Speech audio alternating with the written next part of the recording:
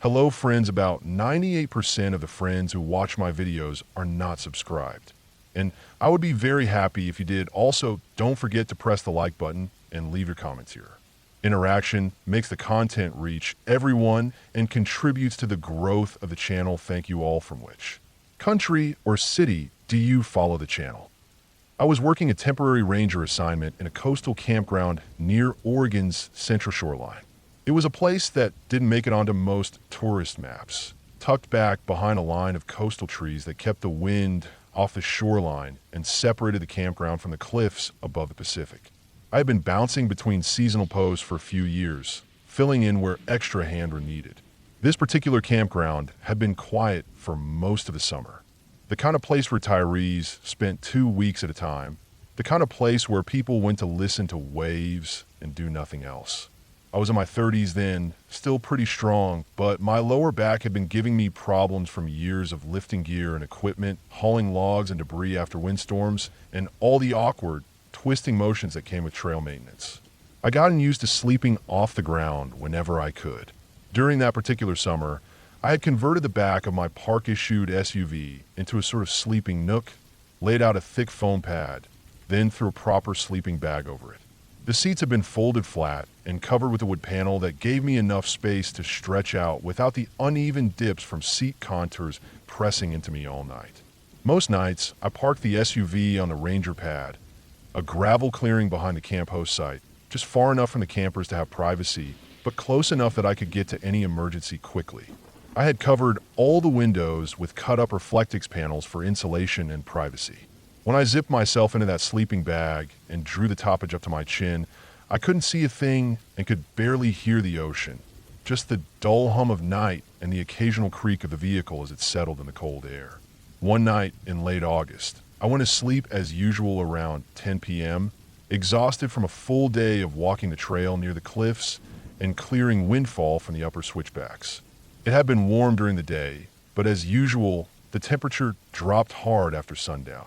I remember the cold wrapping around the car just after midnight, making the metal skin of the SUV contract and pop. That's normal out here. The coastal fog rolls in late and soaks everything, even when it doesn't rain. It brings that heavy, damp chill that sticks to your bones. I must have been in a deep sleep when it happened. Somewhere around 5 in the morning, well before dawn, a deep, mechanical rumble rolled across the gravel. It wasn't thunder. Thunder doesn't sound like that. Thunder echoes. It comes and goes. This was closer, more steady. It sounded like metal on stone, rough and grating. The only thing I could think of in that foggy half-wake state was an empty shopping cart being shoved across an old parking lot, the kind with bits of rock poking out from the worn concrete. It had that same uneven rhythm to it, not quite rolling smoothly, not quite scraping, just a deep, rattling growl of motion. Gravel crunching and giving underweight. I blinked awake with my heart pounding. The sound was moving, approaching, closer then. Bang. The car jolted to the side. Not rocked, jolted. Something heavy had hit it. The whole SUV moved maybe an inch, enough to throw my balance off in the back. My left shoulder bumped the side of the interior, and I felt a wave of heat rise in my chest. I reached for the zipper with both hands, fumbling, trying to get the inside pull tab free.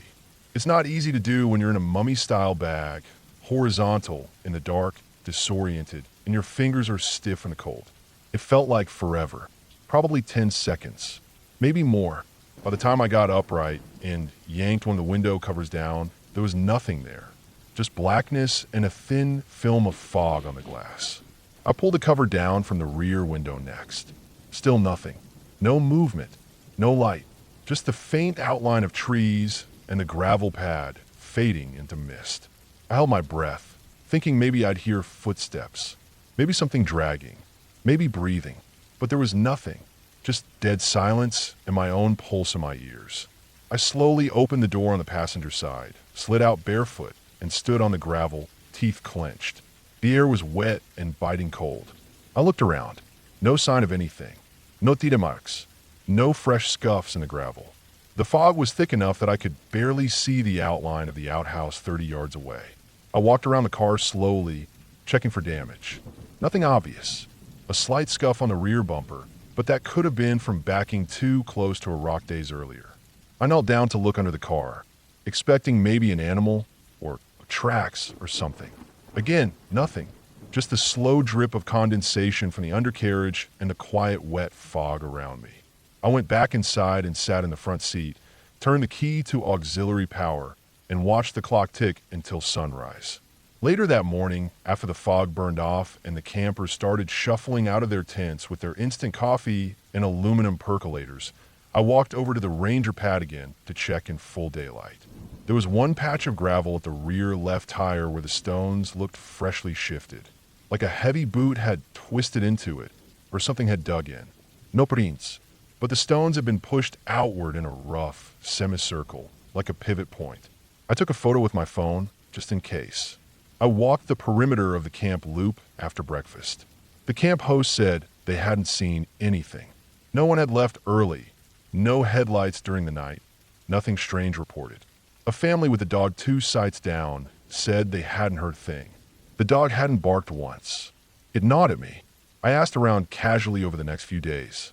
Gimpers, maintenance guys, even an older ranger who'd retired but still came by on Sundays to chat with the volunteers.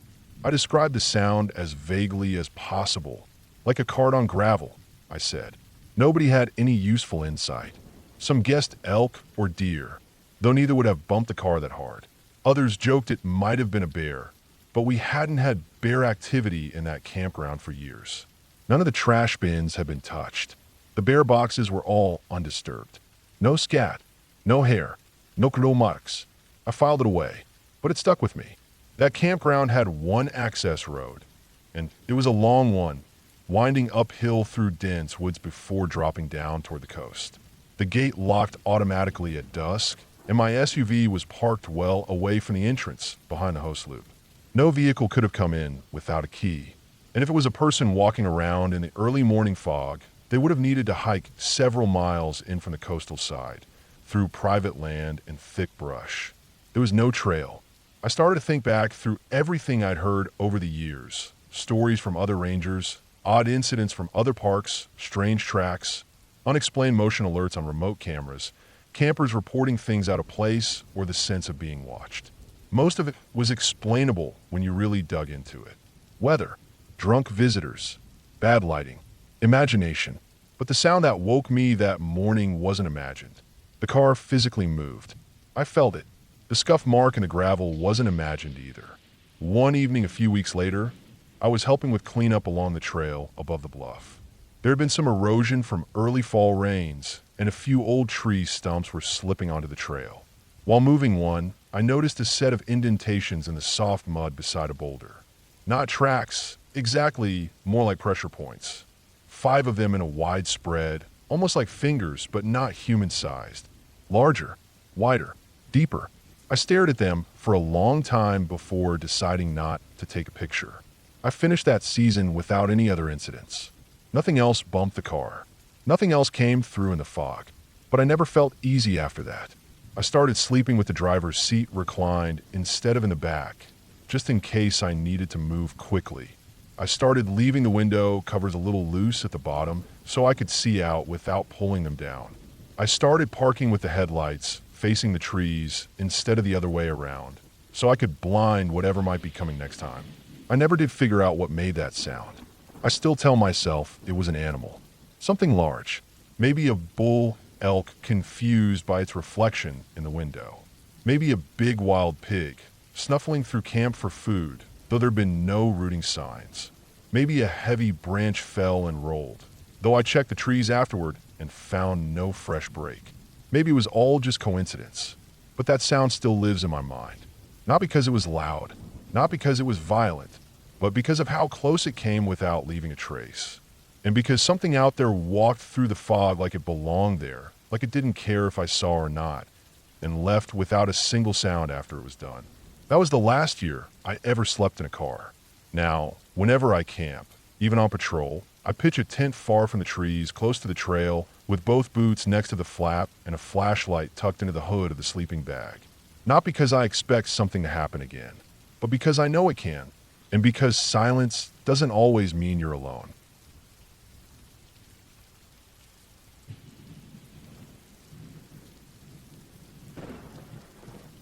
I was a backcountry park ranger in a high-altitude forest preserve for just over a decade, stationed in one of the lesser traffic corners of a western state.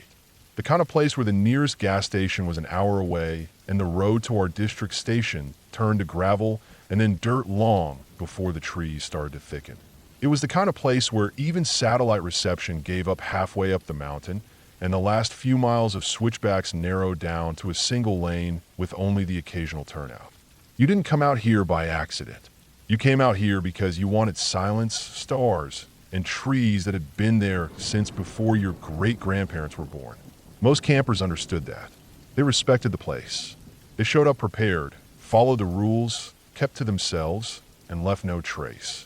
But every so often, you get a group that treated the forest like it was their backyard or a frat house basement. You could hear them whooping and hollering before you even pulled into the campground. Beer cans tossed into the fire ring, music blasting through Bluetooth speakers, food left out for whatever was hungry enough to come sniffing after dark. And they always thought they were being clever, like they were the first group in history to sneak in bottles or blare music out in the woods. That weekend was the end of the season, early October, just before we closed the upper elevation campground for winter. The days were short, the nights were cold, and most campers had already packed it in for the year. I was working a late shift with Jim, another ranger I trusted. He had a solid head on his shoulders and the kind of dry sense of humor that made even long, slow nights pass a little faster. We were wrapping up fire pit inspections near Elk Run Camp when we heard the noise from the north end. It wasn't just music. It was yelling, bottles clinking, and someone revving a car engine for no reason. We walked up on foot. No headlights, no warning. Always better that way. The site belonged to a group of college-age guys, 6 or 7 of them, shirts off despite the cold, stumbling around with open bottles in hand, tents half set up, gear scattered around. The site was lit up with lanterns, and 2 ridiculous solar-powered light strings hung from the trees like they were decorating a backyard patio. They didn't care that it was almost midnight. They didn't care that the campground rules were posted clearly at the entrance. And they definitely didn't care that their noise carried well beyond their own sight. We gave them the standard warning, told them to kill the music, douse the fire, and pack it in. They toned it down just long enough for us to get out of earshot before ramping it right back up. So we came back a second time. Still no respect. Still shouting and laughing like they owned the place. They seemed to think that being deep in the woods gave them immunity from any rules. That was when I had an idea. A few years before, we had helped the Interpretation Center stage an educational event about local predators. To make it memorable for kids and families, the center director had bought a few odd props with a leftover yearly budget. One was a full-body mountain lion pelt, propped up on a soft taxidermy frame. Not a true mount, but enough to give you the shape and shadow of the cat, if you staged it right. The other was a pair of night vision goggles, military surplus, never really used except by the occasional ambitious intern trying to spot owls. Most people don't realize how many mountain lions are actually out there. You don't see them, and that's the point. They're called ghost cats for a reason. They move like shadows, silent and fast, and they rarely let you know they're nearby. But they are. Always. They follow the deer trails, the dry creek beds, the game corridors. They watch. They wait. And sometimes, if you're stupid enough, they come close. Noise draws them. Not always, but enough. Singing, shouting, fighting, dogs barking, all of it messes with their usual calculus. They don't like humans, but they're curious, and sometimes hunger trumps instinct. So we went back to the station, grabbed the goggles, the lion pelt, and a few other things. Our district had enough open space to make something like this work. Jim and I knew every inch of that campground, every blind curve, and every hiding spot. We worked out the plan in silence, just looks and gestures. We'd been rangers together long enough that we didn't need to talk much when something clicked. We waited until after 2 a.m. when the site finally went dark. All the lanterns off, no voices, no more fire. They passed out. Not drunk enough to be dead to the world, but enough that their reactions would be slow, fogged. The moon was high but patchy behind clouds, giving just enough light for the goggles to pick up movement. We parked a quarter mile out and walked the rest. I started laying the tracks. I wore a pair of deep-soled boots, and walked alongside a stiff rake I used to drag palm marks through the soft loam. The pelt was set up between two trees with sticks and wire. It didn't need to be perfect, it just had to look right in the dark and at a glance. The trick was shadow. Shadows let your brain fill in the gaps, and fear does the rest. Jim stayed about 50 yards back and used a PA rigged to a megaphone from the interpretive van. He started soft, just long, slow growls, low and guttural. Not a real lion sound, but close enough to trigger something primal.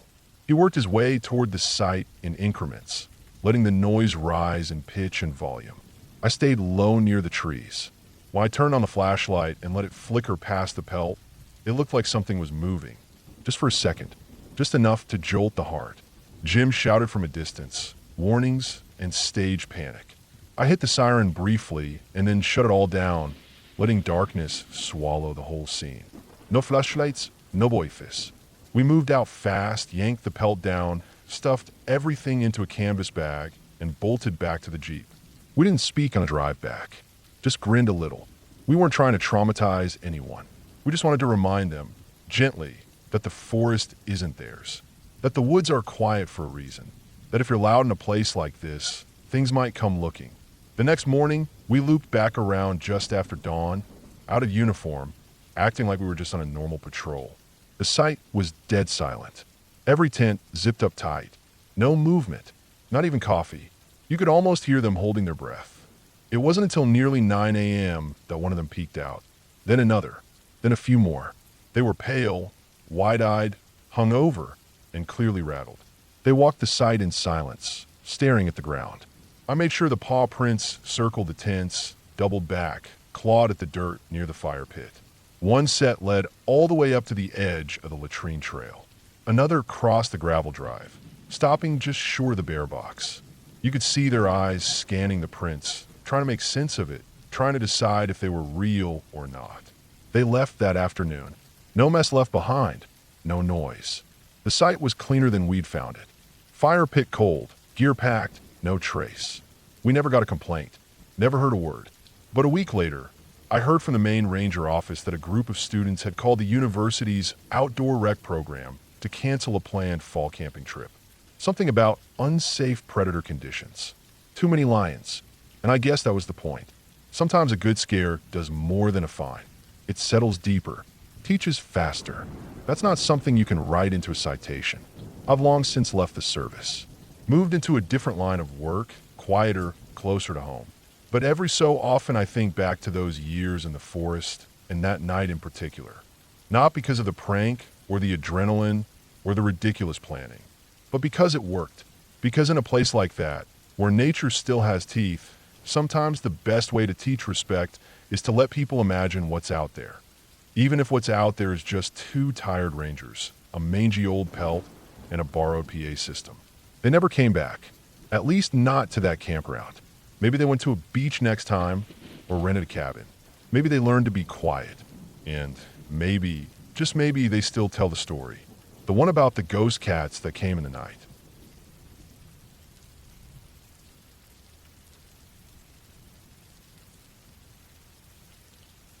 For a year, I lived on the edge of a national park, out in a part of the country where the forest doesn't just stop, it swallows everything. If you've ever stood under a canopy of trees so thick you can't see the sun at noon, then maybe you'll understand how isolating it was. But even that doesn't cover it. My cabin was a 4-mile drive from the nearest paved road, and that road itself was nearly an hour from the closest town. Once you passed that last mailbox, you were in a place that didn't belong to people anymore. I lived there with a roommate, Derek. He was interning with the Park Service, fresh out of college, city-raised, the kind of guy who didn't know what poison ivy looked like until I pointed it out. We weren't close. We got along well enough, shared groceries and duties, but we had different sleep schedules and interests. I liked the quiet. He brought noise, headphones, video calls, playlists echoing through the thin walls. He didn't seem to understand just how far removed we were from everything, how vulnerable. The property itself wasn't fancy. It was an old hunting cabin the owner had converted to an off-grid getaway spot. No power, no plumbing. Just a propane tank for the stove and lanterns, a wood stove for heat, and a gravity-fed water line from a spring higher up the ridge. The structure was sound enough, but it wasn't made for comfort or security. There was no real lock on the door, just a bent hook latch, the kind you'd find on a garden shed. When I moved in, I asked about upgrading it, even offered to pay for a deadbolt myself. The owner said no. It was part of the rustic charm, and he didn't want to ruin the aesthetic. I let it go. That was a mistake. Our nearest neighbors were 4 miles away down a narrow gravel track that twisted through thick second-growth forest. The only way in or out was that same road. No streetlights, no cell signal. You'd pass maybe one vehicle a week unless you counted the rangers or wildlife officers who sometimes came through for fire inspections or trail maintenance. And because the park boundary started just a few hundred yards from our property line, we got all kinds of foot traffic from hikers, hunters, and campers, though rarely this far in. This place wasn't on the way to anything. You had to want to be here. I should have listened to my instinct from the beginning. The woods around that cabin weren't right. I'm not talking about anything supernatural or haunted, just an unshakable sense of being watched. Every evening, after the sun dipped low and the insects quieted, I'd hear it. Footsteps in the woods. Not constant, not even close enough to see anything. Just faint crunches of leaves or the snap of a twig somewhere deeper in the brush. At first, I chalked it up to wildlife. There were plenty of deer in the area, not to mention raccoons, feral hogs, and black bears. The pigs especially could be loud at night, rooting and snorting through the undergrowth. I told myself that's all it was. But the pattern didn't sit right. It wasn't just random rustling. These footsteps would move a little, then stop. Sometimes they stopped for so long I'd think they were gone, but then they'd start again, closer. Not charging in, not bolting away. Just slow, deliberate movement, always staying just out of sight. It's hard to describe the way that made my skin crawl. How you can sit still for 30 minutes, straining your ears, try to convince yourself that nothing's there, and then you hear it again, one soft crack of a branch, somewhere off to your right. After a few weeks, I stopped sleeping inside the cabin. The latch on the door felt like a joke. No matter how much I tried to rationalize it, I couldn't shake the feeling that someone or something was testing our boundaries. Not attacking, not threatening, just watching, waiting. Derek thought I was being paranoid. He was the kind of guy who wore earbuds to bed and never noticed anything outside his immediate bubble. He'd say things like it's probably a fox or you just need more sleep. But he never heard what I heard. So I started sleeping in my car. I'd drive it about an acre out into the clearing, where the underbrush thinned and the trees gave way to meadow. I figured if someone was creeping around the cabin at night, they wouldn't think to look for me that far out. And I didn't want to be close to those noises. I didn't even tell Derek I was sleeping out there at first. Just said I was staying up late stargazing. I'd recline the seat all the way back, cover myself with a blanket, and keep a hatchet under the driver's seat, just in case. The first few nights were better, quieter, but then it started again. That faint, shuffling sound. Sometimes distant, sometimes too close. One night, I heard what sounded like gravel crunching near the side of the car. I froze, didn't even breathe, waited for a tap on the window that never came. When I sat up and flicked on the light, nothing was there, but I could feel it. Eyes in the dark, just outside the circle of light. I moved out not long after that. I packed my things in one afternoon, loaded up the car, and didn't wait to explain anything to Derek. He was out for the day, probably hiking or attending some trail seminar with the rangers. I left him a note. I didn't even drive back the way I came. I took the back service road out through the fire breaks, put another 15 miles between me and that place before stopping. He stayed. Derek thought I was being dramatic, maybe even unstable. He kept living in the cabin, kept sleeping with that hook latch on the door and music playing in his ears. A couple weeks later, he called me in a panic. Someone had broken into the cabin. They didn't steal much, just a lantern, some food, and a pair of boots. But they'd gone through his backpack, opened drawers, moved things around. Whoever it was had come inside while he was gone, probably during the day. He still didn't leave, just started locking the door with a bungee cord. It happened again a month later. Same deal. Things taken. This time, they took a knife and left the fridge door open. Derek was starting to get nervous. He finally asked the Park Service if he could install cameras. They gave him a small set of motion trigger trail cams, cheap models with infrared night vision and long life batteries. He put one on the front porch, another pointing down the path that led to the woods, and a third watching the clearing where I used to park my car. The cameras ran for 6 days without recording anything unusual. Deer, squirrels, one big bobcat padding through the trees. But then came the 7th night. Derek called me, barely able to speak. He'd gone through the footage that morning and found what he thought was just another animal. But the longer he looked, the clearer it became. It was a man. He was crouched in the brush, barely visible except for the glint of the barrel of his rifle. The footage wasn't great, grainy, black and white, but you could see enough. The man wasn't moving, just watching, sitting perfectly still in the shadow of a pine thicket less than 20 yards from the cabin. He was wearing a heavy coat, some kind of dark hat, and gloves. No buck, no sign he was camping nearby, just there to watch. Derek sent me the images. I stared at them for over an hour. The guy had been out there the entire time I lived on that property. Maybe longer.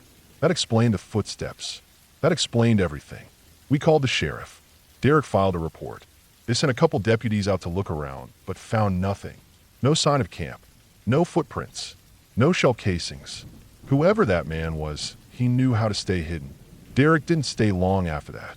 He moved into town, found another internship the following season, and never talked much about what happened. I never went back either.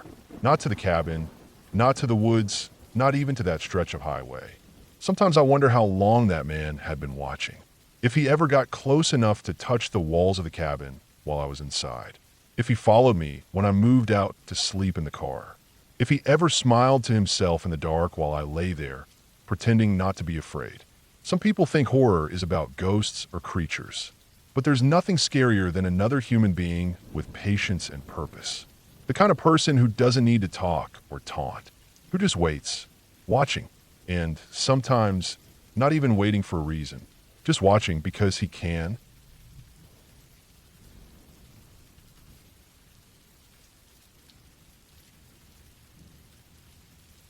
In early January of 2010, I took a short-term reassignment with the Bureau of Land Management to help cover winter activity in a remote patch of BLM-managed land in western Colorado. I was a seasonal recreation ranger back then, fresh out of my wilderness survival and leadership course, and hungry for solitude. Most rangers I knew tried to avoid backcountry patrols during winter unless required. I was the opposite. I craved the quiet, the stillness, the brutal honesty of winter wilderness. You learn a lot about yourself when the silence stretches so long it feels like it's pressing in on your eardrums. My post was near a lesser-known stretch of the Colorado River.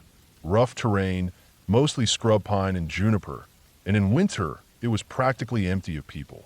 The land was rugged and winding, framed by cliffs, canyons, and long-abandoned mining trails.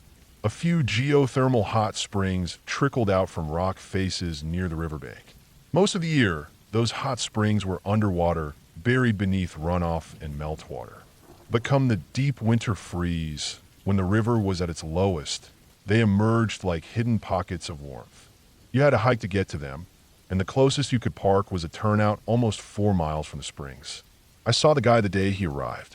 Young, mid-20s maybe, had the look of someone who had read Into the Wild a few too many times.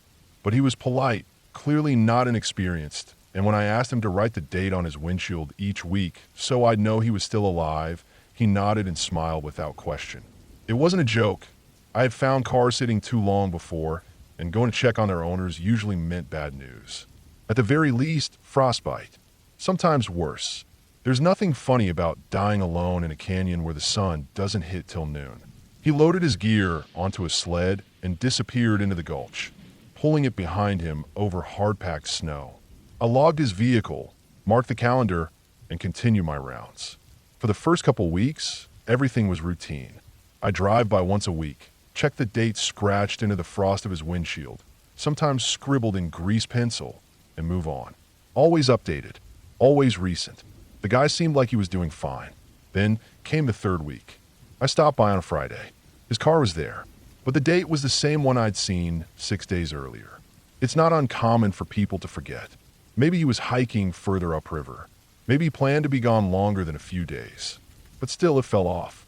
That kind of wilderness wasn't friendly if you got hurt. No signal, no help. And snowstorms in January came fast and hard. I waited 2 more days. Drove by again on Sunday. Still no update. That's when I decided to hike in. I packed light, food for 2 days, med kit, cold weather gear, a flare gun, bear spray, and my service Glock. The bears should have been asleep that time of year, but in the high desert, things didn't always follow the rules. Hungry bears came out of hibernation early sometimes, confused and aggressive. And I'd rather carry something I never use than need something I don't have. The hike in was rougher than I remembered. Snow covered most of the trail, crusted and brittle in some spots, ankle-deep powder in others. The sun was out, weak and cold, casting long shadows off the canyon walls. I followed the same trail he would have taken, pulling my boots up steep switchbacks across open ledges and down narrow ravines until I found the flat plateau above the river. There was his tent. It sat maybe 20 feet back from sheer drop.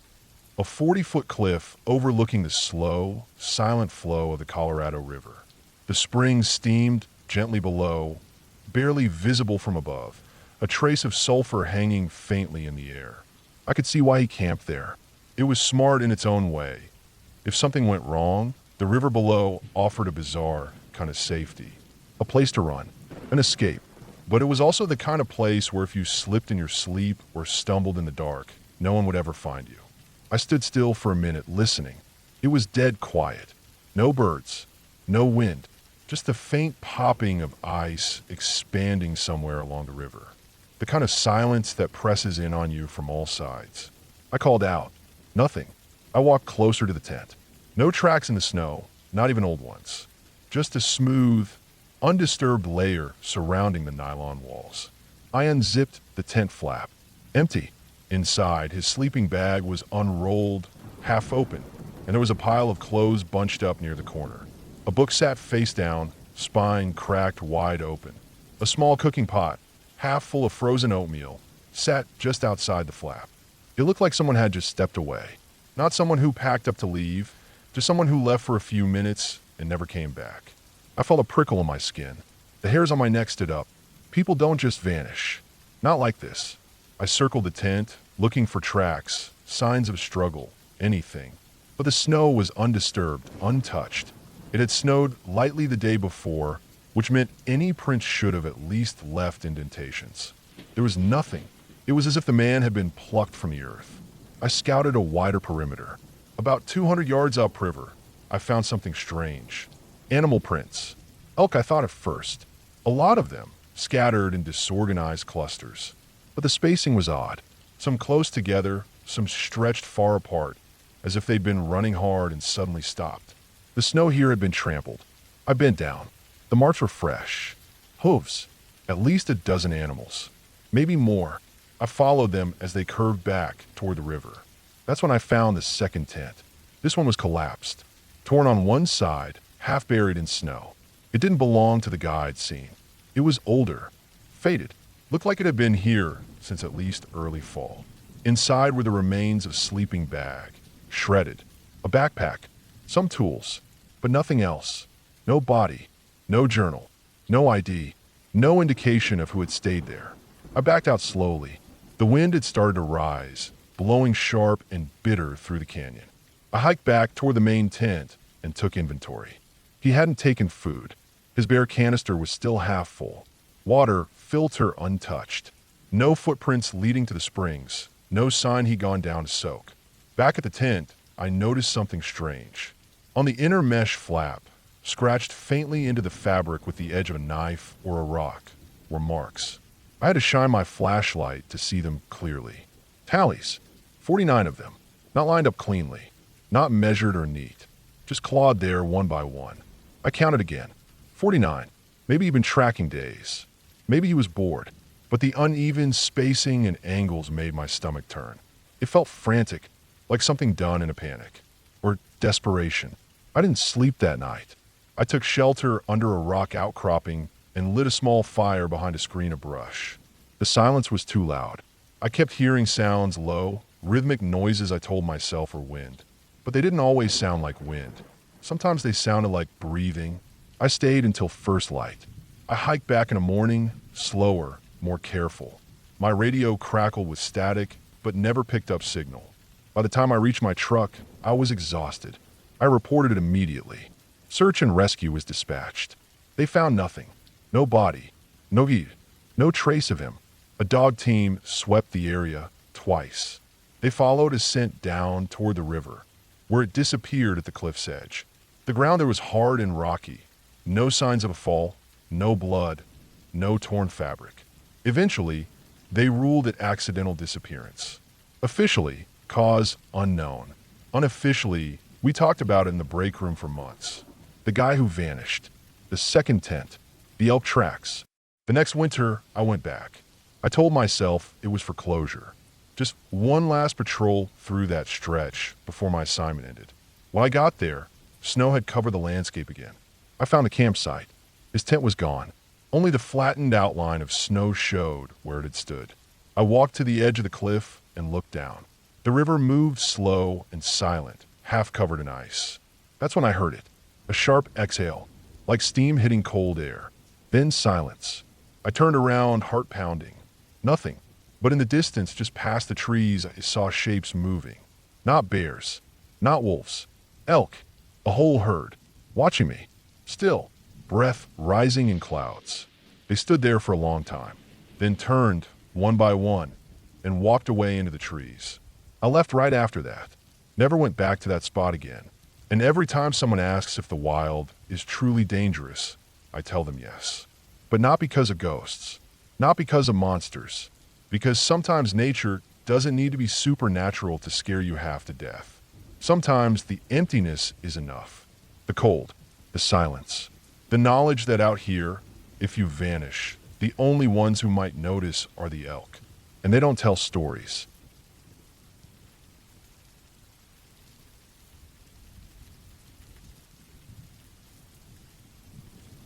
I'm not a park ranger, not officially. But for a few years, when I was younger, I volunteered in a youth outdoors program that was modeled loosely after the Scouts.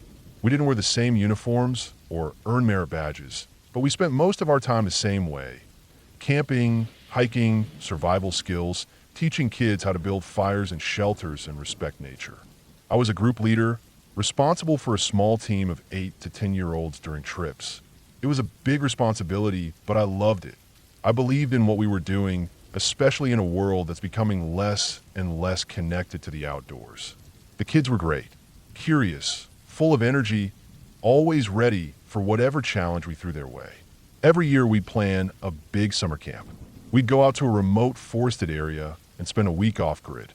No phones, no tech, just tents, food supplies, tools, and the forest. We rotated locations every year, partly to keep things fresh and partly because we wanted to avoid complacency with terrain. New land meant new challenges. The year this story happened, we had booked a huge parcel of land that belonged to the government but wasn't actively used by any forestry or wildlife organization. Some kind of old research station had been abandoned there years ago, and now it was just trees, brush, and old trails. The place was massive, and unlike previous years, we didn't have time to scout the entire area before the kids arrived. That was our first mistake. We spent a couple days before the trip marking out obvious danger zones. Steep cliffs, dead trees, loose soil. Anywhere a kid could break an ankle or worse. But it was just too much land to cover. A lot of the terrain was thick forest, hard to get through without a machete or hours to spare. Still, we made the best of it. Set up the tents, prepped the schedule, split the kids into groups, assigned leaders. Everything seemed under control. The camp itself went fine for the first few days. The weather was good. Kids were happy. We ran through all the usual activities: fire building, cooking, orientation games, basic first aid. We even had time for night games, which were always a favorite. For the younger age groups, night games are usually more silly than scary. But once they get into the 8 to 10 range, they start craving something more intense. They want to be scared. They want the adrenaline rush. So we planned a proper night game for the third night. The goal was simple. Each kid would be given a flashlight and a card with tasks written on it. They had to move from checkpoint to checkpoint, scattered across a section of forest we had partially cleared and marked, and complete a challenge at each one. Meanwhile, the adult leaders would be dressed up in scary outfits, hiding in the woods to give them a good fright. Nothing too extreme, just enough to get their heart racing. We started the game around 9:30 p.m. The sun had been down for over an hour, and the forest was thick with shadows. No moon, just dense black trees and narrow dirt paths. I wore a mask I'd made from an old rubber Halloween mask, distorted and melted a bit over a fire to look scarier. Added some dark clothes, gloves, and boots. We weren't supposed to touch the kids or jump out too close.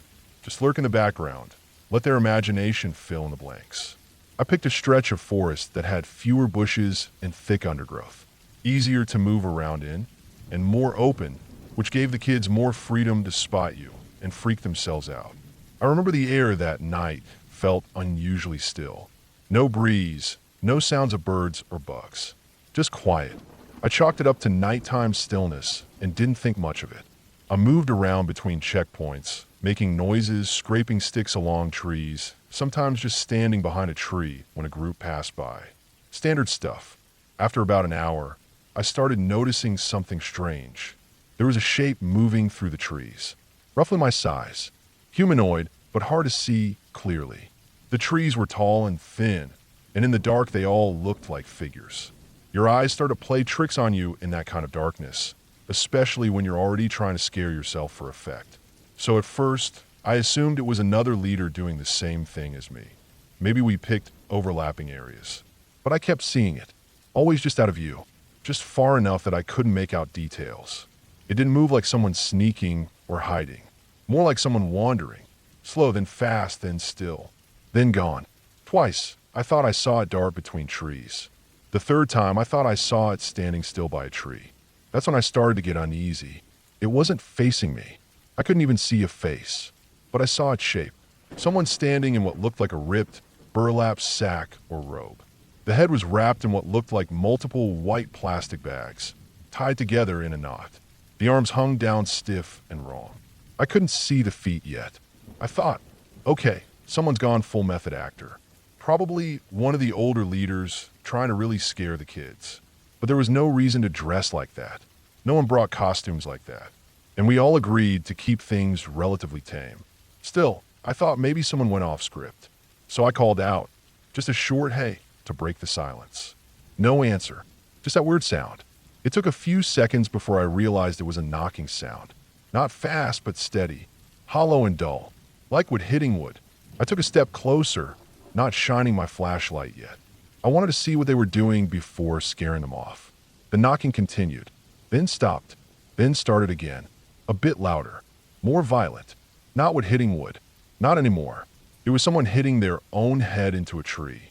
I stood still, watching, then slowly brought up my flashlight and flicked it on. The light hit him fully. He was barefoot, legs covered in dried, cracked mud. His arms hung at his sides, hands curled into tight, unnatural fists. The burlap sack or robe, or whatever it was, had huge tears, and I could see raw, bruised skin beneath it. The plastic bags on his head weren't tied on gently. They were wrapped tight. Too tight, like someone trying to suffocate or hide. I couldn't see his face through the plastic and the blood smears.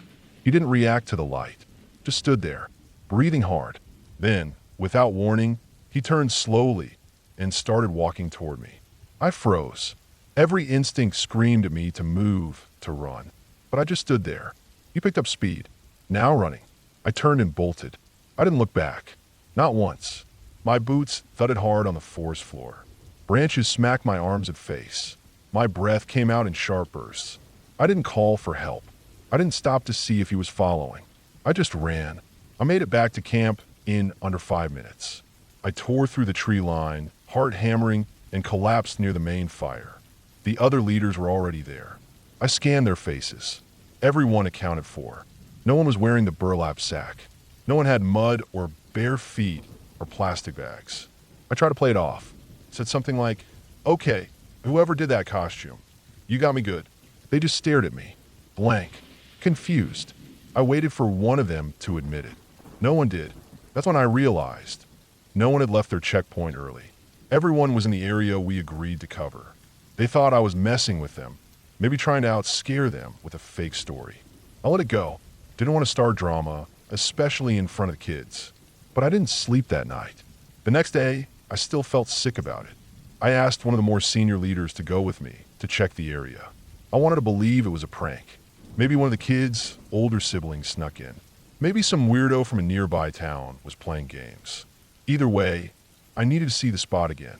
We followed my footsteps back to the place where I saw him. Nothing unusual at first. Just trees, rocks, some disturbed dirt. Then we found the tree, right where the man had been standing and hitting his head. Nailed to the trunk, high enough to be just above eye level, was a dead rabbit. Skinned, gutted, half decomposed. The nails went straight through the shoulders. The smell hit a second later. Flies buzzed everywhere.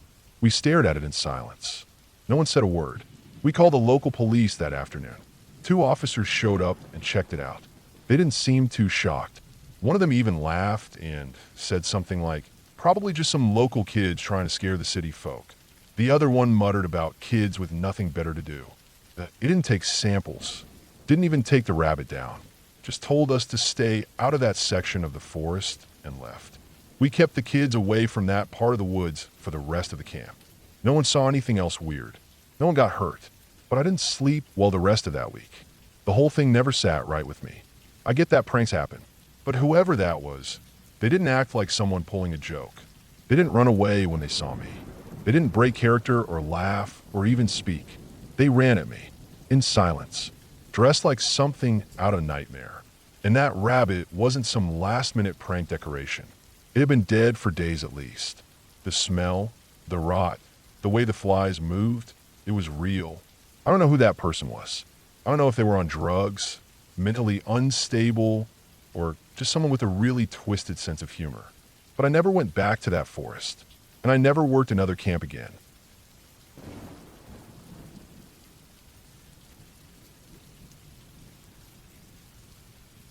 I've worked as a backcountry ranger in Arizona for over 12 years. Most of that time, I've been assigned to the Mogollon Rim District, a stretch of rugged forest and sharp cliffs that separates the high desert from the pine-covered plateaus. It's a place full of beauty, solitude, and quiet danger. My job is usually simple. Check trail conditions, help campers or hikers clear fallen trees, and report any fire hazards. But sometimes, the job reminds you that this land doesn't belong to us. We're just visitors. And the locals, the real ones, don't always want company. This happened a few summers ago, mid-July, in the middle of one of the hotter monsoon seasons I can remember. The air was thick, and the heat hung low even after the sun dipped past the horizon. I had taken a short 3-day backcountry patrol assignment up along a less trafficked ridge about 30 miles east of Payson. It was one of those areas that doesn't see much human traffic. No established campgrounds, just some old fire rings and the occasional game trail winding through the junipers and ponderosa. My job was to spend a few nights up there, note any erosion along the switchbacks, and update a fire status report for the supervisor back at base. I brought my dog with me, Jackson. He was a 5-year-old black lab, big enough to scare off anything curious, calm enough to not spook at every squirrel. I never used to bring him with me on patrols, but that year had been rough. My dad had passed away that spring, and I guess I didn't feel like being completely alone. Jackson didn't complain. We hiked in from a gravel access road mid-morning. By noon, we were deep in the pines, cutting off the main trail, and making our way to a rocky overlook where I planned to set up camp. I'd been there before. The view west from that ledge went on for miles. It was the kind of place that made you forget cell service existed. We pitched camp near the edge, tent, fire ring, bear bag hoisted up a limb. The evening was calm, still humid, and the light faded fast beneath thick clouds that hadn't yet rained. We sat by the fire after dark, me sipping lukewarm coffee from a metal cup, Jackson laying on his side with his chin resting on my boot. He was always relaxed around campfires. The crackle of the flames, the warmth, it soothed him. I figured we'd both sleep easy. I heard it first, soft movement, maybe 20 feet behind us, near a cluster of low bushes and young junipers. At first I thought it might be wind, but there was no breeze. The air was thick and still. Jackson lifted his head and stared into the dark. I expected him to growl, maybe get up and sniff around. Instead, he made a sound I didn't like, low, sharp whimper. Not fear exactly, but anxiety. Like something was off. I turned in my chair and looked toward the bushes. I couldn't see anything, just shadows and dark outlines of trees in the firelight. I wasn't worried yet. You hear things all the time in the backcountry: deer, elk, rabbits, even raccoons if you're near water. It was probably nothing. Jackson didn't move. He just kept staring into that bush, ears low.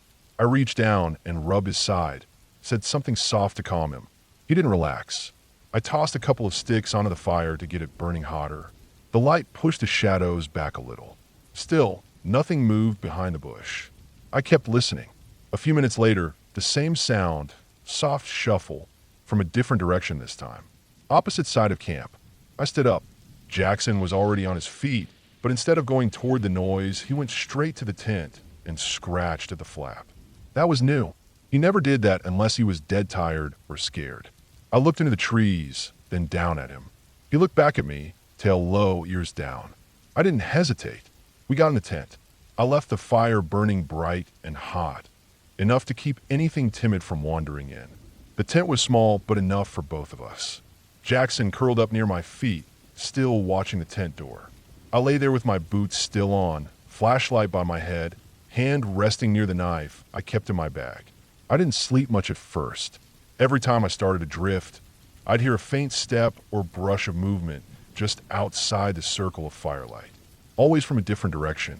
Not fast, not loud, just methodical. Like whatever it was circling. I never unzipped the tent. I didn't shine my flashlight. I didn't call out. I just listened. Eventually, somewhere deep into the night, the sound stopped. The fire had burned down to coals. I guess I must have fallen asleep for a few hours because when I opened my eyes again, the light outside the tent was blue-gray. Dawn. The air was cooler. Jackson was still asleep, finally relaxed. I stepped outside slowly, stretching my legs, listening. Birds were chirping, a sign that things were normal again. I walked toward the bushes where we'd heard the first sound. Nothing at first, just dry leaves, pine needles, dirt. But about 10 feet past that, right at the edge of the brush, I saw them. Tracks fresh, clear as day in the soft dirt. They were long, rounded in the front, with a wider heel and no claw marks, feline. My stomach turned. I bent down for a closer look. There were several prints, overlapping in some places. They were moving around the camp, just like I thought, slow, quiet, deliberate. A full circle, at least one pass, maybe more. Mountain lion, and these weren't old tracks. These were fresh, edges still sharp, undisturbed by dew or wind. I followed them for about 30 feet before they faded into rocky ground. Now, I've dealt with lions before. You usually don't see them. They see you. They keep their distance. But when one comes close like this, at night, circling a fire, watching, you know it's testing. Watching to see if you're weak, distracted, alone. If I'd gone into those bushes with a flashlight or tried to chase whatever it was with a stick, I might not have seen it until it was too late. Back at camp, Jackson was sitting up, alert but calm. I packed quickly. No coffee, no breakfast. Just broke down the tent, hoisted the bear bag, and got us moving. We hiked out the way we came, careful and quiet. Every now and then I'd stop and listen. Nothing. I didn't report it when I got back. It wasn't illegal, and I hadn't fired a shot or used any emergency signal. There was nothing to report on paper. But I remember that patrol every time someone asks me if the woods ever scare me. Because the truth is, the scariest things out there don't make noise. They don't growl or charge. They wait. They circle. They test the edge of your firelight, just outside where your eyes can see. And they don't care how tough you are. That night taught me something simple but important: trust the dog. He knew something was wrong long before I did. And if I had ignored him, I might not be here to write this down. Since then, I've always watched Jackson closely on patrols. I trust his ears and nose more than any flashlight or map. Because out there in the wild, sometimes your survival depends on one small decision, whether to stay by the fire or go looking into the dark.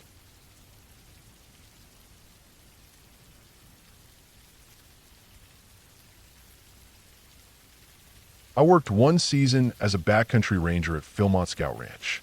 If you've ever been out there in the Sangre de Cristo Mountains of northeastern New Mexico, then you know what I mean when I say it's real wilderness. Long, dusty trails that wind through dry pine forest, canyons that hold the heat of the day like ovens, and sudden summer storms that can change everything in under 5 minutes. It's beautiful country, but it's not soft. It teaches you things. Our job as backcountry rangers was pretty simple on paper. When a new scout crew arrived, we'd spend a few days with them. Make sure they knew how to treat their water, hang their bear bags, use a map and compass. Just enough to be sure they wouldn't get themselves lost or do something that would get them hurt. After those first few days, we'd split off and head either to another pickup point, a staff camp, or back to base if our rotation was up. Sometimes that meant a few miles of hiking. Sometimes it meant a dozen or more, depending on where you were and what trails you had available. On this particular trip, I had just finished up with a crew near Deer Lake Mesa. They were a good group of kids, young, a little soft, but eager to learn and respectful. That already put them ahead of most crews. I'd taken them through their first big day hike, showed them how to use a topo map, and run them through a lightning drill. They were ready. We had a quiet breakfast under a pale sky, just starting to turn blue and gold at the edges. And then I packed up and told them I was heading out. They gave me the usual half-hearted stay safe. Yes. And then I was alone. I took my time descending the ridge. It was still early, and I wasn't in any particular rush. I had to make it to the staff cabin at Ute Gulch by nightfall, which meant maybe 13 or 14 miles of hiking, depending on the trail I picked. There were marked trails, sure, but I'd done this stretch before, and I knew a faster way that cut right across some backcountry. No official trail, just old game trails, paths worn by elk, mule deer, and sometimes the feral cattle that roamed out here. Not exactly leave no trace, but it wasn't against policy, and I knew how to navigate. Besides, these paths were often more pleasant to walk than the marked ones. They wind naturally, follow the contours of the land. Animals don't like steep grades or thick brush any more than we do. So I cut off on the marked trail about an hour in. I slipped into the woods, ducking under branches and picking my way down an old, narrow game trail that wound through pinyon and juniper. The forest here was dry and open. Sunlight came through the trees in golden shafts. The ground was soft with fallen needles and bone-dried dust. My boots kicked up little clouds with every step. It smelled like warm pine sap and the faint, dry rot of old wood.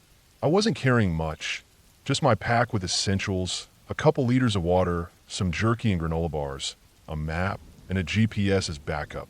I had a radio too, but reception in this area was spotty at best. Still, I liked it out here. It was quiet, peaceful, not another soul for miles. About 3 miles in, I crossed a dry arroyo and climbed up the other side, taking care not to dislodge any of the loose rocks underfoot. That's when I noticed the trail ahead was widening, just slightly, and there were scratch marks on one of the lower branches of a cedar tree to my left. Fresh ones, about nose height, 3 narrow grooves. Not deep, but enough to strip the bark. Cougar territory. I stopped for a second and scanned the ground. Sure enough, there were prints. Mountain lion, a big one, maybe 120, 130 pounds. Clear as day in the dusty soil, not 20 feet from where I was standing. They were headed in the same direction I was. Fresh enough that the edges hadn't been softened by wind. Now, I've had enough wildlife safety training to know what that meant. Cougars are stealth predators. If you see their prints and not them, they're either long gone or close. Too close. I didn't hear anything, didn't smell anything either. But you don't with cats. They're shadows with claws. They watch from brush, from ledges, from above. When they decide to move, it's already too late. Still, I wasn't too worried. I've been out here enough times to know that most of the time, they want nothing to do with humans. I made a little extra noise as I moved forward. Whistled a few bars of some old hiking song. Kick some rocks. That's usually enough to let them know you're not a deer, not an easy meal. About a mile later, I came into a small clearing, just a narrow bowl of bare dirt and sun, maybe 50 feet across. I paused on the edge of it, looked around, then stepped out into the open. No sooner had I gotten 10 feet in than I heard something behind me. Not a twig snap, not rustling, just movement. Fast, heavy. I spun around, and there it was. A mountain lion, less than 10 feet away, walking up behind me on silent paws like it owned the earth. Golden brown coat, lean muscle rippling under the fur, head low. Its eyes were locked on me. Big, pale yellow eyes. Calm. Focused. I froze. My body didn't ask permission. It just went still like my brain had flipped a switch that told every muscle to stop. My breath caught in my throat. The lion didn't leap or growl. It just walked closer. Not stalking, not crouched low. Just walking. Like I was a curiosity it didn't quite understand. That it did something I've never seen, not in the wild. It brushed against me. Not hard. Just leaned in and rubbed its side against my left leg. Head turned slightly like a house cat, scenting a familiar couch leg. I felt its coarse fur against my pants. I could feel the power in its frame. Its body was warm, muscles tense beneath the surface. Not relaxed, not aggressive, just aware. And that's when my body completely betrayed me. I pissed myself. Then I felt the warmth of my bowels letting go. No warning, just release. Every muscle in my midsection dropped all at once, like I'd hit a switch I didn't even know existed. I couldn't move, couldn't speak, couldn't breathe right. I just stood there with this massive predator rubbing its sin into me like I was a tree or a rock. It circled behind me, brushed my backpack, then stepped a few feet to the side and sat down. It just sat there, watching. I turned slowly, very slowly. I could hear my own heartbeat in my ears. I didn't look it in the eyes. I knew better.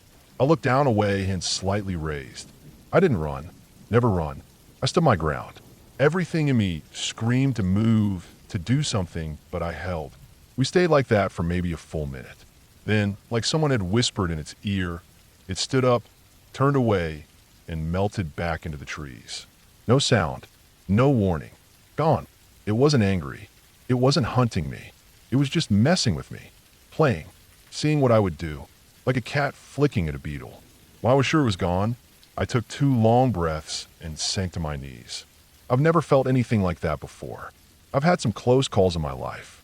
Lightning strikes. Narrow cliff edges. Snowstorms. But nothing compared to standing still while a wild mountain lion touches you like you're part of its world. It's a feeling of being completely outmatched. Like realizing you're just meat and skin and fear, and the thing in front of you doesn't answer to your rules. Eventually I stood up, wiped myself down with a bandana, changed into my backup shorts. Thank God I packed them, and buried the soiled ones under a rock pile. Not ideal, but better than carrying them the rest of the day.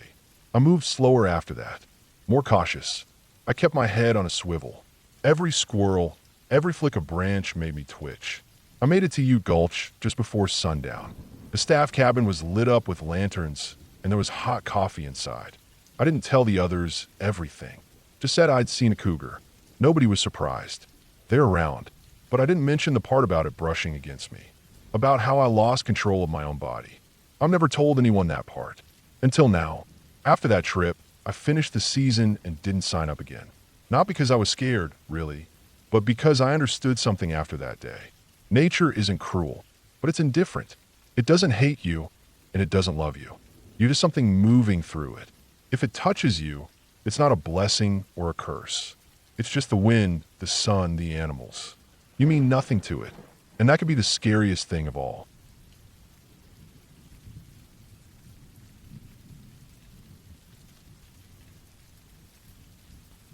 I wasn't a park ranger, but I've spent enough time hiking to know how things are supposed to go when you're out on the trail.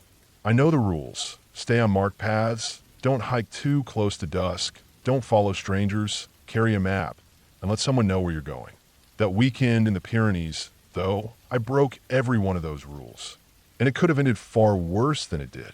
It was mid-September, and my friend Luke and I had taken a short trip to Andorra. Both of us had been working long hours for months, and we wanted to get out somewhere wild. Mountains, quiet, long hikes. We weren't amateurs, but we weren't experts either. Somewhere in between. We'd done a few mountain hikes together before, Scotland, northern Italy, some spots in Slovenia. Nothing dangerous, but enough to feel like we'd earned a beer at the end of the day. The plan was simple. Start early, follow a loop trail that wound through a high valley near the Andorra-Spain border. Circle back to our base town by evening. We'd packed light. Water, snacks, basic first aid, headlamps just in case. What we didn't pack, and what still bothers me to this day, was a proper topographic map. We had phones, sure, with GPS and trail apps, but up in those valleys the signal was unreliable, and our trail app had downloaded patchy offline maps. We thought we'd be fine. We weren't. The morning was perfect. Crisp air, blue skies, a gentle breeze from the northwest. We made good time for the first few hours, hiking through pine forests that opened into wide, grassy slopes. Sheep grazed off to our left. We crossed paths with a few other hikers, some solo, some couples, mostly locals from what we could tell. Everyone looked relaxed, confident. No warning signs, nothing to suggest how quickly things can go wrong out there. It was around early afternoon when we missed the fork. I still don't know how it happened. The trail wasn't well marked, especially in that section, and there were two paths that seemed equally worn. We followed the one that looked more used, which turned out to be a grazing trail, likely made by livestock and shepherds, not hikers. It wrapped gently down through a rocky outcrop and then began to veer south, but we didn't notice the direction shift. By the time we realized we were off course, we'd already been heading the wrong way for at least an hour. The land flattened out again for a while, and we assumed we'd hit the loop trail again soon. We didn't. The ground got rougher, more overgrown, and the number of cairns and blazes dropped to zero. That's when the uneasy feeling started to set in. I don't mean fear exactly, just that slow-burning sense that you're not where you're supposed to be and that getting back might take longer than you planned for. The wind picked up cold and dry, coming down from the higher ridges. That's when Luke and I stopped, took off our packs, and really looked around for a minute. No cell signal, no signs of other hikers, and the sun was already dropping behind a ridge.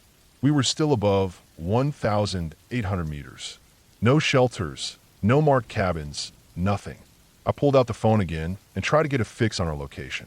The GPS gave us a dot, but the map was too zoomed out. All we could tell was that we dropped off the north side of the loop and were somewhere close to the Spain-Andorra border. We didn't panic, not yet, but the silence in our voices said enough. We knew we had to keep moving, so we did.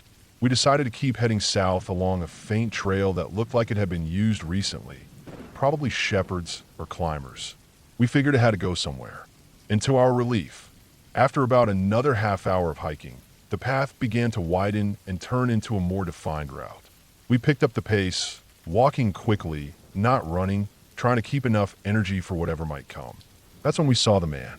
He was maybe 200 meters ahead of us, just a dot at first, walking at a steady pace with two golden retrievers trotting around him. The dogs caught my eye immediately, big, clean, well-groomed, and clearly healthy. Not strays. The man looked young, maybe our age, wearing a dark jacket and carrying something slung over one shoulder. Climbing gear, I thought, maybe ropes or a harness. He wasn't hurrying, but he was moving faster than us. We were relieved. Someone else on the trail, finally. Someone who might know where we were, maybe even help us get out. We picked up the pace, trying to close the distance. The dogs noticed us first and bounded back toward us, then circled around, friendly, playful, before returning to the man ahead. We called out to him, not yelling, but trying to get his attention. He turned around briefly, waved, then kept walking. When we finally caught up, he slowed just enough to match our pace. He looked normal, tired, maybe, and a little distracted, but friendly. No red flags. He told us clearly and confidently where we were, somewhere on the border, just inside Spain, following an old trail used by climbers and hikers going between two towns. The bigger town, where we had originally intended to go, was 12 kilometers ahead, mostly downhill. But there was a smaller town, more of a hamlet, really about 6 kilometers away. That's where he'd parked his car earlier that morning, and he was heading back there. He said if we made it in time, he could give us a lift to the larger town where there was a hotel. But he said he was in a hurry and couldn't wait too long. We were overjoyed. After hours of wandering, this felt like a gift. We hiked together for maybe 20 minutes. The dog stuck close to him, but every so often they'd run back to sniff at something, then charge forward again. We chatted a bit, basic stuff. He said he climbed often in the region, that the gear was for a short route he'd scoped earlier in the day. He moved with an ease that only people who know the mountains have. Luke and I, by contrast, were starting to slow down. Our legs were heavy, our water was nearly gone, and our feet were starting to ache.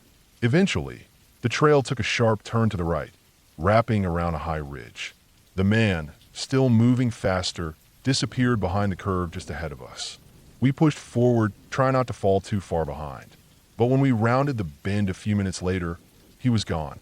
Just gone. The trail stretched out ahead of us in a long, mostly straight run down a rocky slope. It was open country, no trees, no side paths, no thick vegetation to disappear into. We should have been able to see him. Even if he'd broken into a run, the dog should have still been visible. But there was nothing. No movement. No sound. Just wind whistling over the ridge and the crunch of our own boots. We stopped, breathing hard, trying to listen. We looked for prints in the dirt, signs the dogs had veered off. Nothing. It felt wrong. There was no reason he'd run. No reason to ditch us. And the trail didn't split. It just kept going downhill, dead ahead. For a few minutes, we stood there, not moving. We were tired, more tired than we realized. And now the adrenaline had drained away and left us uneasy. That cold, sinking feeling crawled back in. We weren't scared of ghosts or anything like that. We were scared of the things that happen when you make mistakes in the mountains. The accidents, the misjudgments, the strangers who might not be what they seem. We walked faster after that. We didn't talk much, just kept our eyes forward, our steps steady. The trail eventually started descending through scrub and low trees. A couple of switchbacks took us lower and lower, and after what felt like another hour, we started seeing signs of human activity again. Fences, cut paths, and eventually rooftops. The hamlet was small, maybe 5 or 6 stone buildings, a church, and a single dirt road leading away toward the east.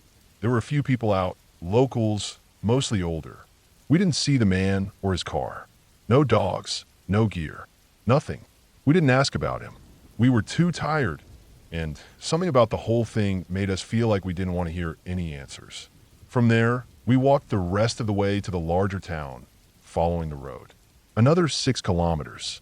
By the time we reached the hotel, the sun had fully set and the stars were just beginning to show. We checked in, showered, and lay on our beds for a long time without saying much. The next morning, we checked the trail maps again. We had, in fact, crossed the border and followed an old climbing route not listed on most public hiking apps. It used to be more commonly used before a new path was made higher up, and now only climbers or locals used it. The man could have easily known the trail well. Maybe he had taken a shortcut down a ravine. Maybe he was faster than we thought. Maybe the dogs followed. Maybe we just didn't see it happen. But it didn't sit right. We weren't amateurs. We should have seen him on the straight part of the trail. We should have heard the dogs. There was no place to hide. And even if he had driven away by the time we reached the hamlet, it was an oddly sudden vanishing. Too sudden.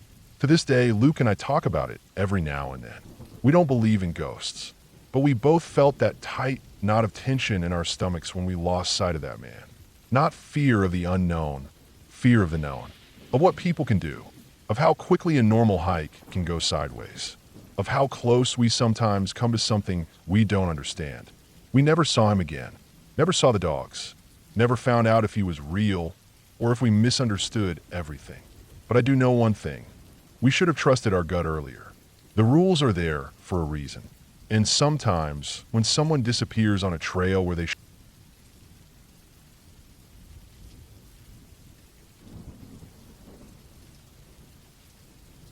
I work as a ranger at a remote desert park in the American Southwest.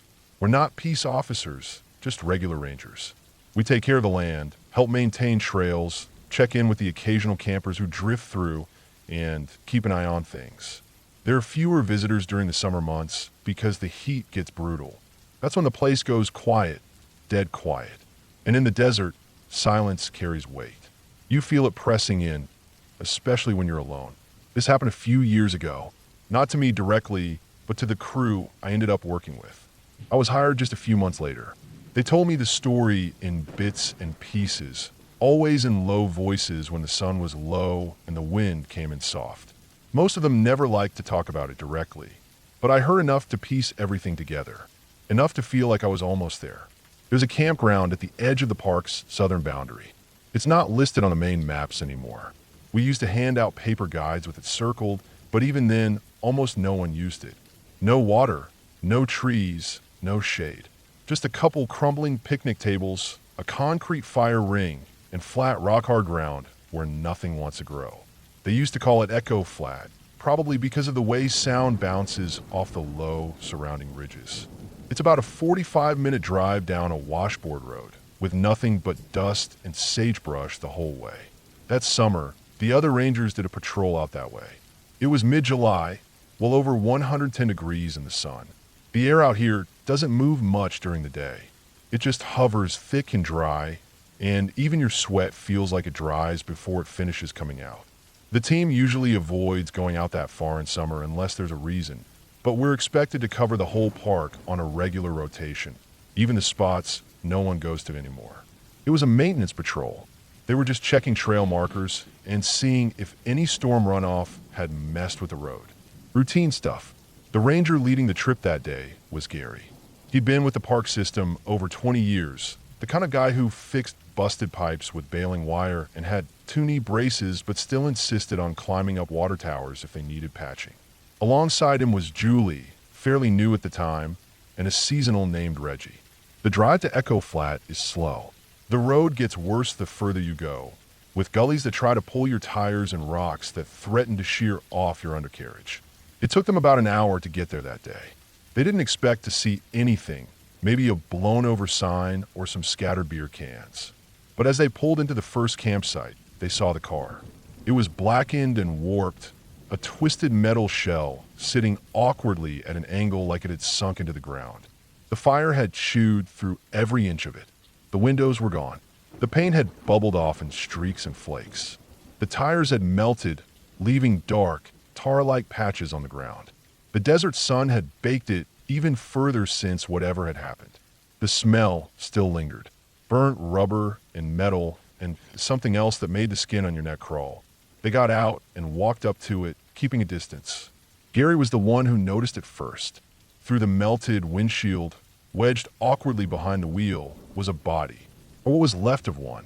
No arms, no legs, just a torso and a head blackened to charcoal. The way Gary described it, when he did talk about it, he said it didn't even look human at first, more like a lump of scorched meat. But the skull was unmistakable, half turned toward them as if it had been watching the windshield melt. They backed away fast. Gary radioed it in. The sheriff's department took about 2 hours to arrive. No sense of urgency. We're close to the Mexican border, and everyone here knows the desert has become a kind of no man's land in certain places. Drugs, trafficking, cartel activity. Some of it spills into the park now and then. You're not supposed to talk about it, but we all know it happens. When the deputies arrived, they circled the car slowly. No ksiban, no crime scene tape. Just 2 guys with notepads and gloves who looked too hot to care. They barely even reacted to the body. One of them stepped close and took a few pictures. The other asked Gary a few questions, barely wrote anything down. After a while, they talked quietly between themselves, then told the rangers they were calling a suicide. That's what they put in the official report too. Suicide. But no one who saw that scene believed it. For starters, the arms and legs were gone. Clean gone. Not torn off or mangled, just missing. Burn off? Maybe. But Gary said it didn't make sense. Fire burns, yes, but it doesn't erase limbs that completely. The bones should have been there. The desert's dry enough that bodies mummify more often than not. There was no trace of limbs anywhere in the car or around it. No bone fragments. Just the torso, slumped like it had melted in place, and the skull, blackened but still holding shape. Then there was the placement. The car had been driven straight into the campsite. Parked evenly, not crashed or abandoned. Like someone had backed it in, set up camp, and then sat there behind the wheel until they burned. But there was no sign of a camp. No guide, no tent, not even empty cans or wrappers. Just a car. It had no plates, no VIN that they could read. It had been stripped clean. Before the fire or after, no one could say. It was just metal now, bare and anonymous. No identification on the body either. No wallet, no phone, no scraps of clothing that survived. Even the seat beneath the body had burned down to the frame. The deputies didn't stick around long. They called a tow truck, covered the remains with a heat blanket, and that was it. They never came back. We never heard about a follow-up. It was marked as a closed case in the internal dispatch logs. Suicide. But Gary knew better, and so did the rest of them.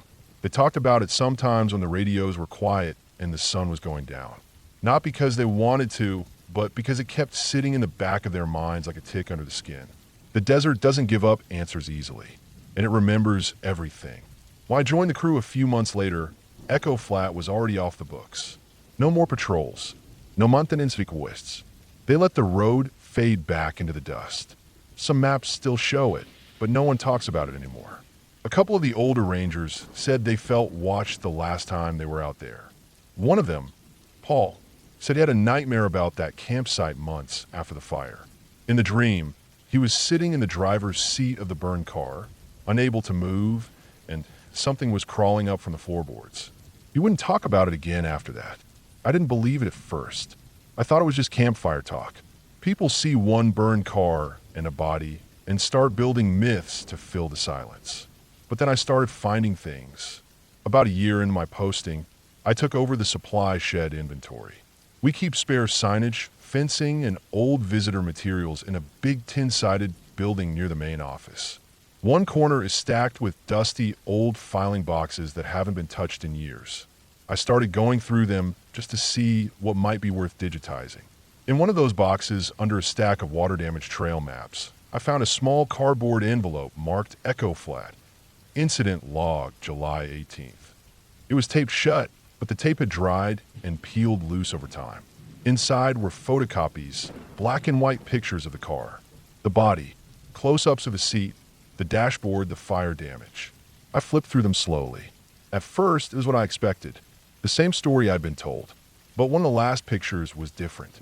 It was taken from a low angle, just outside the driver's side window. The lens must have been tilted up slightly.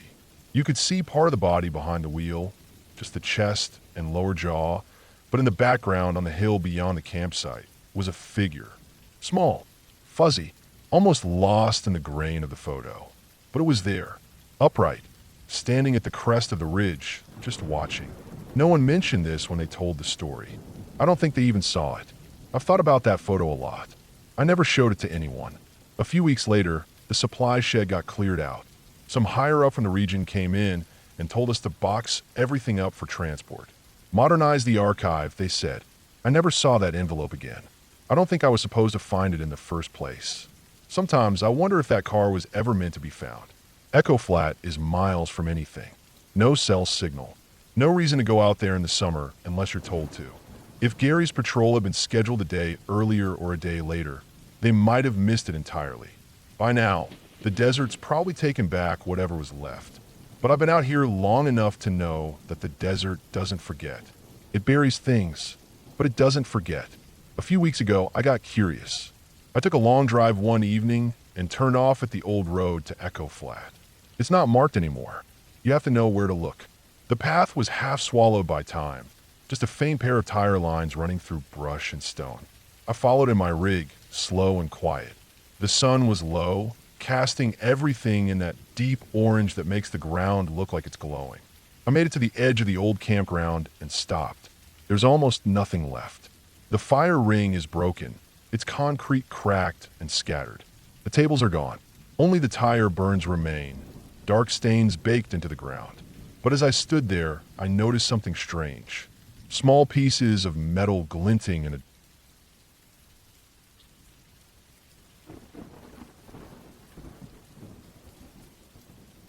I've spent most of my life working outdoors. Grew up around woods, swamps, rivers, and gator-thick backwaters. After a few years in the military and some odd jobs bouncing around the southeast, I settled into work with the National Park Service. By the time I hit my late 30s, I had put in a solid decade as a park ranger in Florida, mostly in the Everglades. People hear Everglades and think of fan boats and gators and maybe the occasional tourist getting too close to a snake. But living and working down there is something else entirely. It's not a postcard. It's not airboats and Instagram sunsets. It's wet, loud, hot, and and alive in a way most people aren't used to. Things don't sleep down there. Not really. The winter months are a little calmer. It doesn't get cold, not like up north, but the bugs die down and you can actually breathe at night. I often took advantage of that by camping out near my patrol routes instead of doing the long drives back and forth from station to site. It wasn't part of the job, strictly speaking, but it made things easier. Besides, I enjoyed the silence. Or I used to. This happened a few years ago in early December. It was a warm spell, even by Florida standards. Days in the mid-80s, nights in the 70s. Humid, sticky, but not unbearable. I'd parked my car, an older convertible Mustang I'd been nursing along for years, at a small primitive campsite near an old ranger cabin that had long since been reclaimed by nature. The site didn't see much use from visitors, mostly because it required about 45 minutes of slow, careful driving along a rutted-out dirt road barely wider than a trail. But for rangers, it was a good staging ground to reach several remote areas. Because of my back problems, I didn't sleep in a tent anymore. Years of humping packs and falling wrong off of logs and ledges had worn my spine down. So I made do with the Mustang. I folded down the back seats, laid down a padded sleeping mat, and curled up in the rear, legs tucked under the roll bar. Not comfortable exactly, but better than sleeping on the ground. The cloth top was still in decent shape, though faded from the sun and a little worn around the seams. I left the side windows halfway down to keep the air moving. That first night, I ate a simple dinner. Some leftover smoked turkey, canned beans, a couple slices of double fiber wheat bread. I'd stored the rest of the loaf in the well behind the back seats, tucked low into the gap where the convertible top folds into. Not the most secure pantry, but it was dry and cool enough. I drank water straight from the cooler and laid down with the chirps and croaks of the swamp singing all around me. It wasn't long before I heard something on the roof. A faint shuffle. The kind of sound you'd get if you placed your hand gently on the cloth and slid it forward. I opened my eyes and just stared at the roof for a few seconds. Another shuffle, a scrape, then weight, light but not weightless. I knew right away it wasn't wind or branches. Something was on the top of the car. Raccoon, I thought. Probably a big one. I stayed still and listened. The thing shifted its weight, moving with that awkward crawl they have when they're climbing or trying to balance on something not quite wide enough to walk on. I didn't want it ripping the fabric, so I pressed up with my hand, hard and sudden, right where I heard it. It scurried off with that telltale, scratchy sprint, little claws slipping against the cloth before silence returned. I relaxed, but sleep was out of reach. 10 minutes later, it came back. Same sounds, scrape, shuffle, slow steps. I pushed again, a little more annoyed this time. It left, then back again. This went on for over an hour. At one point, I slapped the top with both palms and sat up, bumping my elbow hard against the side panel. That must have scared it for real because it didn't return after that. The silence after its departure was sharp, clean, and total. I laid back and stared through the side windows at the dim light bleeding through the trees. I could feel my own heartbeat in my neck. It wasn't fear. Not yet. Just alertness. I was about to doze off when I heard another noise, different this time. Close. Too close. A soft creak of the driver's seat shifting. I opened my eyes, and there he was, the damn raccoon, sitting right in the front seat, turned around, staring at me over the top of it like some little thief caught in the act. For a moment, I just blinked at him. The audacity. Then I scrambled forward and swiped at him, just barely missing. He leapt over the passenger door and disappeared into the night. I got out and stood barefoot on the packed earth. The air was heavy, full of night noises. I looked around with my flashlight, but saw nothing. No eye shine, no motion, just wet grass and low palms swaying gently in the breeze. Still couldn't sleep. Not after that. So I figured I'd hit the bathroom, a small concrete building about 80 yards from the campsite, built in the 60s and barely maintained. One light over the door flickered on when I approached, casting a pale glow over the mildewed walls. I did my business and walked back, slower now, listening. I climbed into the car and laid down again. The raccoon didn't come back that night, but I didn't really sleep either. Just drifted in and out, mind wandering, ears open. I kept thinking about how it got inside. I'd left the windows cracked, sure, but not wide open. It must have clawed the door handle or climbed up and squeezed in. Either way, it wasn't the average raccoon behavior. Bold, smart, opportunistic. In the morning, I stretched my sore limbs and stepped out into the warm haze of a swamp sunrise. The air smelled like wet wood and distant salt. I took a slow walk around the site. No trash scattered. No prints I could see, though the hard-packed soil didn't show much anyway. Then I noticed something under a sabal palm about 20 feet away. A crumpled plastic wrapper. The bread. The whole loaf was gone. I walked over and picked it up. Bits of crust still stuck to the plastic, torn at the corners. The raccoon had climbed in, rooted around behind the seat, and stolen the whole thing. Probably while I was at the bathroom. I just stood there for a minute, holding the empty wrapper. 18 slices. Double fiber. That's 126 grams of fiber in one sitting. Part of me was angry. I needed that bread. I was planning to use it for sandwiches the next few days. But another part of me couldn't help but feel sorry for the animal. No way his system was ready for that kind of hit. That much fiber would tear through a human gut, let alone a raccoon's. I imagined the poor thing waddling back to its den, belly full, then realizing a little too late what it had done. I packed up my gear slowly, drove the Mustang back out along the narrow trail, checking signs and markers as I went. Spent the rest of the day on foot, patrolling some trails and boardwalks, logging down trees and erosion damage. Kept thinking about that raccoon. That night, I camped at a different site. Another primitive spot near the edge of a slough where the water rose high after heavy rains. I kept the bread in the cooler this time, locked tight. I didn't see the raccoon again. Not that night. Not the next one. But a week later, I was on patrol with another ranger checking a popular picnic area when we came across a strange sight. A raccoon, dead, stiff, just lying on its side next to a trash bin. Its belly was distended, unnaturally round. The fur around its rear was matted and filthy.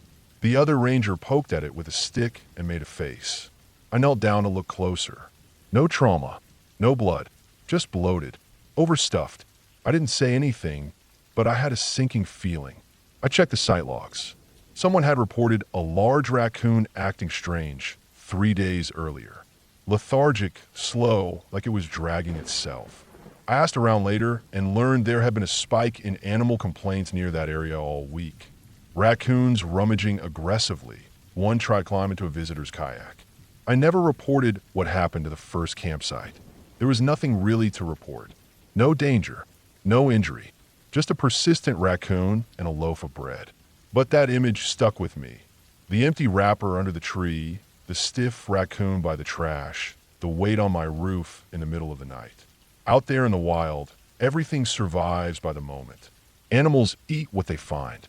No labels, no moderation. They don't know from dietary fiber or carbohydrates. They just take. And sometimes they take too much. I still camp the same way, back of the Mustang, cloth top, windows cracked. But now I keep everything sealed up tight. Bread goes in the cooler, but it doesn't come at all. And whenever I hear that faint shuffle on the roof late at night, I don't push. I don't shout. I just listen and wait and hope the raccoon is a little wiser than the last one. Or at least not as hungry.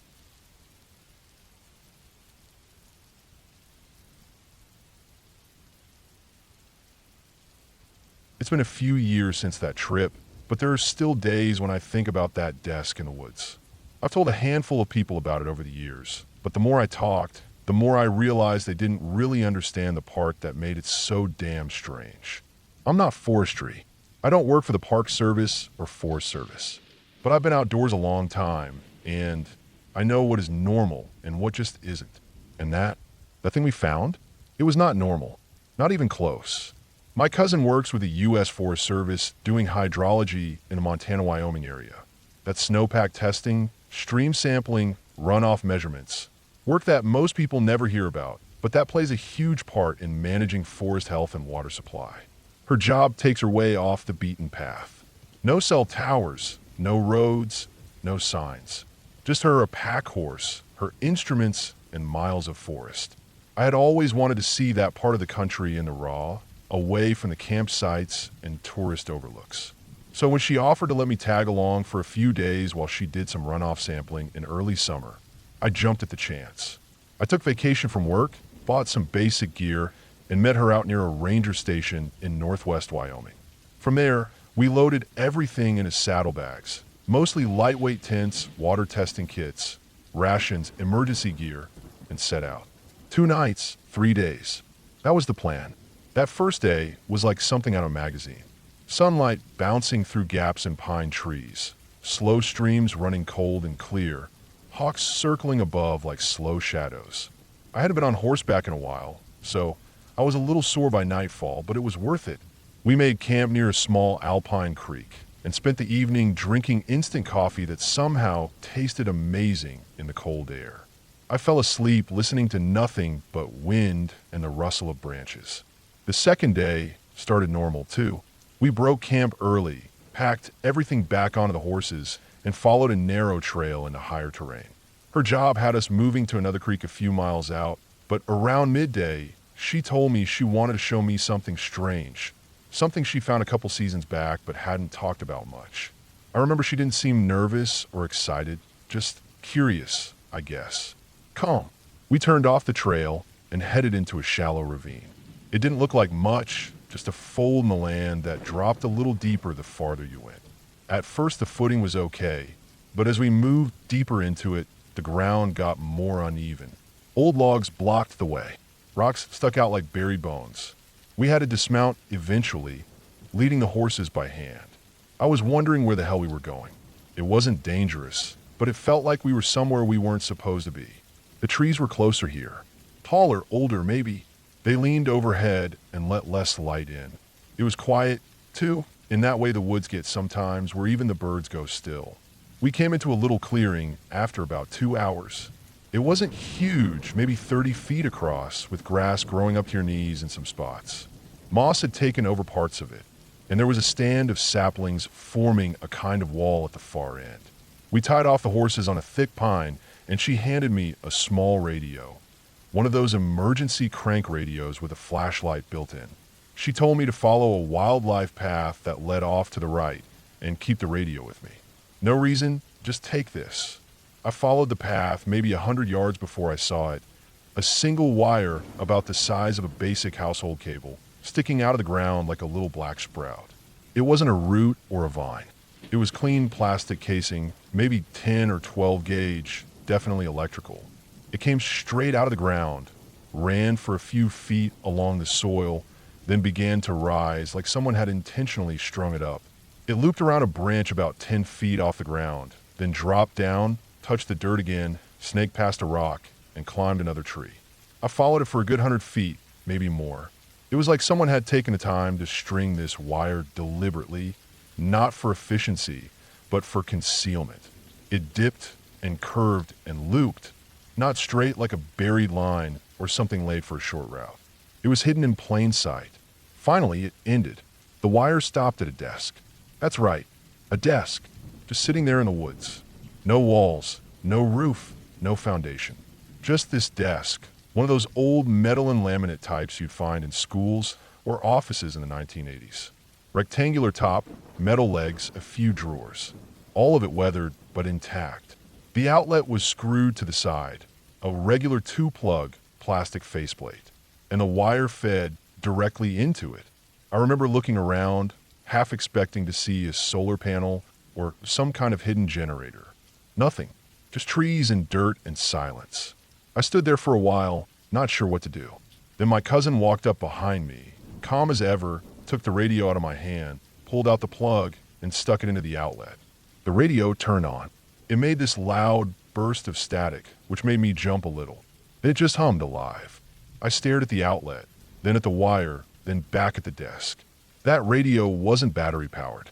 It was running off whatever current was coming through that wire. Something, somewhere was supplying it with power. But where? And why? We didn't have any answers. We stayed there for maybe 15 minutes, checking the desk, testing the outlet, following the wire back a few feet just to confirm it didn't double back or hide a junction box. It didn't. It was one continuous line. No ducks, no splices, just that one desk, that one outlet, and that single wire vanishing back into the trees. We left the way we came. We didn't talk much on the way back. I think both of us were trying to process it in our own way. Back at camp, we ate, we rested, and she did her hydrology work like normal. We collected more samples on the third day, hiked back to the original ranger station, and I drove home a few days later. It all felt strangely normal after that, like we had slipped through something weird and come out the other side untouched. But I kept thinking about that desk. The thing is, there are no roads into that area, no vehicle trails, no power lines, no ranger cabins, no logging camps, nothing. That desk wasn't dropped in by accident. Someone had to bring it in deliberately, carry it piece by piece, or haul it in somehow. And then they wired it, carefully, thoughtfully, with enough care that the power was still running. The outlet wasn't broken, the desk wasn't rotting, and the radio came to life like it had just been plugged in at home. I don't know what kind of setup that was. I have no explanation. Maybe it was an old research station someone forgot to dismantle. Maybe it was a backwoods project that someone set up as a joke. But I've spent time trying to locate that area again through satellite maps, and I've never found anything. No clearings, no trails. Not even the fold in the land that marked the ravine. I never saw it again. Never heard anything about it from my cousin, either. We don't really bring it up. I think she respects the weirdness of it the same way I do. It's not something you want to poke too hard at. Some things aren't meant to be followed all the way to their end. What I can say is this. There's something unsettling about finding man-made objects deep in nature where they don't belong. Not because they're dangerous, not because they're evil, just because they remind you that someone else was there and left something behind. Something plugged in, something active, something still drawing power long after the person who wired it up walked away. And that power has to be coming from somewhere. I haven't been back to that part of Wyoming since. I still hike, still camp, but I stick to trails now. I don't follow wires into the trees. I don't follow paths that don't go anywhere. I don't want to find another desk. Once was enough.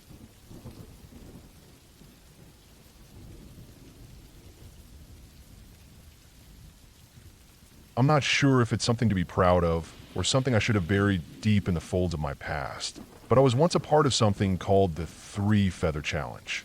At the time, I was 17, lean from hiking, and full of some misplaced need to prove myself.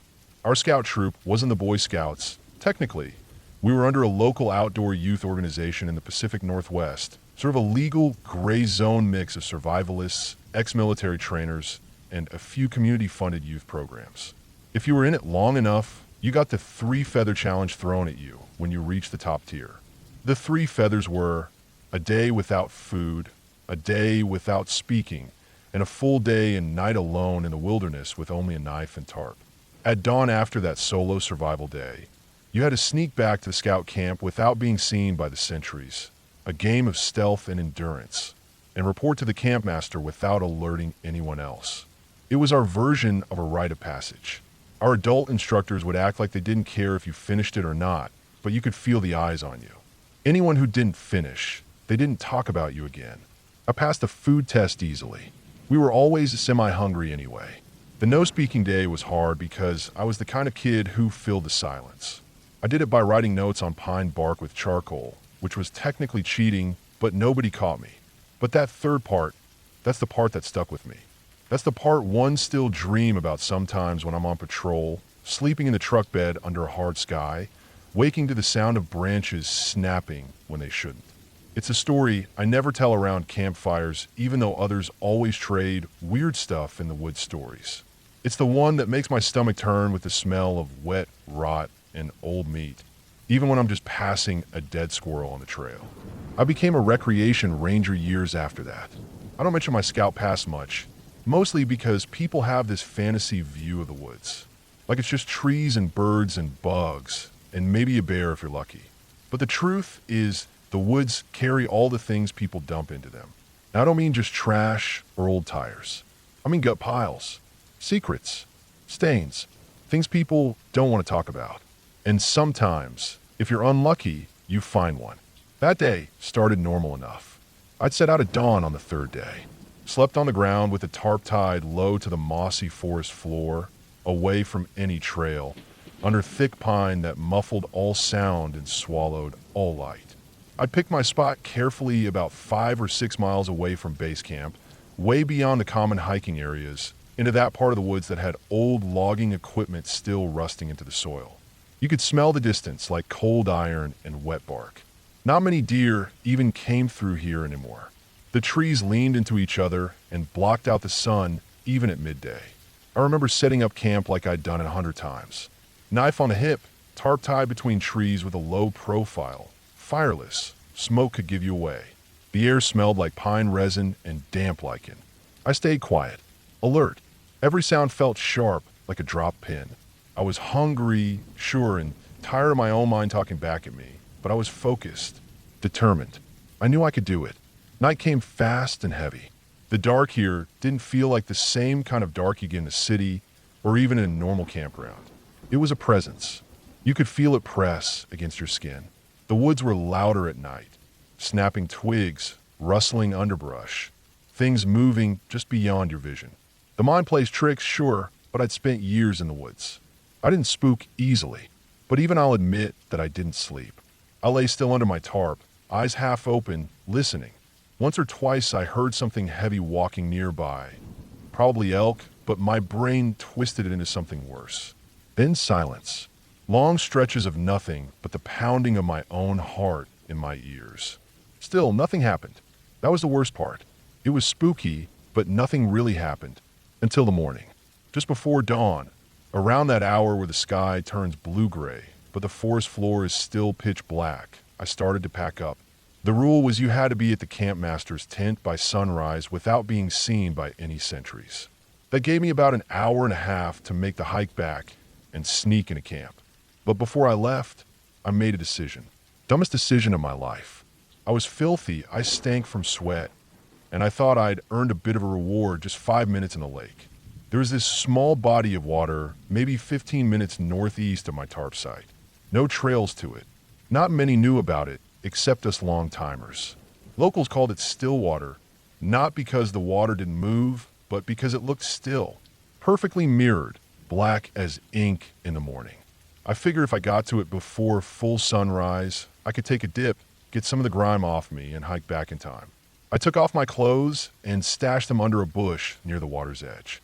Knife in hand, always, and made my way down the slight slope to the lake, careful not to snap any branches. The air was cold, my breath visible. I was just about to step into the water when I saw movement across the lake. Figures. 3 or 4 men, silhouetted in the mist, standing near the bank with fishing rods. Locals, maybe. Illegal fishers. I don't know. All I knew was I couldn't go in now. I wasn't just naked. I was on a challenge that required I not be seen. If I got spotted, I'd fail. I turned to go back, barefoot, stepping carefully through the moss and twigs. And then the ground gave way beneath me. It wasn't a fall like tripping or slipping on a slope. It was a drop. One moment I was on firm ground, the next I was plunging straight into something soft, wet, and unthinkably foul. I landed hard, my armpits catching on the ragged edge of the earth as my body sank into a pit of meat and blood and rotted something. I couldn't breathe. The smell hit like a hammer, sweet, metallic, decaying. My stomach flipped. I tried to scream, but my throat seized. I clawed at the edge, but my hands were slick. The more I moved, the more I stirred up the mess. Guts, bones, deer legs, bits of fur, old meat bloated with gases. It clung to me. My skin burned from whatever chemicals were leaching out of it. My mouth opened, and I gagged so hard I dry heaved into the muck. I'd fallen into a gut pit. A real one. Something poachers use when they're deep in the woods. Dump site for all the parts they don't want. Intestines, heads, skin hides. The rainwater had filled the bottom into a stew of gore, fermenting for God knows how long. There were even flies, thick clouds of them, buzzing around my face like I was just another part of the pile.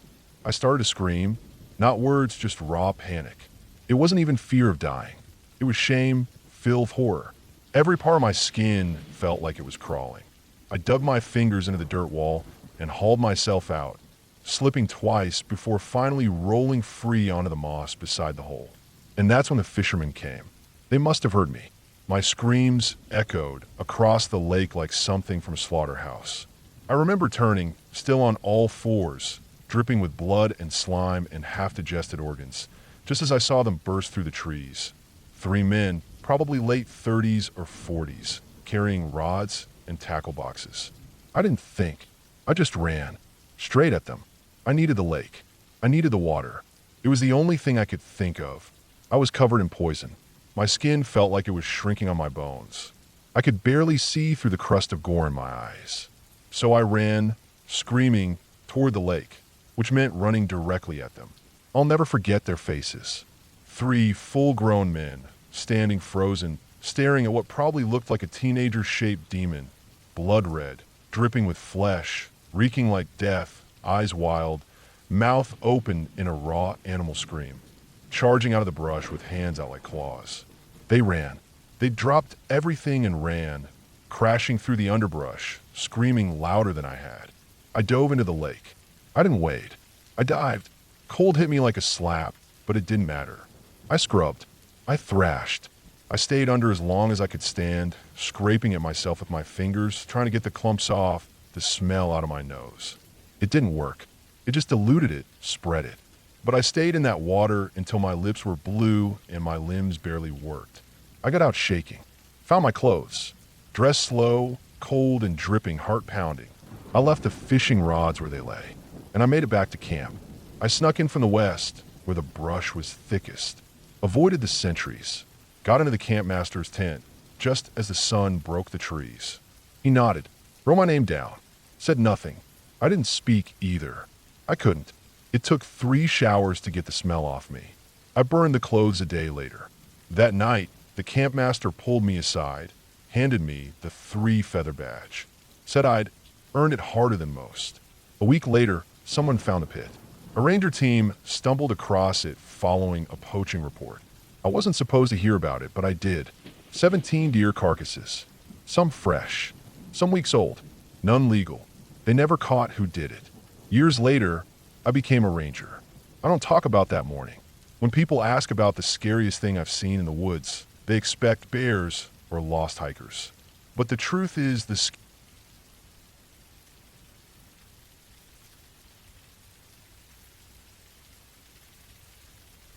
I've been a park ranger for over 17 years now, most of it in the more remote forests of the eastern U.S., where even in 2016, there were places without cell service, where the roads narrowed to rutted, half-washed-out trails that only the most stubborn trucks could handle.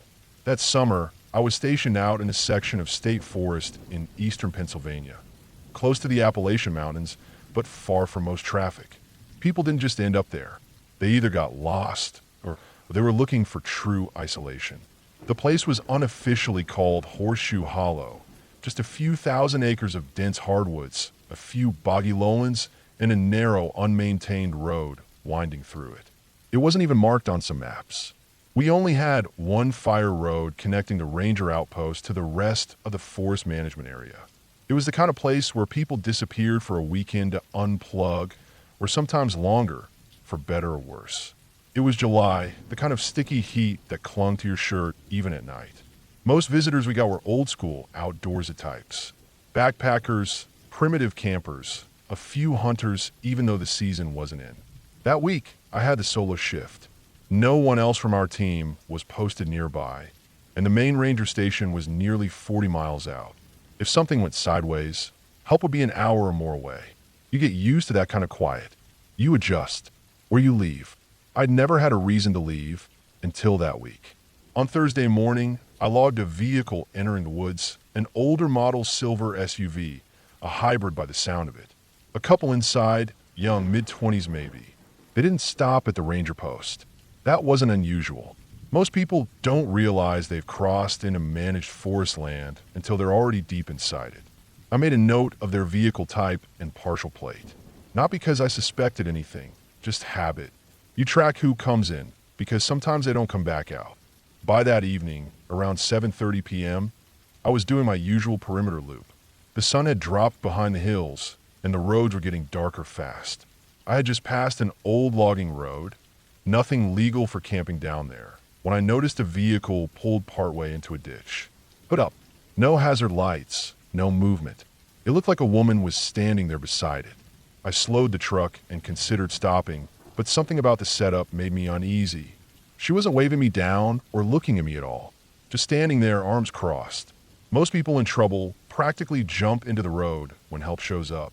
This woman, she just stared like she expected me to pull over. Her body language didn't say distress. It said waiting. I crept past slowly, watching her in the side mirror. She didn't turn around. I drove on. There were plenty of scenarios that explained it, sure. Waiting on a tow, maybe cell signal out. Maybe she sent someone walking for help. But it felt wrong. Too staged. Around 8:30, I logged another note. A black car, sedan, looked like a mid-2000s Ford, doing slow loops through the primitive sites at the base of the ridge. Not illegal, not unusual. But he passed the same pull-off twice, then a third time. Windows up, lights off the second time.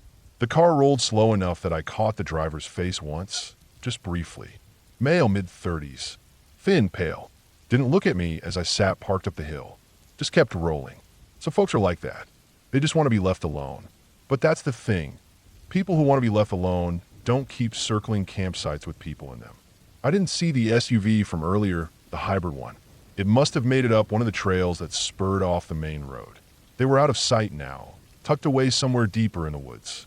That night, I returned to the outpost, a 14 by 16 cabin with a wood stove, a cot, and a VHF radio that only worked when it felt like it. I slept lightly, as always. Around 3 a.m., something stirred me awake. It was a sound, not an animal, not the wind, not anything natural I could place. A mechanical whirring, distant but unmistakable. I sat up, not fully alert at first, just listening. It had this grinding undertone, like metal dragging over rock, mixed with something sharper and louder revving up in short bursts. It wasn't constant, came and went. At first, I figured it was maybe an ATV, someone out late, which would be stupid but not unheard of. But it didn't sound like an engine. It sounded wrong. It sounded like someone playing a machine noise through an engine. Loud, sharp, then gone. Then again, louder. I stepped outside with my flashlight. Crickets had gone dead silent. That stuck with me.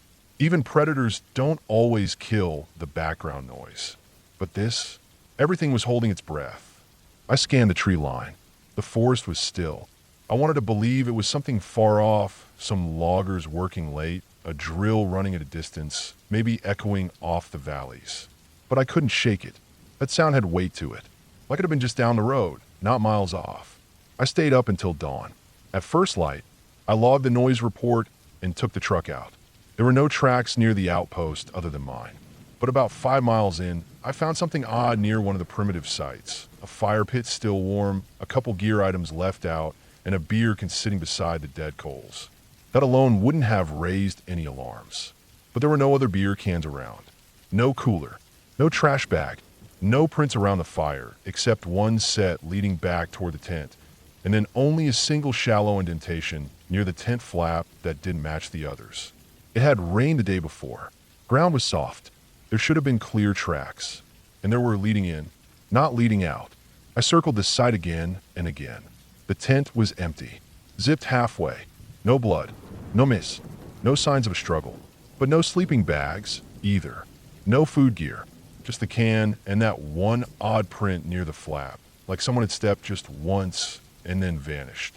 I marked the site, photographed everything, and logged the missing campers report. I didn't have ID yet, but I was betting it was the hybrid couple.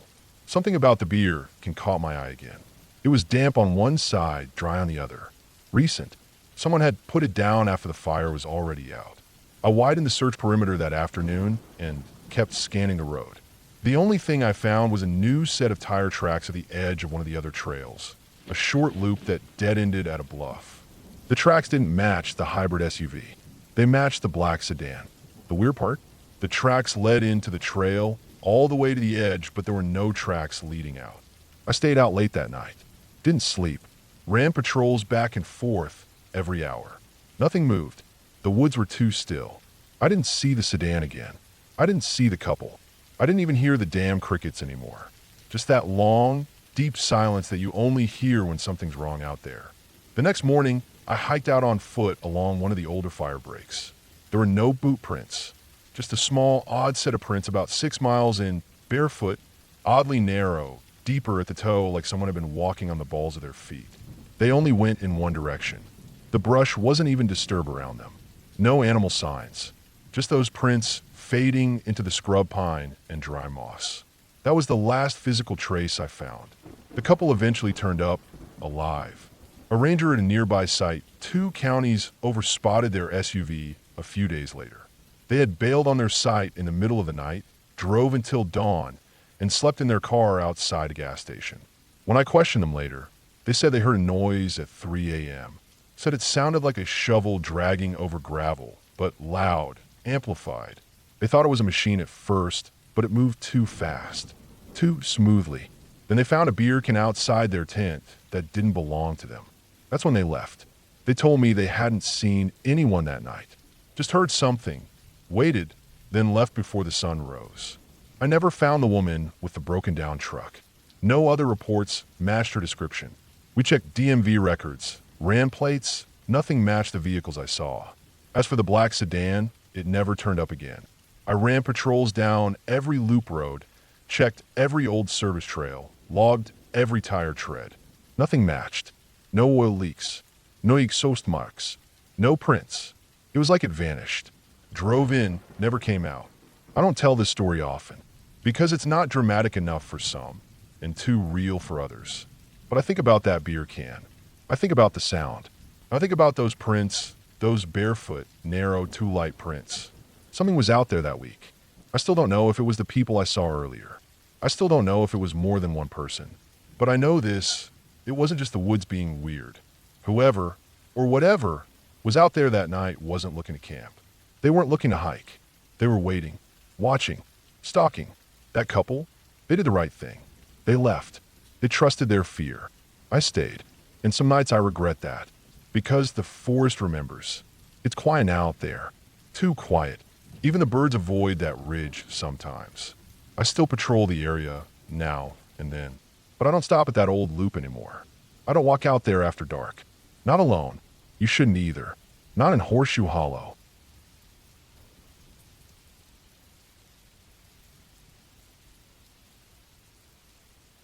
I've been working as a park ranger for about 6 years at that point. Long enough to have seen my share of weird things, but not so long that I'd stop caring about the small moments. You get a lot of that in this line of work. People think it's mostly fire prevention or cleaning trails or dealing with drunk campers. That's part of it, sure. But there's more quiet time than anything. Long stretches of hours where nothing happens except for the wind through the trees and the sound of birds you stop noticing after a while. The solitude either settles into your bones or drives you crazy. For me, it's settled in like a slow, heavy fog. It's just how the woods work. This happened during early fall, right after Labor Day. The crowds had thinned out. Most people were back to school or work. The air had that crisp smell, and the ground was starting to dry out from the late summer rains. The hardwoods hadn't turned yet, but you could feel it coming in the way the evenings cooled off a little faster and the morning started to carry mist again.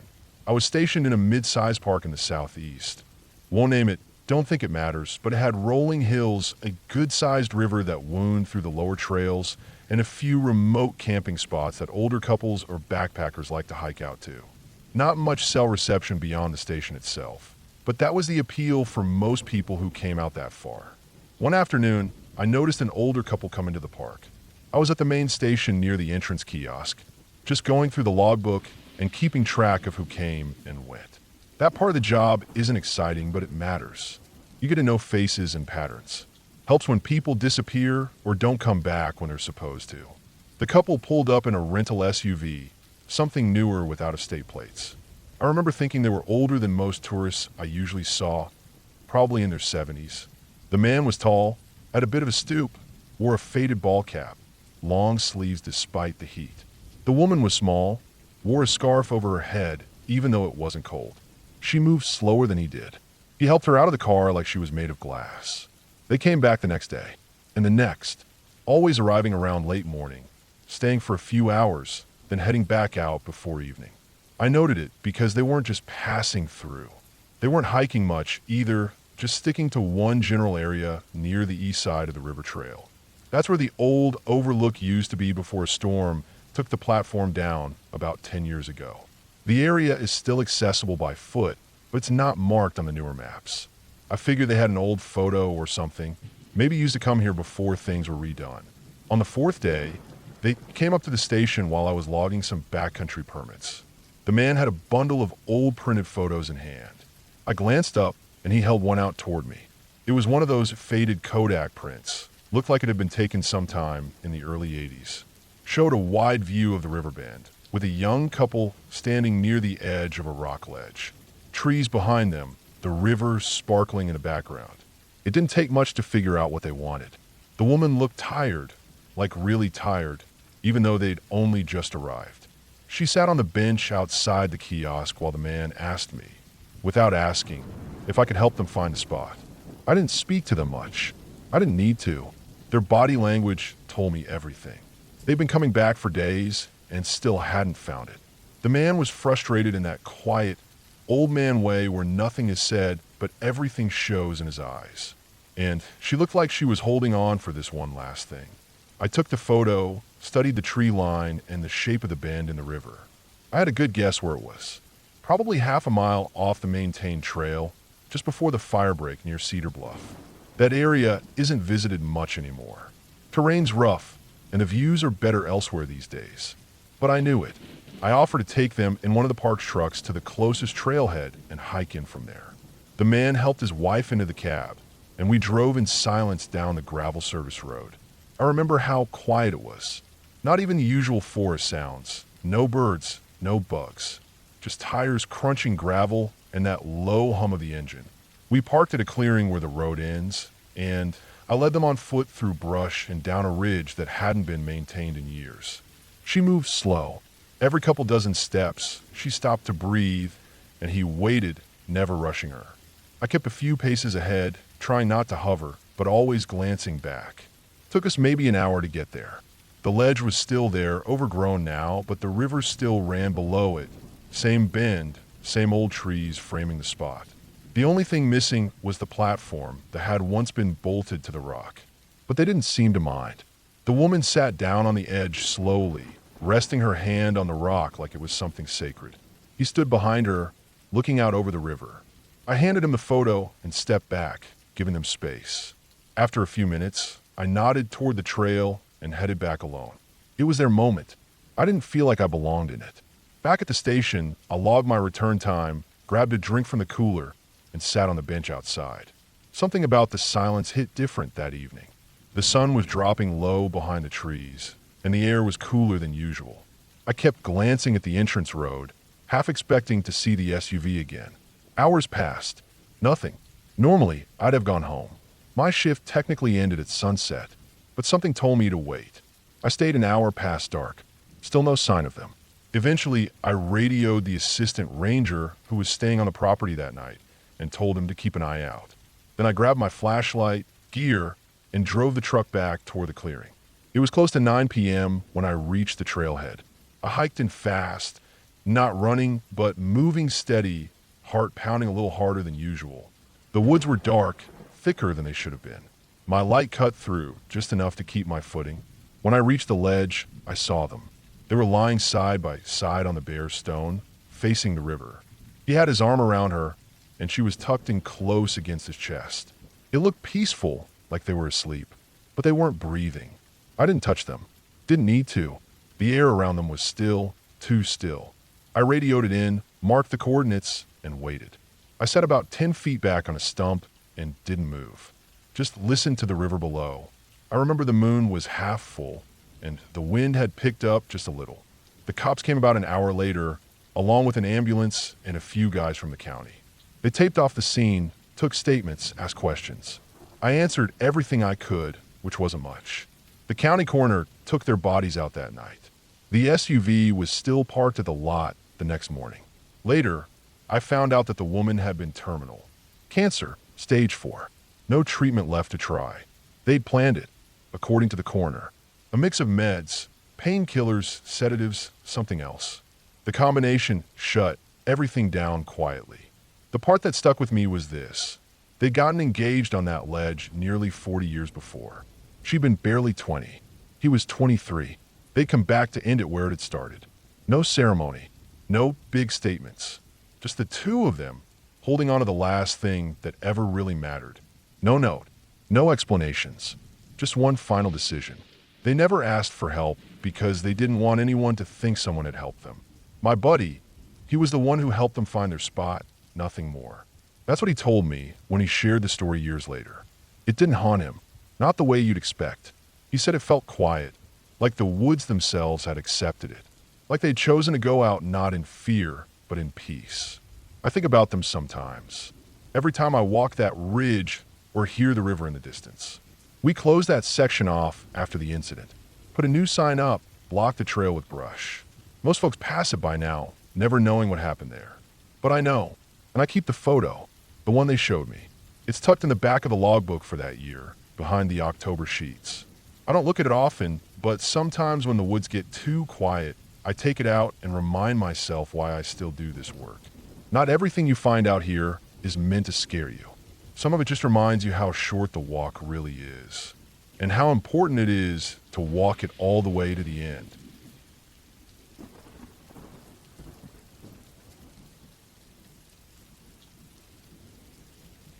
When I signed on as a seasonal backcountry ranger in the summer of 2018, I was assigned to Camp Stillwater. It was a little-used, high-elevation zone in the northern section of a national forest I won't name, not because I'm scared of some boogeyman coming after me, but because the incident that happened there was quietly buried, and I was told, off the record, to leave it alone. I haven't spoken about it publicly, and I'm not interested in stirring up anything with the agency. But I need to get out of my head. Stillwater wasn't a staff station, more of a zone assignment. Just a name on a map. One main trail in, a handful of side trails, a primitive campsite beside a shallow glacial lake, and nothing but timber and rocks beyond it. It didn't get much traffic because the terrain was steep, the trailhead was hard to reach, and the area wasn't developed or scenic in the way tourists like. That's exactly why they needed a ranger to check in now, and then hikers got cocky and rescue operations in that part of the forest were always a nightmare. My job was straightforward. Patrol the trails for hazards like deadfall and erosion. Check permits on the rare backpackers who made it up there, and make sure nobody had set up illegal hunting blinds or unpermitted camps. I was given a tent site tucked behind a rocky outcrop with a bare box, solar charger, and radio. Supplies came in once a week via mule train from the nearest road-accessible ranger station, which was a 7-hour hike. It wasn't luxurious, but it was beautiful country, tough and raw. I liked it. I arrived in early June. The snow had only just melted from the high ridges, and the trails were muddy and unstable in places. My first few weeks passed quietly. I worked all day clearing limbs, replacing faded trail markers, and hauling out trash from old illegal fire rings. At night, I journaled and drank instant coffee in the dark. No cell service, no internet. Just me and the trees. It was during the third week that things started to go sideways. It began with the boot prints. I was hiking up a side trail that ran along a ridge line above Stillwater Lake. It wasn't an official route, but it appeared on some old maps, and occasionally people used it to bushwhack to the summit of Mount Lorne. I hadn't seen anyone up there since arriving, but that day, after climbing a steep section, I spotted a pair of boot prints in the soft earth just off the trail. They were deep, fresh. The tread was distinct. Heavy lug soles, maybe size 11. They pointed downhill away from the peak and were spaced close together, like the person had been moving slowly. I crouched to examine them. They were headed in the opposite direction of my patrol, but they hadn't been there the last time I came through, 2 days earlier. That alone wouldn't have been unusual. It was national forest land, after all. People wandered in and out without telling us, especially the hardcore solo types. But what struck me was that I never heard or saw anyone. In a place that quiet, where every snapping twig echoed, it was strange for someone to pass through unnoticed. I followed the tracks for maybe a quarter mile before they veered off the trail entirely, down a steep slope toward the lake. I considered following, but the hillside was choked with loose scree and thick underbrush. I let it go and made a note in my log. If they showed up again, I'd investigate further. They did. 2 days later. This time, I found the prints right outside my camp. They were mine. I'm not a big guy, size 9 boots, and these were definitely larger. Same tread pattern. They came down from the same direction as before and looped around my tent site. I walked a slow circle, tracing the faint depressions in the pine duff and dirt. Whoever it was had stood about 20 feet from my tent, probably at night. The prints were clear where he'd stood for a while, maybe 5-10 minutes. Just stood there, then turned and walked back up the slope. No reason to panic. Could have been a backpacker who saw my site and turned back. But why come down that far? Why stand there? That night, I didn't sleep much. There's no noise like the forest at night. Whine through the trees can sound like whispers. A snapping branch makes your heart leap. I lay in my sleeping bag with the fly rolled back so I could see the stars, bear spray beside me, waiting. But nothing came. The next morning, I found something worse than boot prints. It was a pile of bones. Not animal bones. Not cleaned or scattered. This was something different. They were human, at least some of them were. A femur, a scapula, part of a spine. No skull. All arranged in a pile, stacked neatly between two rocks beside the lake, no more than 300 yards from my tent. I stared at them for a long time, trying to make sense of it. They weren't fresh. They'd been there a while, maybe years. Dry, bleached in places, dark in others. Bits of moss had started to grow on them. No obvious signs of trauma, no cloth or personal items, just bones. If it was an animal burial, it didn't make sense. No scavenger stacks bones like that. No predator arranges them so precisely. And human bones don't just end up like that unless someone puts them there. I radioed it into base. They told me to sit tight. A team would be sent up, but it was 3 days before anyone arrived. In those 3 days, I didn't sleep. Not properly. I kept hearing things. Not animal noises, those I could identify. These were deliberate. Footsteps, not many, just 1 or 2 at a time, spaced out, coming from the woods behind me or from up near the ridge. Never close enough to see, but always just far enough to make me question my sanity. At night, I sat up with my back to a tree, headlamp on, bear spray and my knife within reach. Every few hours I walked the perimeter of my site. Once I called out, not expecting an answer, just trying to scare off whoever was out there. Nothing. On the second night, I moved my tent, packed it up and set it up again deeper in the trees, behind a granite outcrop, hoping to make myself less visible. It made no difference. The sounds continued. When the team arrived, 2 law enforcement rangers and a search and rescue medic, I felt a wave of relief I didn't know I was holding back. They hiked in at dawn, grim-faced, efficient. I led them to the bones. They didn't say much, just marked the site, photographed it, and began clearing the area. I stayed clear, but I noticed something. They weren't surprised. Concerned, yes, but not surprised. One of them asked me how I found the bones. I told them about the boot prints. I mentioned the footsteps at night. He nodded like he expected it. I asked if they knew something. He didn't answer.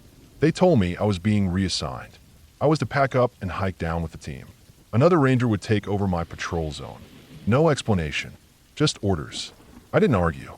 I was exhausted, and part of me was glad to leave. We hiked out in silence. They didn't speak on the trail, and I didn't ask questions.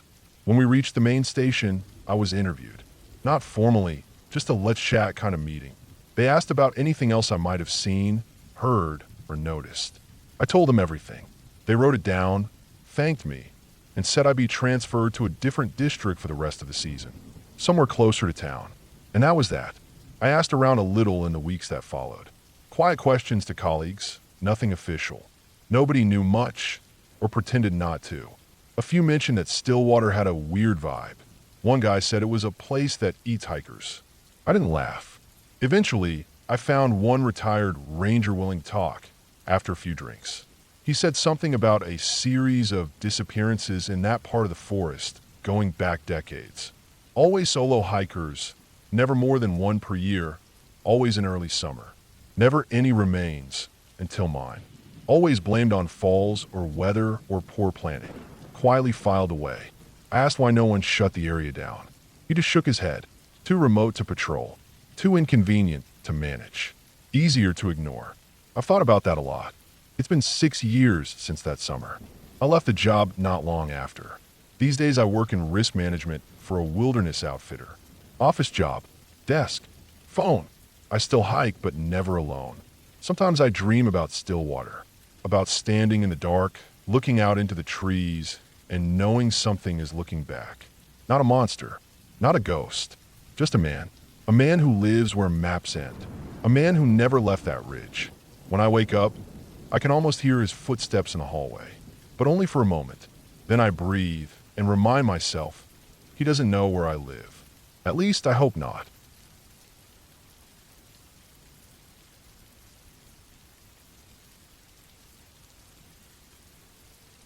I've worked for the Forest Service for over 20 years. Most of that time, I've been posted out west, Idaho, Utah, Nevada, but 3 years ago, I took a transfer to a more isolated district in northern Washington. More trees, more rainfall, and a hell of a lot more undergrowth in the dry places I was used to. The kind of terrain where it's easy to get turned around if you aren't paying attention. The kind of place where trails vanish under a season of fallen limbs and fresh ferns. The kind of place that, over time, just swallows old logging roads and hunting cabins and anything else we forget to keep our eyes on. I was stationed at a small guard station near a place the locals called 9 Mile Ridge. It wasn't exactly 9 miles long, but it stuck out above the forest like a sawtooth spine, and there were a few old trails that ran up and around it. Most had been decommissioned years ago. A couple were still used by hunters or old-timers from the nearby towns who knew their way around. But for the most part, we didn't see much traffic that deep in. It was too far from the public trailheads, and the terrain wasn't friendly. That fall, my job was to clear trail markers ahead of winter, flag any hazard trees near the campsites, and make sure no one had dumped garbage or shot up signage. I spent most of my days alone, hiking miles of trail with a pack full of tools, bear spray, and a sat phone that barely worked. Most nights, I returned to the station and collapsed into my bunk after heating up something from a can. It was late October. The last of the serious hikers were gone. The hunters had mostly tagged out or moved on. It was the tail end of the work season before snow would come in and shut everything down for a few months. That day started like any other. I left the guard station before sunrise, drove up a rough service road for about 45 minutes until I couldn't go any farther by truck, then parked and started hiking in. I was supposed to walk an old trail called Leech Hollow Loop, a 7-mile figure eight that ran along part of 9 Mile Ridge before dropping into a narrow gulch full of ferns and mossy rocks. It was a cold morning. Heavy fog hung in the trees. I remember standing by the trailhead with my breath steaming in the air, adjusting my pack straps, listening to nothing but the sound of my own boots shifting on frozen dirt. No birds, no breeze, just the kind of quiet that presses in on you. The first few miles went fine. I cleared some branches, checked a few markers, flagged a tree that had split near the base and was leaning into the trail. Around mid-morning, I reached the ridge line and took a break.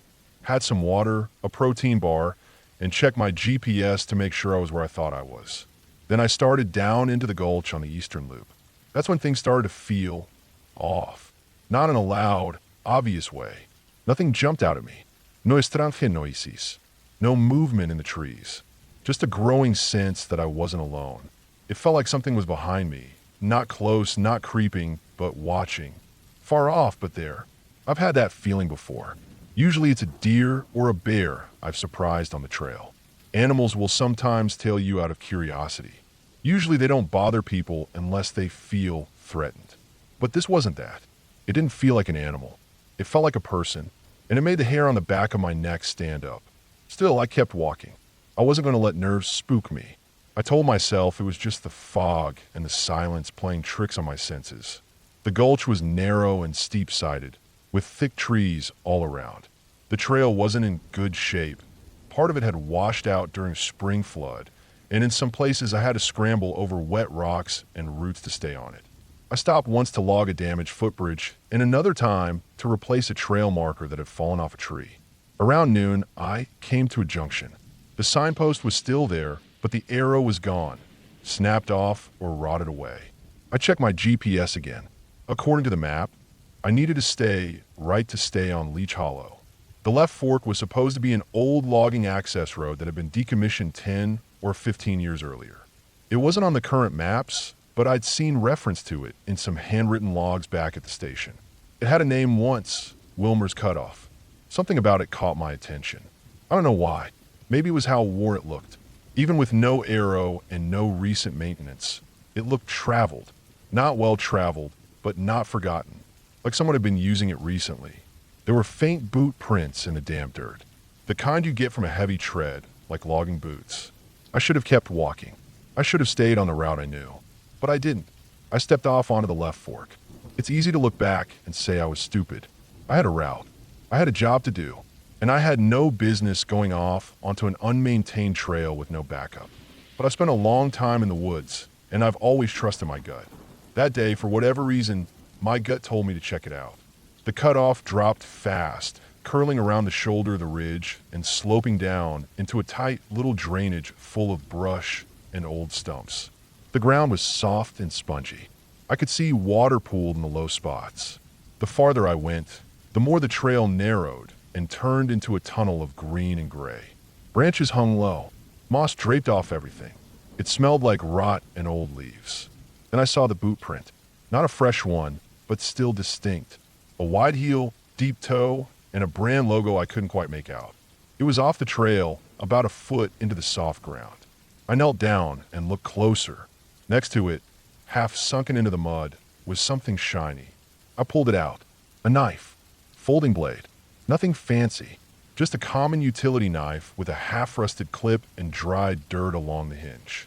Could have been lost a week ago or a year ago, but it was there, and it felt wrong. I stood up and looked around. That quiet, creeping feeling was back again. Stronger now. Heavier. The trail dropped a bit more and opened up into a clearing.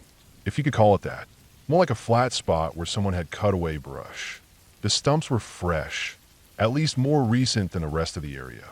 And in the center, there was a pile. It took me a second to realize what I was looking at. Clothes. Torn. Faded. Stiff from weather. A jacket. A hat. Part of a backpack. Trash scattered around. Empty cans. A melted lighter. A crushed aluminum pot. All half buried under leaves and sticks like someone had tried to cover it, but gave up halfway through. Something crunched under my boot. I looked down. A cracked pair of glasses. The kind with thick lenses and a broken plastic arm. That was when I knew I had found something real. Something bad. I backed away slowly, scanning the tree-line. My hand hovered near my bear spray, even though I wasn't sure it would help.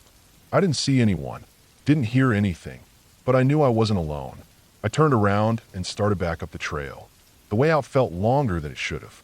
The air was colder. The fog had crept in again, tighter and heavier. Every sound felt amplified. The snap of branches underfoot, the rub of my pack against my jacket, the hammering of my own heartbeat. I moved quickly but carefully, trying not to panic. If I twisted an ankle out there, I knew I was screwed. When I reached the junction again, I didn't stop. I picked up my pace, hiking fast along the main loop until I reached the ridge and the main trailhead by late afternoon. I climbed in my truck and locked the doors before I even took my pack off. Back at the station, I filed a report. I included GPS coordinates, photos, and a description of what I found. My supervisor contacted local law enforcement, and a team went out the next morning with dogs and a coroner's rep. They found what I found, and more. The bones were scattered. Not a full skeleton, but enough to confirm human remains. Male, mid-30s. Dental records matched a missing hiker from Spokane who had been reported overdue 2 years earlier. His name was Corey Latchman. His cause of death was never officially determined. Exposure was listed on the report, but that was a guess. There were no obvious injuries. No sign of an animal attack. No sign of another person. But that trail, it didn't feel like a place someone just got lost. It felt like a place someone took people to disappear. After that, they closed the cutoff officially and blocked it off with a steel gate. But I don't think it mattered. Trails like that, places like that, they find a way to stay open, even when no one's looking. I never went back there. Not once. I finished out the season, and when winter came, I asked for a transfer. I still work for the Forest Service, but I stay in the southern districts now. Wide open spaces, clear lines of sight, places where you can see what's coming and nothing hides in a moss. Every now and then, though, I dream about that trail. I'm walking down it, fog thick around my legs, that quiet pressing in on me like a weight. And just before I wake up, I always see the same thing. Another boot print. Fresh this time. facing the other direction, like someone's still out there, watching, waiting, and maybe they never left.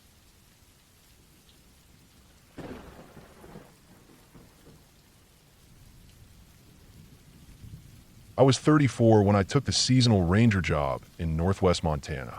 Not one of those fancy national park postings with tourists taking selfies every 10 feet. This was rugged country. Remote. I was assigned to a chunk of national forest that bordered wilderness on 3 sides.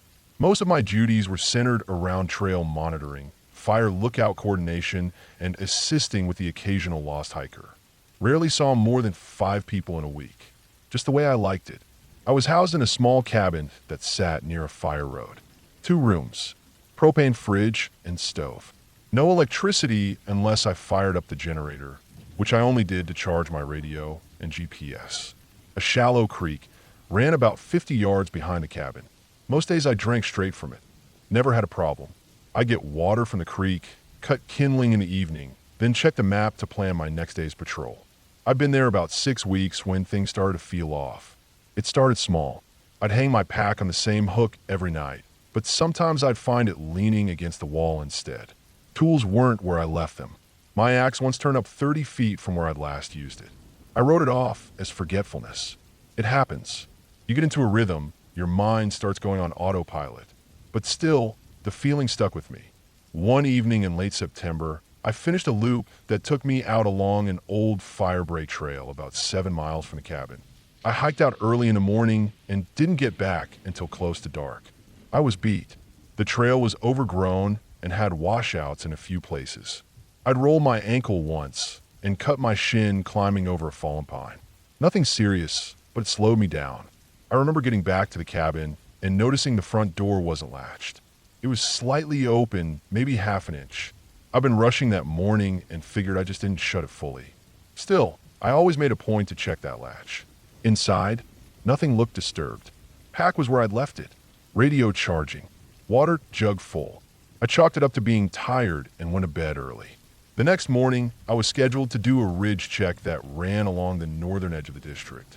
There had been reports of some erosion that might threaten part of the trail. I got up at 6 a.m., made oatmeal, filled my bottles, and started off. The hike wasn't difficult, but it was long.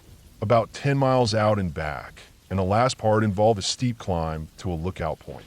Around 2 p.m., I made it to the ridge. The view was incredible. You could see all the way to the Canadian border on a clear day, and this was one of those days. But it was windy, enough to make me keep my footing tight.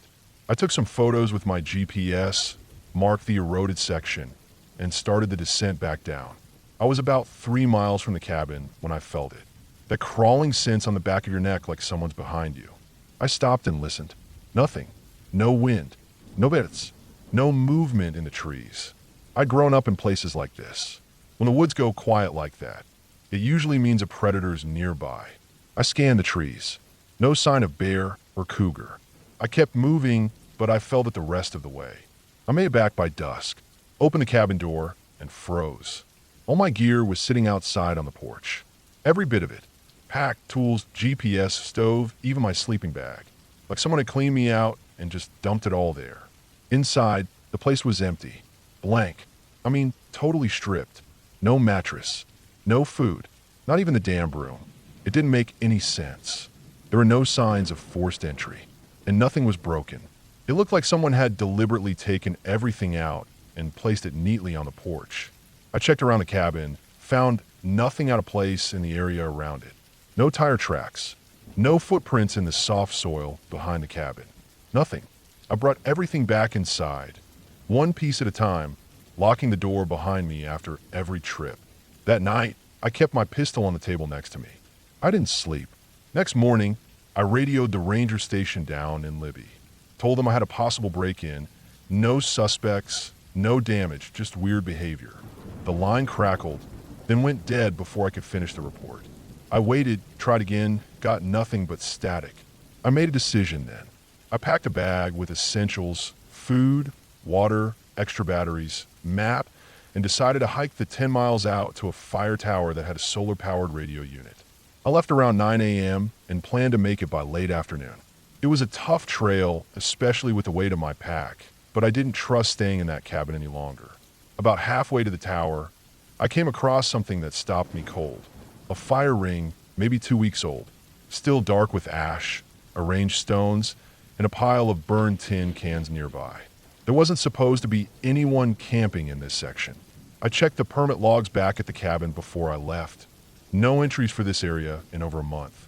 I looked around, found a piece of blue tarp caught in a tree branch, and a footprint nearby. Large.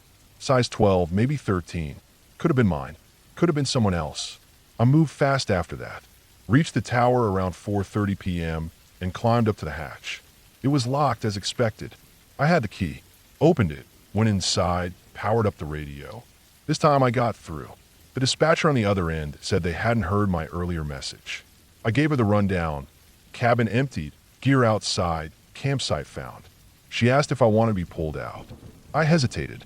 I didn't want to lose the assignment, but I also didn't want to find myself alone out there again with no answers.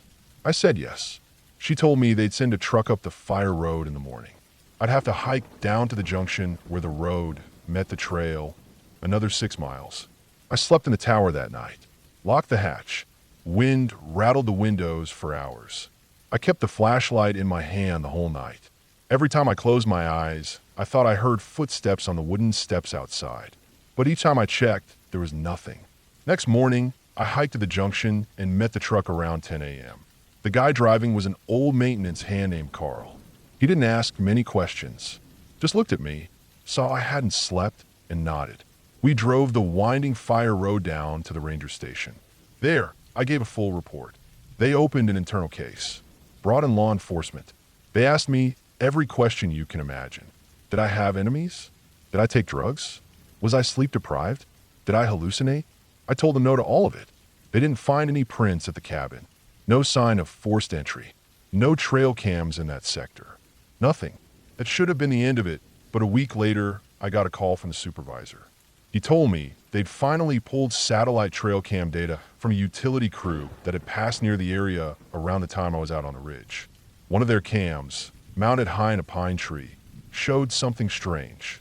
At 2:15 p.m. on the day I was out, the camera captured footage of a man walking toward my cabin. Not just any man. He was dressed in a full ranger uniform. Hat, badge, even a name tag. But nobody was scheduled to be in that area but me. He never came back on camera.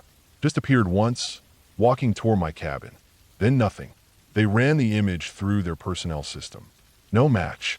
Nobody knew who it was. Uniform looked real, but the badge number didn't belong to anyone. They checked every cabin in that forest. Nothing else was missing. No break-ins. Just mine. The official report was left open. No further leads. I quit a week later. I don't tell this story often, and when I do, people think it's just a weird tale from the woods. But the part that sticks with me, what keeps me up sometimes, wasn't the gear being moved or the man in uniform. It was the hours I lost. You see, when I checked my GPS logs, the data didn't make sense. On the day I came back to find my cabin emptied, my return time was marked at 5:32 p.m., but I remembered clearly getting back at dusk, around 7 o'clock. In the GPS trail, there was a straight line segment in it, over a half-mile long, with no data points in between, like I'd been picked up and moved, or the device had been turned off. But I never stopped recording. I always triple-check that. To this day, I don't know what happened in that missing stretch. I don't know who that man was. And I don't know why someone would go to all the trouble to make it look like I just stepped out while they cleaned the place bare. But I know I didn't imagine it, and I never went back.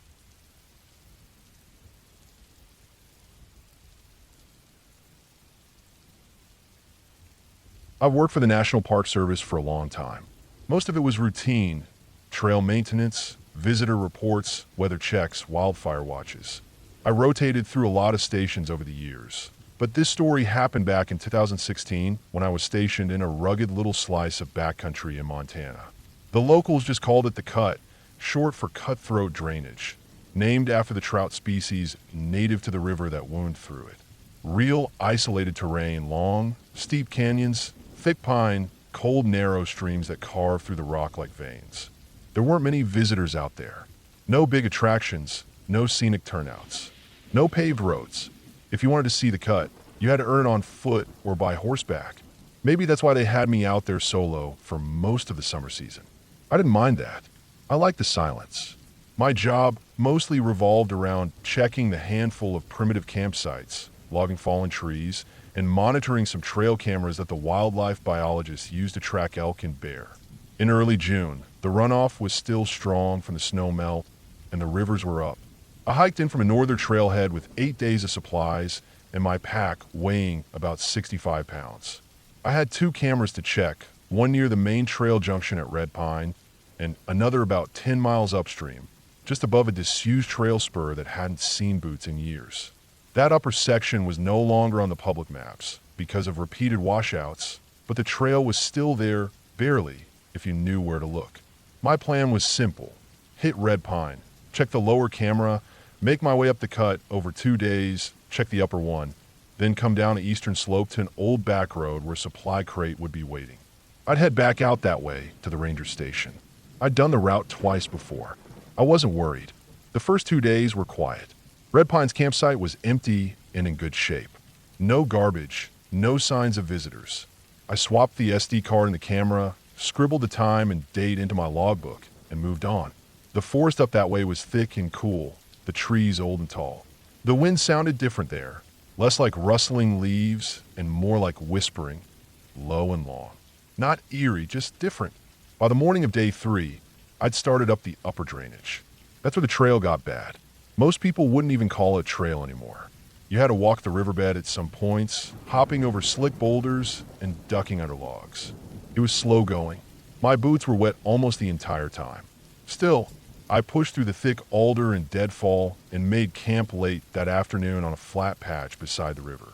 I was probably the only person to camp there in years. That night, I barely slept. It wasn't fear, just a restless sort of tension in the air. I kept thinking I'd forgotten something, some step in my routine. I checked my food hang twice. No bear tracks around, no sounds of movement in the woods, just the sound of the river thrumming over rock. But I couldn't shake the feeling. I slept with my knife near my bag like I used to do my first year on a job. I hadn't done that in a long time. Next morning, I made the final push to the upper camera. I found the old trail spur and followed the faded blaze marks until they disappeared. I had the coordinates for the camera, so I bushwhacked in a straight line toward it. When I found a tree it was strapped to, the lens was tilted downward slightly like something had knocked it. That wasn't normal. I checked the mounting, nothing broken, but the strap looked like it had been disturbed. Not chewed, pulled. I popped the SD card out and put in a fresh one. I carry a little battery-powered reader, so I can scan through images quickly in the field. Just quick check for data quality. Was the camera triggering correctly? That sort of thing. But I admit I was curious. The images were mostly what you'd expect. Deer, elk, a black bear sniffing the lens. A snowstorm in May that blanketed the area for 2 days. Then, something weird. Mid-May, around 2:30 in the morning, the camera had taken a burst of shots, 5 or 6 frames over about 20 seconds. All of them were dark, blurry, but one of them caught a shape. Not an animal. A man, standing close to the camera. Real close. His face was mostly in shadow, but you could make out the lines of jacket, a hood, maybe a scarf or a beard. Couldn't tell. No backpack, no gear. Just standing there, staring directly into the lens. The timestamp confirmed it. No one was supposed to be up there. I radioed it in using the SAT unit, but the signal was garbage in that part of the drainage. Static mostly. I tried twice, then gave up. Figured I'd report it properly when I got down the ridge in 2 days. It bothered me, but I told myself it could have been a lost hiker or maybe some nut who liked to live off-grid. It happens out west. People disappear into the trees and don't come out again. I packed up and made for the eastern slope. That trail hadn't been maintained in years either. I had to scramble over rock slides and follow game trails to stay on course. The weather turned gray, and I could smell rain on the air. About an hour before dusk, I found a place to camp, an old hunting shelter, half-rotted but still standing. It had a fire ring and a dry floor. Good enough. That night, it rained hard. Real mountain rain, thick and cold and loud. My tent held, but the noise of it drowned everything else out. Around midnight, I woke up with this pounding in my ears that I couldn't explain. Not the rain, something else. I sat up, unzipped the fly, and poked my head out. The forest was black. My flashlight beam caught the trunks of trees slick with water, the glint of the shelter's tin roof, the reflection of the river maybe 30 feet down the slope. Nothing else. I stepped out barefoot onto the pine needles, thinking maybe something had triggered my subconscious. An animal sound, thunder, I didn't know. But there was nothing. I was about to turn back when I saw it. Footprints, right outside my tent, in the mud, filling slowly with rainwater. They were fresh, and they weren't mine. They came from a tree line, stopped 10 feet from a tent, stood there, then walked back into the woods. No flashlight beam, no sounds, just prints, barefoot, toes and all, adult-sized. Notrev, who walks barefoot through backcountry brush in the rain. I stood there, staring at them, for maybe a full minute. Then I backed into the tent, zipped it, and kept the knife on my chest until dawn. When the rain stopped, I packed fast and got moving. The trail was washed out in places, the rocks slippery, and my boots soaked again. I made it to the old service road around noon. A few miles more, and I hit the cache, a green bear-proof box bolted to a pine with food and fresh batteries. I sat down, drank half a bottle of Gatorade, and tried the radio again. This time I got through. The connection was choppy, but I relayed the essentials. Camera interference, unauthorized human presence, possible squatter or survivalist. I requested a pickup and was told a truck would meet me at the lower access gate in 3 hours. The hike out was downhill and uneventful. I kept looking behind me, scanning for movement but saw nothing. Still, that feeling being watched clung to me like sweat. I didn't relax until I saw the green Ranger pickup down at the gate. Back at the station, I filed a report and handed over the SD card. My supervisor barely blinked at the photos. Could be anyone, he said. Some hermit living off fish and berries. That was that. I didn't go back into the cut that season. They rotated me to another district in August. I heard later that fall that one of the other rangers found a crude shelter deep in the upper drainage. Not the old hunting shack I'd used, a different one. Just a lean-to made of sticks, hidden behind a wall of deadfall. Inside were bones, dozens of them, mostly deer, a few too small to be deer. Hard to tell. No tools, no vid, just bones, a fire pit, and a carved wooden doll hanging from string. They shut down the entire upper drainage for restoration. They never found the man from the camera. But what haunts me still isn't the image of that face in the night, or the muddy prints outside my tent. It's the memory of checking the ground in the morning, just before I left the hunting shack. There were no tracks in the mud leading toward my tent, only away.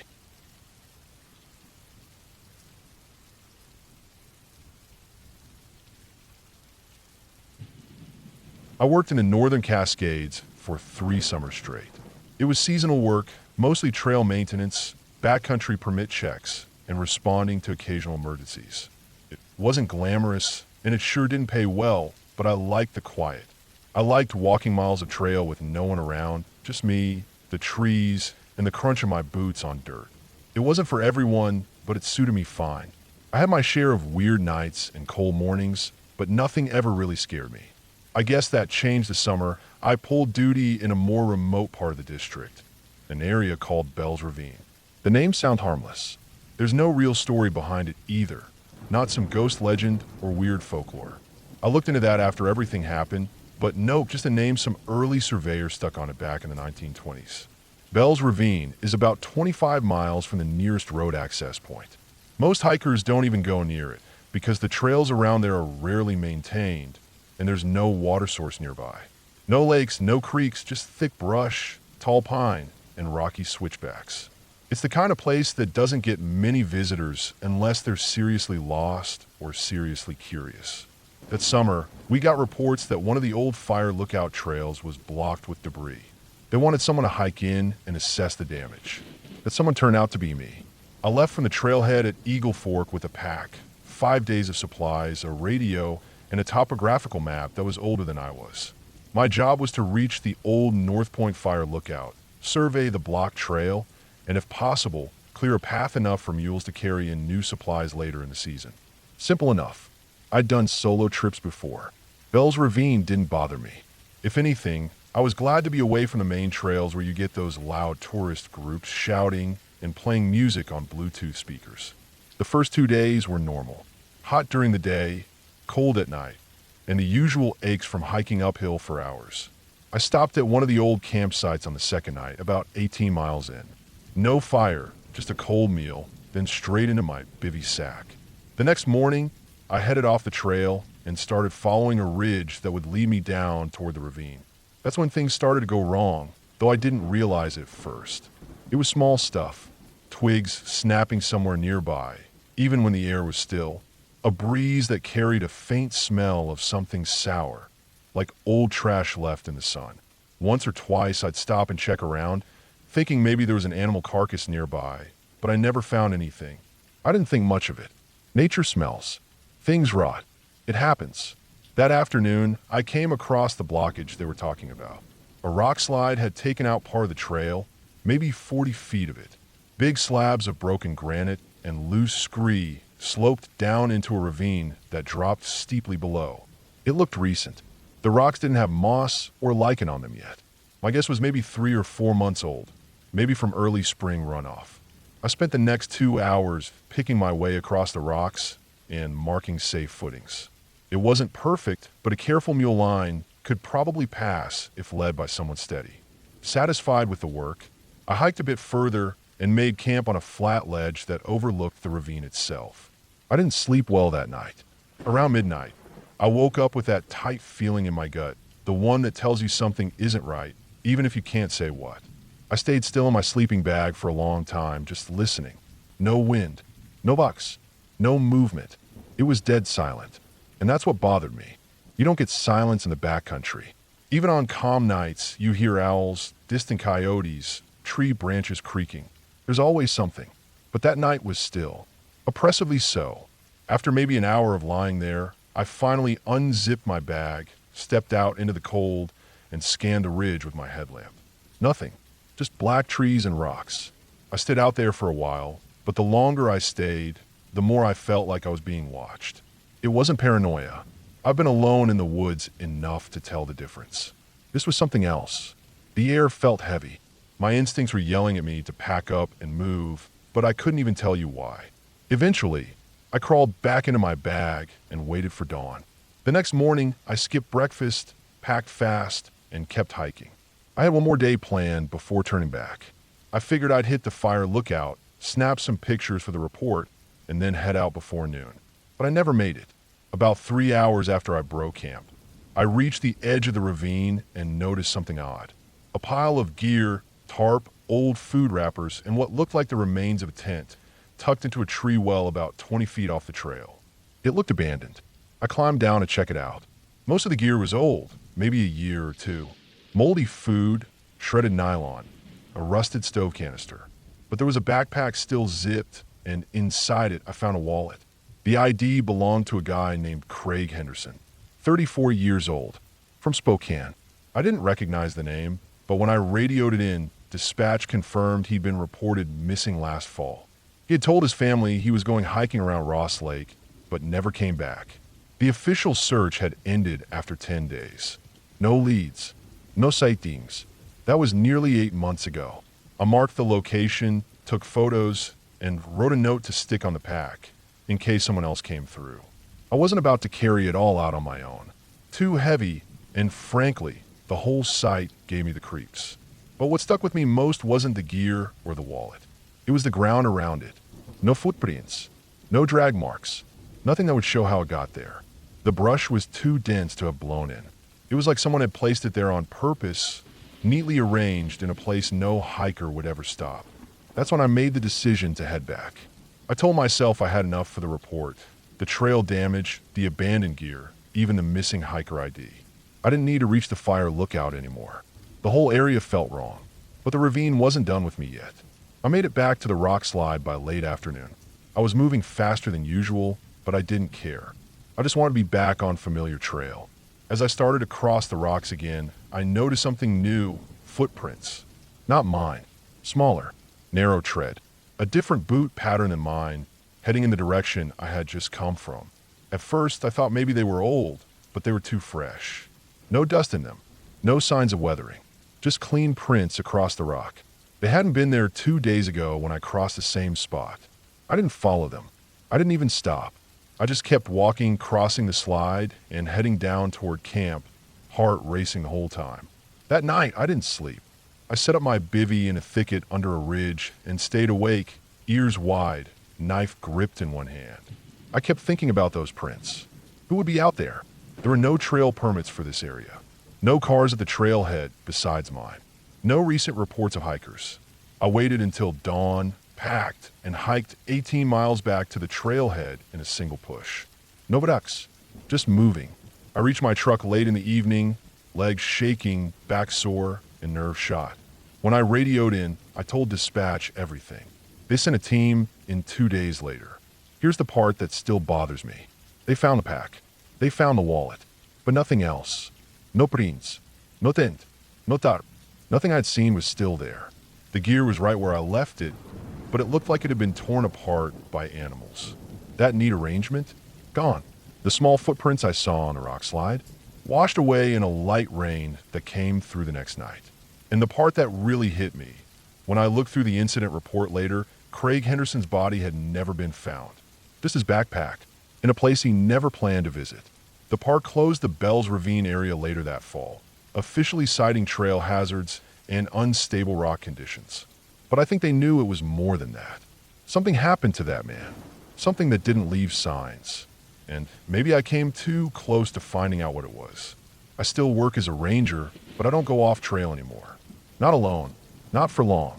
There are places in the woods where the rules are different, where things happen that don't make sense, even without ghosts or monsters. Just people. People hiding in places no one looks. People waiting. And sometimes, when I'm hiking and the woods go quiet, I still think about those footprints. Clean and fresh.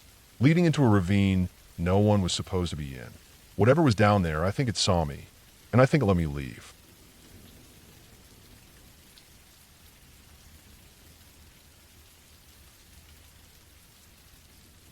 I was 32 the summer I transferred to the Bitterroot National Forest in western Montana. I had done my time in a few other parks by then, some fire season work in Oregon, trail crew in Wyoming, and a couple of seasons up near Glacier. But the ranger post they gave me near Painted Rock Reservoir was the most isolated I'd ever had. My station was a concrete building that sat about 6 miles off a gravel road, surrounded by tall lodgepole pines. No cell reception, no Wi-Fi, just a solar radio setup in case I needed to call the main ranger office back in Hamilton. There wasn't much traffic through my section of the forest, maybe 2 or 3 groups a week during peak season, most of them either hunters or backpackers aiming to connect with the Continental Divide Trail further east. The reason they needed a ranger out there at all was because of the old trail system. Some of it was still in use, but a lot of it had been abandoned over the years. Erosion, fallen trees, and bear activity had made some parts too dangerous. But the maps were old. People kept trying to follow them anyway. I moved in at the start of June. The place was basic.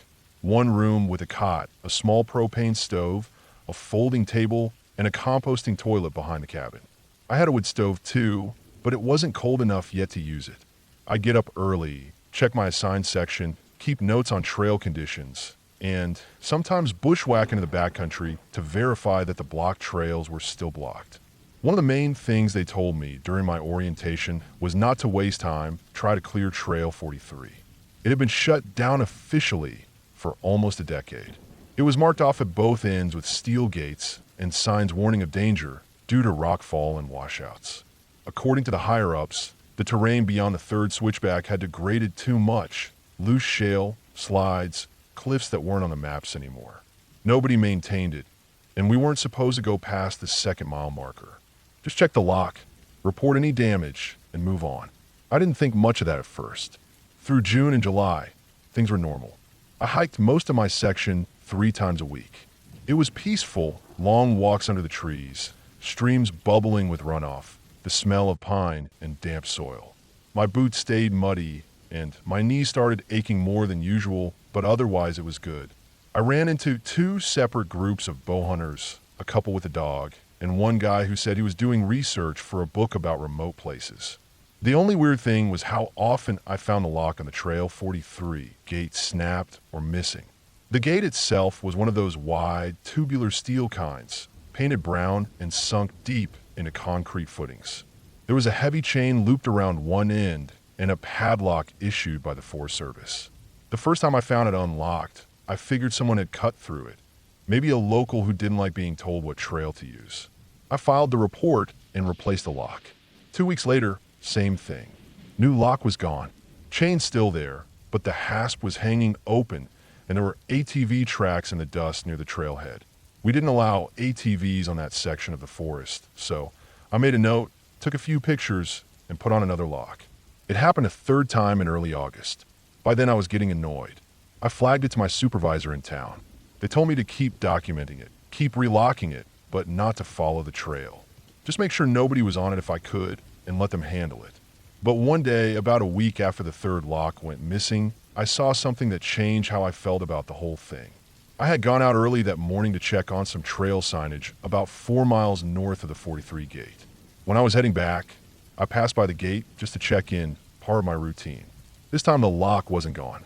The lock was still there, but the chain had been cut, clean through, like someone used bolt cutters and then carefully threaded the ends of the broken chain to make it look like it was still secure. The gate was just resting shut. No tensión, no security. I remember just standing there, holding the chain in one hand, staring at the clean break. There were no tracks that day, no prints in the dirt, just a cut chain and the long, narrow ribbon of Trail 43 stretching out into the trees. I didn't go down it. That night, I slept lightly. I kept thinking about that chain, about why someone would go through the trouble of making it look locked again. That wasn't casual trespassing. That was someone who didn't want others to know they'd gone in. The next few days I stayed busy, but I kept coming back to it. I started to worry that someone had gone in and gotten stuck. Maybe a hunter, maybe someone living out there off-grid. You hear about those types now and then, guys trying to disappear, get away from something. We're trained to look for signs. Boot prints, old fire rings, clear brush. I'd seen none of that, but my gut wouldn't let it go. On August 17th, I made a call I wasn't supposed to make. I decided I was going to hike Trail 43. I packed light, just my day pack, enough water for a full day, a small emergency kit, extra batteries for my GPS, and my park radio. I left a written note on the cabin table. Following Trail 43, approximate 5 miles. We'll return by dark. I locked the front door behind me and headed out. The trail looked like any other at first. Overgrown in places, sure, and faded markers, but the grade was steady and the trees didn't crowd too close. About half a mile in, I started noticing that the undergrowth was thinner than I expected, like something had been moving through regularly. Not deer either. I saw broken branches too high for them, and scuff marks where something heavy had slipped in the dirt. By the 1 mile marker, I passed the first switchback. That's when things started to feel off. It wasn't just the trail condition, although that was bad. Washouts had carved deep gullies across the switchback turns. Some parts had caved entirely. I had to walk uphill, hugging the uphill side of the slope, careful not to dislodge anything. But it was something else too. It was quiet. I mean, really quiet. No birds, no insects. Just wind in the trees and the crunch of my boots on gravel. At 1.7 miles, I passed an old campfire ring. It had collapsed inward from rot, but the stones were still black with soot. Someone had used it within the last year. I looked around, but saw no other signs. No tarp, no trash, nothing. It was strange. Just past the second switchback, around 2.2 miles in, I came to a large washout that had completely severed the trail. The path just ended at a steep drop. I slid down on my rear and cut back through the woods, guessing where the trail might pick up again. My GPS showed a rough continuation, maybe a quarter mile ahead, so I bushwhacked toward it. That's when I found the deadfall. It was a massive tree, at least 2 feet in diameter, that had fallen right across the trail. Looked old dry. Bark was sloughing off. But the part that bothered me was that someone had taken the time to clear a tunnel under it. Not over, not around. Under. They'd carved out the dirt, braced the trunk on one side with rocks, and made a small space to crawl through. I dropped to one knee and looked inside. The space was about 3 feet high, maybe 6 feet long, just enough to wiggle through on your belly. And on the other side, I could see daylight and the trail continuing. At that point, I probably should have turned around. I really should have, but I didn't. I slid through, came out the other side dirty and winded, and stood up fast. My heart was thudding hard, not from fear exactly, more like pressure, like something was building. I kept going. At 3.1 miles, the trail opened into a narrow clearing. There was a small creek running through it. On the far side was what looked like the remains of a structure, some kind of lean-to. The roof was gone, but the posts still stood, rotting in place. And near it, in the dirt, were dozens of small holes, dug with care, like someone had buried things and later dug them up. I didn't touch anything. I just scanned the area, took GPS coordinates, and moved on. The light was starting to shift by then, early evening shadows cutting through the trees. I wanted to turn back, but I had this gnawing need to reach the 5th mile. I told myself it was just to confirm the trail was impassable. But it wasn't that. It was something else. I reached the 4.8 mile mark and stopped dead. There was a cabin. Not an old ranger station or some backcountry shack either. This thing looked newer. Not new, but not ancient. Corrugated tin roof, wood plank siding, a small stone chimney. The windows were covered with metal grates. No path to it. No fire ring. Just sitting there in the trees like it had been dropped out of the sky. My skin crawled. I didn't go near it. I backed up slow, turned around, and started moving fast. I didn't stop until I'd passed the tunnel under the deadfall again. I didn't even crawl. I climbed over this time, scrapes be damned. It was almost dark by the time I reached the gate.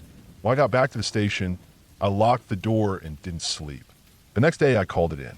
I gave them the coordinates, told them what I'd seen. There was silence on the line for a bit. Then they told me to stay away from that trail, that they'd send a search and safety team. But nobody came out that week, or the week after. They shut the whole section down, quietly. Signs went up. Locks got replaced. I never saw another broken chain after that. 2 weeks before the season ended, a fire started out near Trail 43.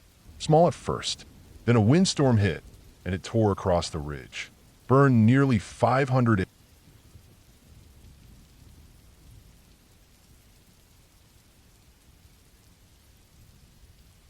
I've worked in the parks for 11 years. Most of those were spent in the southeastern Oregon district, where the sagebrush stretches on for miles and the junipers claw out of the ground like twisted hands. That's high desert country, dry, hard, unforgiving. Not a place most folks think of when they picture national forests. But there's beauty in it if you know how to see it. There's danger in it, too, if you know where to look or if you don't. That season, the start of summer, I was assigned solo to the east side of the forest. My main job was recreation patrol and backcountry maintenance, clearing trail obstructions, replacing signs, making sure water sources were clean, and checking in on hikers if they came through. Most of the time, that stretch of trail didn't see much foot traffic. No major attractions. No waterfall or lookout point to bring in Instagrammers. Just endless winding trail, some scattered wildlife, and a whole lot of heat. The trail I was patrolling that week was Trail 1038, officially called the Hammond Ridge Trail. It ran about 27 miles total, most of it cutting along a dry ridge line with a handful of descent points into narrow canyons. There was a small clearing at mile marker 19, just a bare dirt circle in the middle of nothing, used mostly by hunters in the fall. I had it marked on my map as a rest point. I remember it was a Tuesday morning when I set out. The sky was so blue it hurt to look at. I had my full kit, hydration pack, sat phone, field map, a small tent, and enough food for 4 days. I wasn't supposed to be out there that long, but I always pack for longer. Bad habit or good one, I couldn't tell you. I also had a Garmin beacon clipped to my belt and a Glock 20 in the holster. I'd only ever had to draw it once, years back, when a mountain lion got too close to a group of hikers. Still, I never left the truck without it. I locked the Forest Service vehicle at the trailhead and noted the odometer and departure time in the logbook. There were no other cars at the lot. The last hiker to pass threw its sign in nearly 10 days earlier. I remember thinking how still everything felt. Not silent, exactly, just vacant. The first day was quiet. I hiked about 11 miles and camped near a shallow spring that usually dried up by August. Water levels were lower than normal, even then. The drought was biting hard. I made a note to pass that up the chain. The second day, I hit the 19-mile clearing around mid-afternoon. The heat had climbed past 90, and there wasn't any cover for miles. My plan was to stop there, drink some water, snack on a protein bar, and then keep going another few miles before setting up camp. But as I stepped into the clearing, I saw something that made me stop cold. There were tire tracks. That might not sound like much, but this was supposed to be a no-vehicle zone. No ATV trails, no fire roads, nothing. The only road within a 5-mile radius was an old logging access route that hadn't been maintained in 20 years. The tracks were fresh, too, less than a day old. I crouched and ran a gloved finger along the print. Dry dust had been kicked up around the edges, but hadn't resettled fully. That meant it was recent. The tread wasn't wide enough for a truck. Looked more like dirt bikes or maybe a light UTV. There were 3 distinct sets of tracks running right through the clearing and into the brush beyond where no formal trail existed. I pulled out my GPS and mapped the direction they were headed. They cut southeast, straight through a patch of old juniper, then dropped down into a gully that had no formal name or trail designation. I stood there for a while, hands on my hips, listening. Nothing. Just the wind in the branches and a distant call from some bird I couldn't name. Now, I've run into off-roaders before. It's usually just bored kids or locals testing boundaries. But this was deep in the restricted area, far enough that nobody should have been able to get a motorized vehicle in without tearing through 2 miles of deadfall and washouts. That stuck in my head like a splinter. I followed the tracks for about 200 yards. They dropped down into the gully and curved around a rocky outcropping, then disappeared altogether. I mean that literally, no fade out, no turnaround, nothing. One moment the tracks were there, the next they were just gone. I circled the area, scanned for more signs, broken branches, disturbed brush, any kind of imprint. Nothing. The ground was flat, hard-packed, dusty. No reason for the tracks to vanish. I took out my GPS again and marked the location. Logged the coordinates on my field sheet. I took a few pictures too. Then I backed out the way I came and decided to keep going. Something about that spot felt off. Not dangerous, exactly, but wrong. Like stepping into a room and forgetting what you came in for. I made camp about 2 miles past the clearing. Slept uneasy that night. Woke up around 2:30 a.m. to a soft hum, like an idling engine far off in the distance. I sat up, rubbed my eyes, and listened. It lasted maybe 10 seconds, then stopped. I thought I might have imagined it, but when I got out of my tent and stood there under the stars, I swear I smelled something faint, burnt oil or exhaust fumes. Nothing strong, nothing I could chase down, just a whisper of it in the air. The third day, I looped around the southeast ridge and made my way back toward the 19-mile clearing. I wanted another look. Maybe I'd missed something. Maybe the heat had gotten to me. But when I stepped into that clearing again, my stomach dropped. The tracks were gone. Completely gone. I walked in circles, scanned the dirt, paced back and forth. The prints I'd photographed were no longer there. The ground looked untouched, like nobody had ever passed through. Not even me. No boot prints, no tire marks, no signs of disturbance. I pulled out my camera, checked the photos again, compared the landmarks. Same trees, same orientation, same clearing, different ground. I dropped into a squat, checked the soil. Still dry, still dusty. If someone had covered the tracks, they'd have had to do it perfectly. And I mean perfectly. No drag marks, no loose dirt where something was swept. Not even a broken twig. I started to feel a tightness in my chest. Not panic, not yet, but unease, like the woods were watching. I turned back toward the trail, but something caught my eye, maybe 50 feet into the trees, just on the edge of where the underbrush got thick. Something white. I moved toward it, slowly, carefully. It was a rag, a torn piece of canvas, wedged under a branch. I tugged it free. It looked like it had been part of a duffel bag or tent, the kind of material hunters sometimes use. No markings, stained with dirt and something darker, maybe motor oil. I turned it over and froze. There were numbers written on the inside, in red permanent marker, 1925.1986.2009. 3 years. I didn't understand it. Still don't. I folded it up and put it in my pack. I radioed base that evening. Told them I'd found signs of possible unauthorized motor vehicle use and some suspicious debris. They logged it, told me to document everything and report back after finishing my loop. Standard procedure. I didn't tell them about the tracks disappearing. Didn't know how to put it into words that wouldn't sound crazy. That night, I didn't sleep. Every snap of a twig made my skin crawl. I kept thinking about those tracks, about how they vanished, about how someone, something had to have erased them. By the fourth morning, I just wanted out. I made the push back to the trailhead by late afternoon. My boots were blistered. I was down my last liter of water. As I crested the last rise, I saw the Forest Service truck parked where I'd left it. Untouched, dusty, no sign of disturbance. But as I got closer, I saw something on the windshield. A piece of paper tucked under the wiper blade. My stomach turned. I pulled it free and unfolded it. No handwriting, just a printed topographic map. Hammond Ridge Trail, zoomed in on mile marker 19, circled in black ink. Next to the circle, written in neat block letters, stay out. That was it. No signature, no explanation, no fingerprints.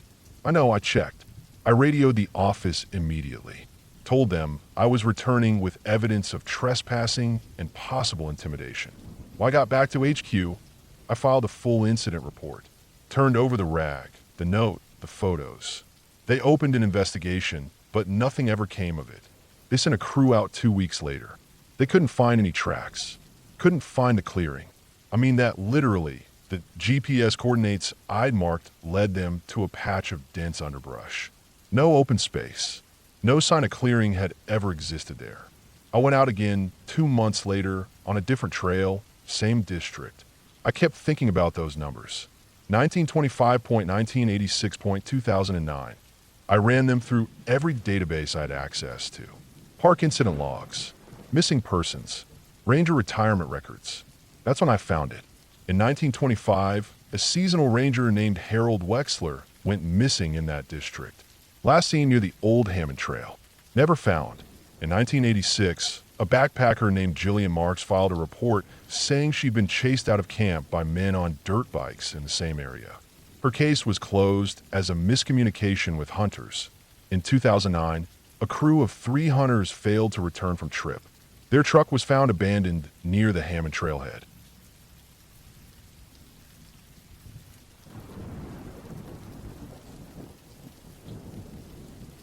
My name's Adam.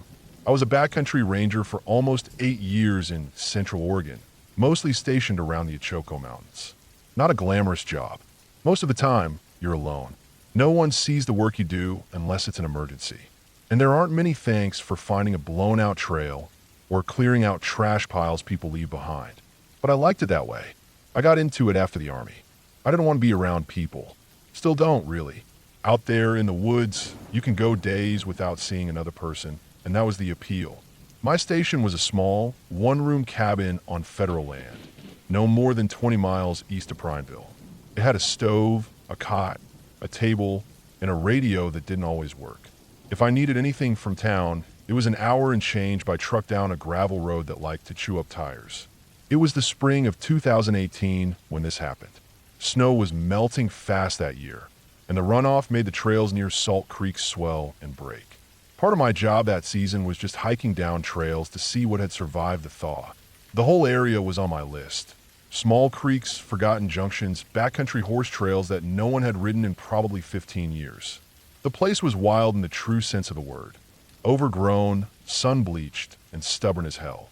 One Monday morning in late April, I was sent to check on Trail 74, a cut-off route that ran along a dry creek.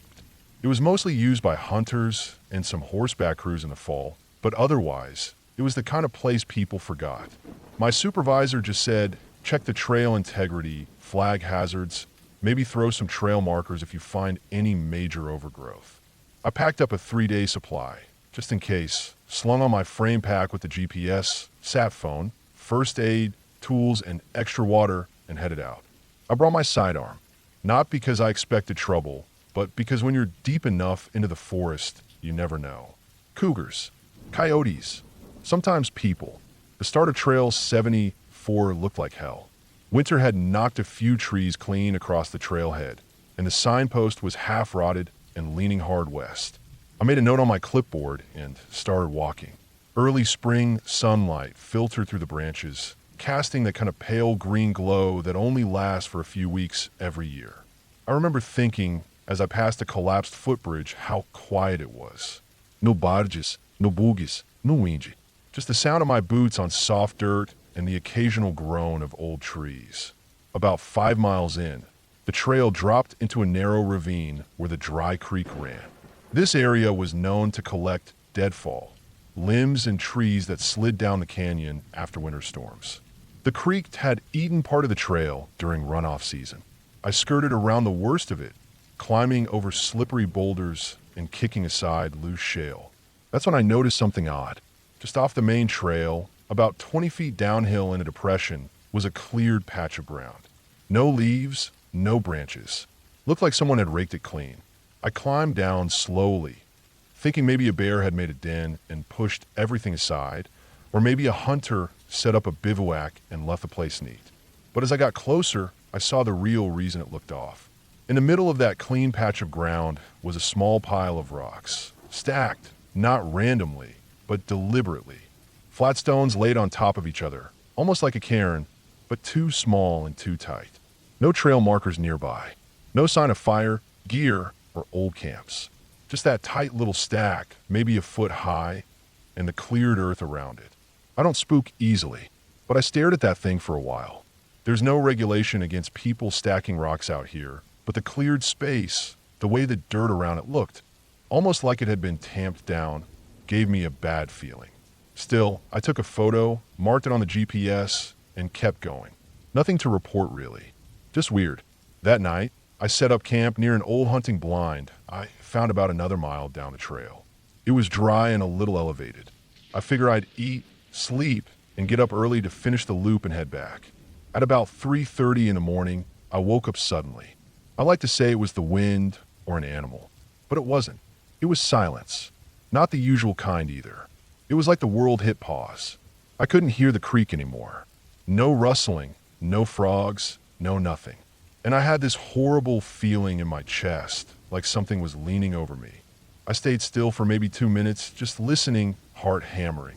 Finally, I unzipped the bag quietly and sat up, reaching for my flashlight. I didn't turn it on right away. I just listened. Then I heard a snap, not far from camp, maybe 15 feet, like a boot on dry twig. I flicked the light on and scanned in the direction of the sound. Just trees. More trees. I moved the light slowly across the underbrush, half expecting to see a cougar's eyes, but there was nothing. Then I noticed something on the ground near the edge of my camp. It was a small, flat stone. I hadn't seen it there before. I stood up. My hand was already on the grip of my pistol. I walked over to it. It wasn't big, just about palm-sized, shaped like a rounded triangle. But it had a streak of reddish dirt on it, like it had been rubbed with wet clay. It was set deliberately on the edge of my cleared sleeping space, right where I'd be sure to see it. I didn't sleep the rest of the night. At first light, I packed my gear in a hurry and double-timed it back up the trail toward the creek. I didn't stop until I was halfway back to the trailhead. Whatever was out there, I didn't want to see it again. When I got to my truck, I drove straight to the ranger station and filed a report. Not because I saw a crime, but because it felt like someone was out there messing with me. I even brought the stone with me, wrapped in a bandana. My supervisor just shrugged and said, probably a vagrant or a nutcase squatting out there. I'll file it. I didn't go back to Trail 74 that season. Nobody did. But that wasn't the end of it. A week later, I was in the district office filing some overdue trail surveys when I saw a file folder on the desk marked Salt Creek, closed. Curious, I opened it.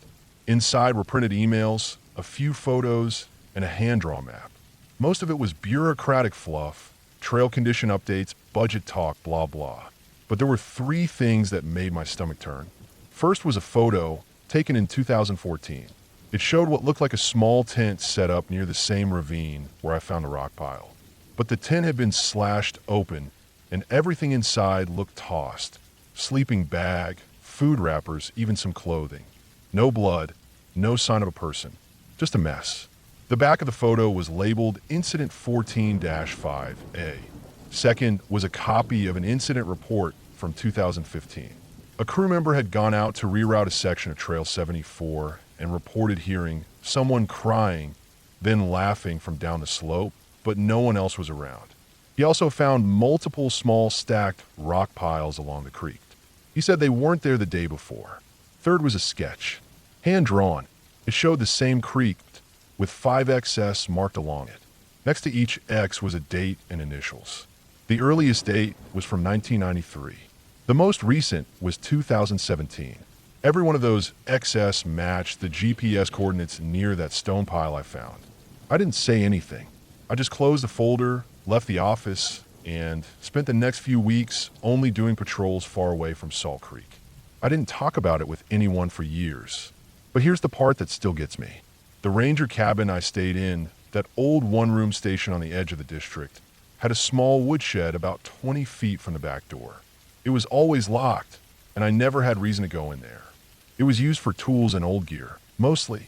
One afternoon in September of that same year, after a long patrol, I went to grab a hatchet, and the lock was gone. Inside, covered in dust, were 3 old packs, moldy canvas types from a different era. And lined up on the workbench, neat as could be, were 7 small stacked stone piles, all about the same height, all packed with that same reddish dirt. I left that night and never went back. I work at a desk job now, still in forestry, but behind a screen. I tell myself it was just people, weird people doing weird stuff, maybe a hermit, maybe some unstable folks living in the woods. But I never got over the feeling that someone had been watching me, not just from the trees, but for a long time before I even stepped foot on that trail. Like I'd wandered into a space that didn't belong to me, something older than signs and surveys. And whatever was out there, it didn't want me to come back. So I didn't, and I won't.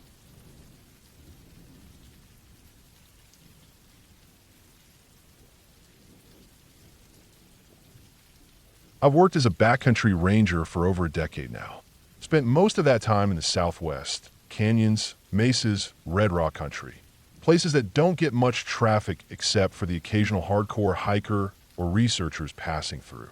You get used to the silence, the heat, and the long hours alone. It becomes your normal. This story takes place in a place I'll just call Arroyo Basin. Not its real name, but I'm not going to say it. It's a rugged stretch of federal land in the high desert, dry, rocky, hundreds of miles of trails, and a steep canyon that cuts right through the middle of it. The canyon was about 30 miles long and deep in most places, anywhere from 800 to 1,200 feet. Only a few marked trails went in or out of it. That place had a way of swallowing sound. You could shout at the top of your lungs in there and no one would hear it. I was assigned to the Arroyo District in late spring. It was a standard assignment. 3 months in a backcountry cabin monitoring trail conditions, reporting wildlife sightings, clearing debris after rock slides or flash floods, checking in with hikers at primitive campsites. There's a station at the top of the northern rim with radio access and solar panels, a well, a propane fridge, and not much else. No road access unless you took a 4WD Jeep track for 3 hours through switchbacks and ravines. Once you were up there, you were up there. That spring had been dry, lower than average rainfall, higher than average winds. Everything was dry as paper, and the park had been on fire watch since March. I spent most of May checking fire breaks and cleaning out dead brush around the trails. There wasn't much hiker traffic, only a few people with permits coming in to do the full canyon loop, and most of them were seasoned. I check in at the trailhead stations once every 3 or 4 days, just to make sure the logs matched the permits and nothing seemed off. Things changed in the second week of June. It was a Wednesday morning. I'd gotten up early, as usual, brewed some bitter instant coffee, chewed on a granola bar. Around 7:30 a.m., I went down to the Southern Lookout Tower to check the visibility. That's when I saw the first signs, what looked like a little thread of smoke rising near a dry wash on the eastern side of the canyon. My gut tensed up immediately. I hadn't issued any burn permits, and campfires were banned altogether. I hiked out toward it. It took me about 2 hours to get to the ridge overlooking the spot. By the time I got there, the smoke was gone, but I could still smell it, thin, bitter, like someone had burned cheapwood. I climbed down about 300 feet to the bench below the rim, a place where a seasonal creek cut through and left a little flat ledge. That's where I found the remains of a camp. Whoever had been there hadn't used a tent. Looked like they'd thrown down a bedroll and built a makeshift windbreak out of brush and rocks. No sign of recent food, but there was a small, charred pit barely bigger than a dinner plate where something had been burned. Could have been wood, but it didn't smell like pine or mesquite. It smelled off, plasticky, chemical almost. No trash left behind, which was odd. People almost always leave something: food wrappers, bottle caps, even footprints. But this site was clean. Too clean. Even the ashes in the fire pit had been scattered, like someone had deliberately tried to cover up the fact that they'd been there. I found one thing, though. A little metal tag about the size of a quarter. Looked like a dog tag, but it didn't have any writing on it. Just a few etched lines and scratches. I pocketed it and climbed back out. That night, I made a note in my log, marked the location on the map, and sent a short report over the radio to the main station. They told me to keep an eye on the area and report if I saw anything else. That was that for the time being. The next few days were quiet. Then the hikers started going missing. It started with a couple in their mid-30s. They were supposed to complete the South Rim Loop in 3 days and check in at Station 4, near the mouth of the canyon. I never saw them. Their permit dates came and went, and when I hiked down to their expected route, I found their boot prints in the dust. They'd made it about halfway around before they vanished. No campsite, no torn gear, no signs of injury. Just boot prints that went right to the edge of a dry arroyo and then stopped. Next came a solo hiker, retired guy, well prepared. I'd seen him at the trailhead and had a short way from a distance when I was doing a water cache check. His prints vanished near the same stretch of canyon. After that, I put in a formal incident report and hiked back to my station with a knot in my gut. 3 disappearances in 6 days. That's not just bad luck. That's something else.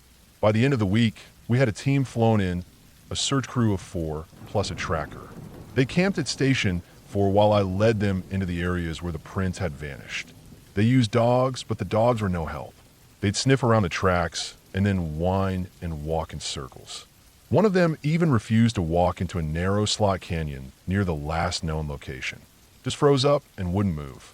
That made the hair on my arm stand up. Dogs know things. They just do.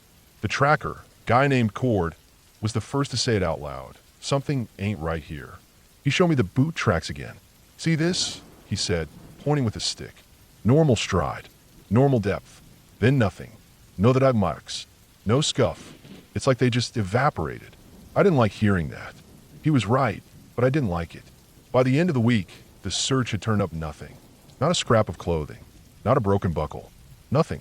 They flew the team out and told me to stay put, keep eyes on the area, and report anything strange. Like I hadn't already been doing that. 3 nights later, I woke up to the sound of movement outside my station. Something soft, not animal-like. I know the sounds deer and coyotes make. This was different, careful, slow. I grabbed my light and went outside.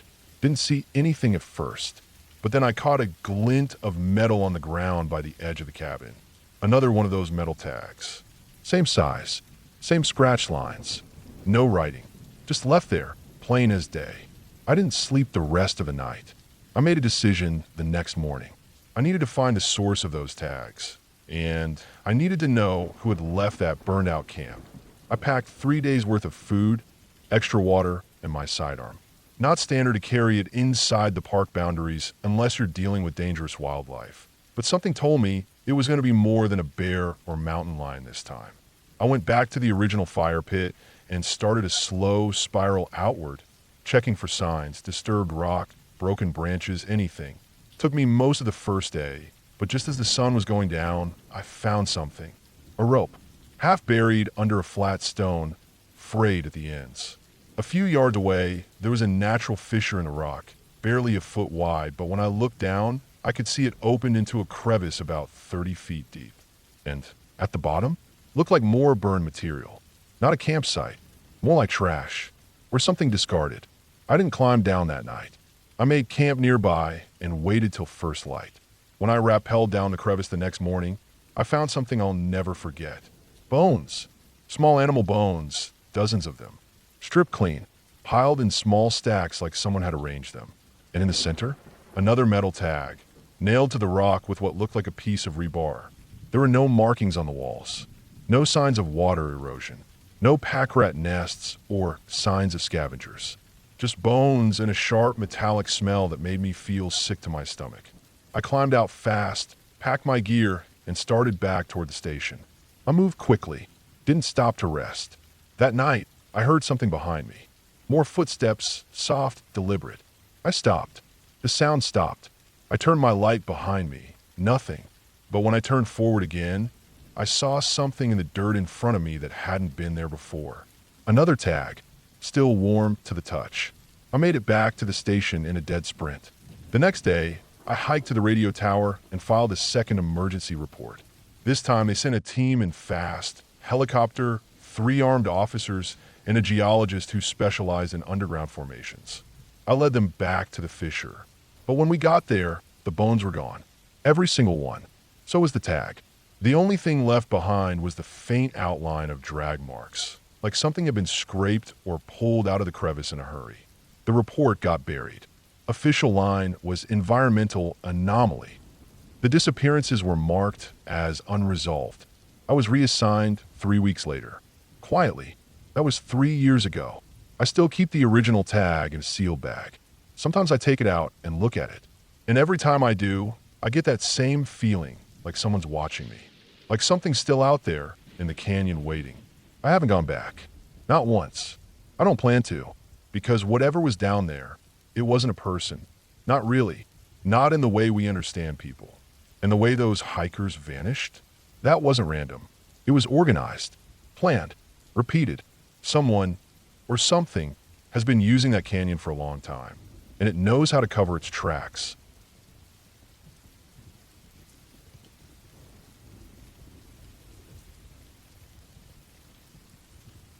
I was a park ranger for the Forest Service in northern Utah. This was about 6 years ago. I've been working the High Uintas District for a few years by that point, mostly doing backcountry trail inspections, remote campsite monitoring, and the occasional search and rescue assist when the call went out. The district office was in Duchesne, but most of my time was spent up in the range, working from one of the small outposts tucked near the trailheads. I preferred it that way. I liked the quiet, or at least I thought I did.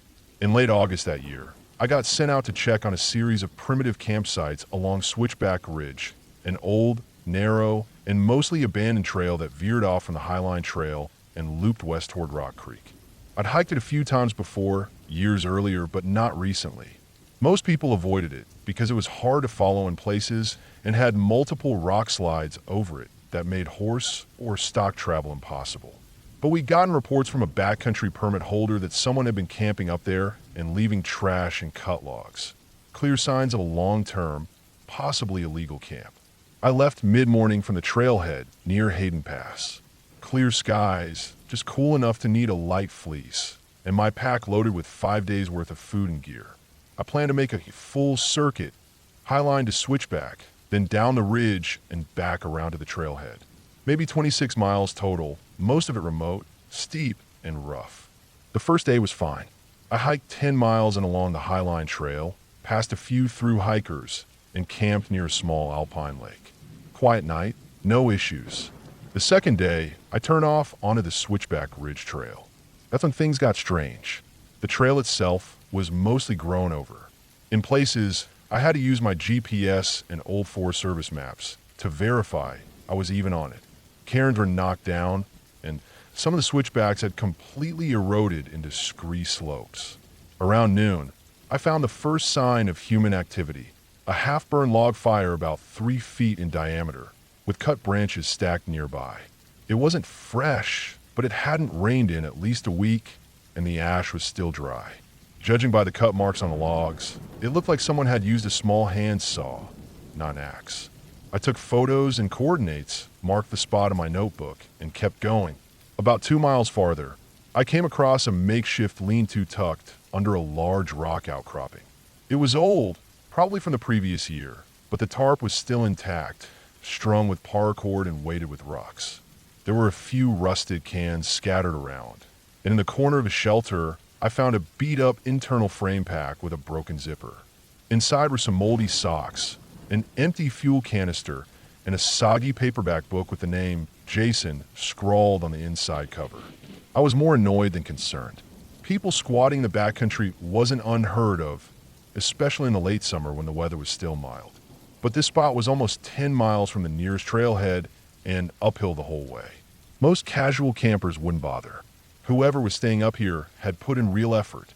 That night, I camped about a half-mile away, near a spring I'd used before. I made dinner, logged the day's findings, and turned in around sunset. My tent was set up on flat ground with good sight lines in all directions. I wasn't nervous, just tired. But sometime after midnight, I woke up to what I thought was a footstep. Not a branch snapping or a squirrel digging. A distinct crunch like someone stepping on gravel. I lay still in my sleeping bag and listened. Nothing.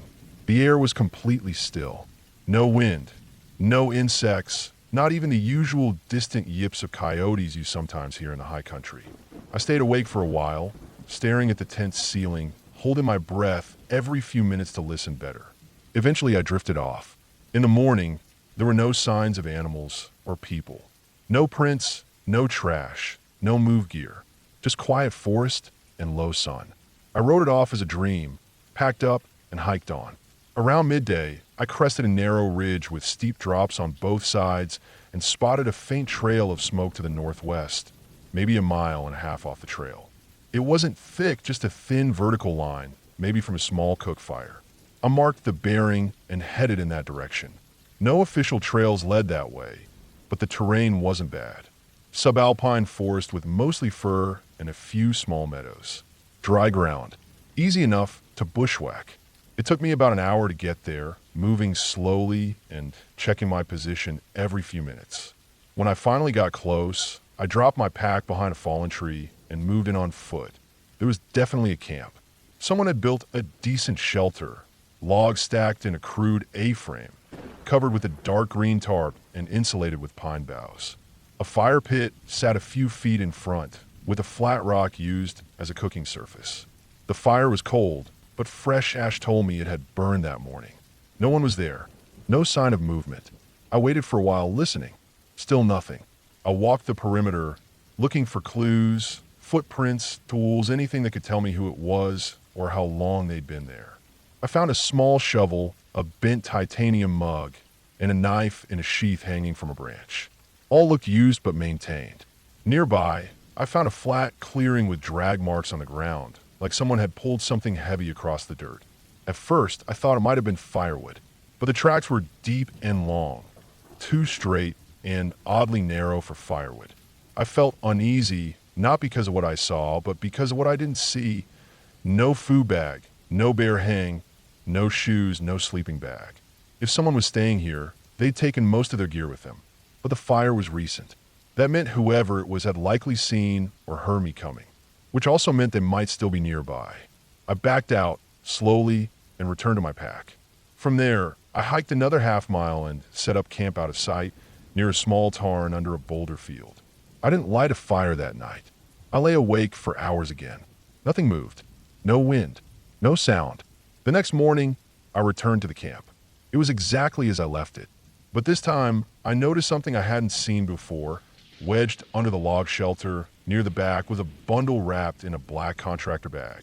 I pulled it out and opened it. Inside were 3 used propane canisters, a flannel shirt with dried blood on the cuff, and a single boot with the sole nearly worn through.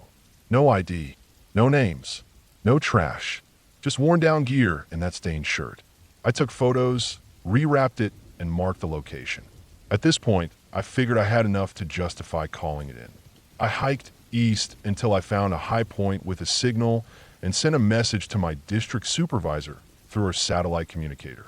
I didn't give many details, just said I'd found a long-term squat site with possible illegal activity and needed a team to come inspect and collect gear. The response came back a few minutes later. Roger.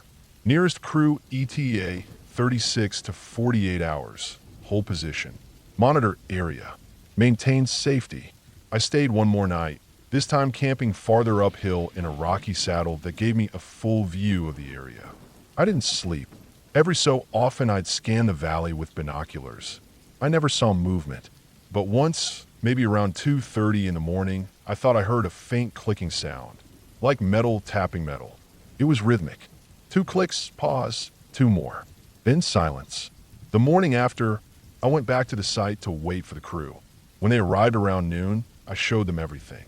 We documented the gear, the drag marks, and the bundle. One of the guys, a former law enforcement ranger, said the whole setup reminded him of fugitive camps he'd seen down in Arizona. Minimal gear, always ready to move, nothing traceable. We packed everything up and hiked it out over the next day and a half. When we got back to the district office, I filed my full report, turned in my GPS logs, and uploaded all the photos. A week later, I got a quiet call from a regional agent who told me not to share any details of the camp outside the Forest Service. I wasn't given much else, just told that it had been flagged for interagency review and that the area was now under a no public access restriction until further notice. I never learned exactly who had been camping there or what they'd been doing, but 2 weeks after that, I heard from another ranger that a hunter had gone missing near the western end of Switchback Ridge. No body was ever found, just a shredded day pack and a GPS unit with the batteries pulled out. I put in for a transfer that winter, moved to a station down south near Bryce Canyon. Smaller district, easier terrain, more day hikers than backcountry campers. I still think about that site sometimes, especially that dragging trail, the shirt with the blood on the cuff, the empty camp, cold fire, and that click in the dark. I still don't know if someone was living up there or hiding. But I know this, I wasn't alone on that ridge.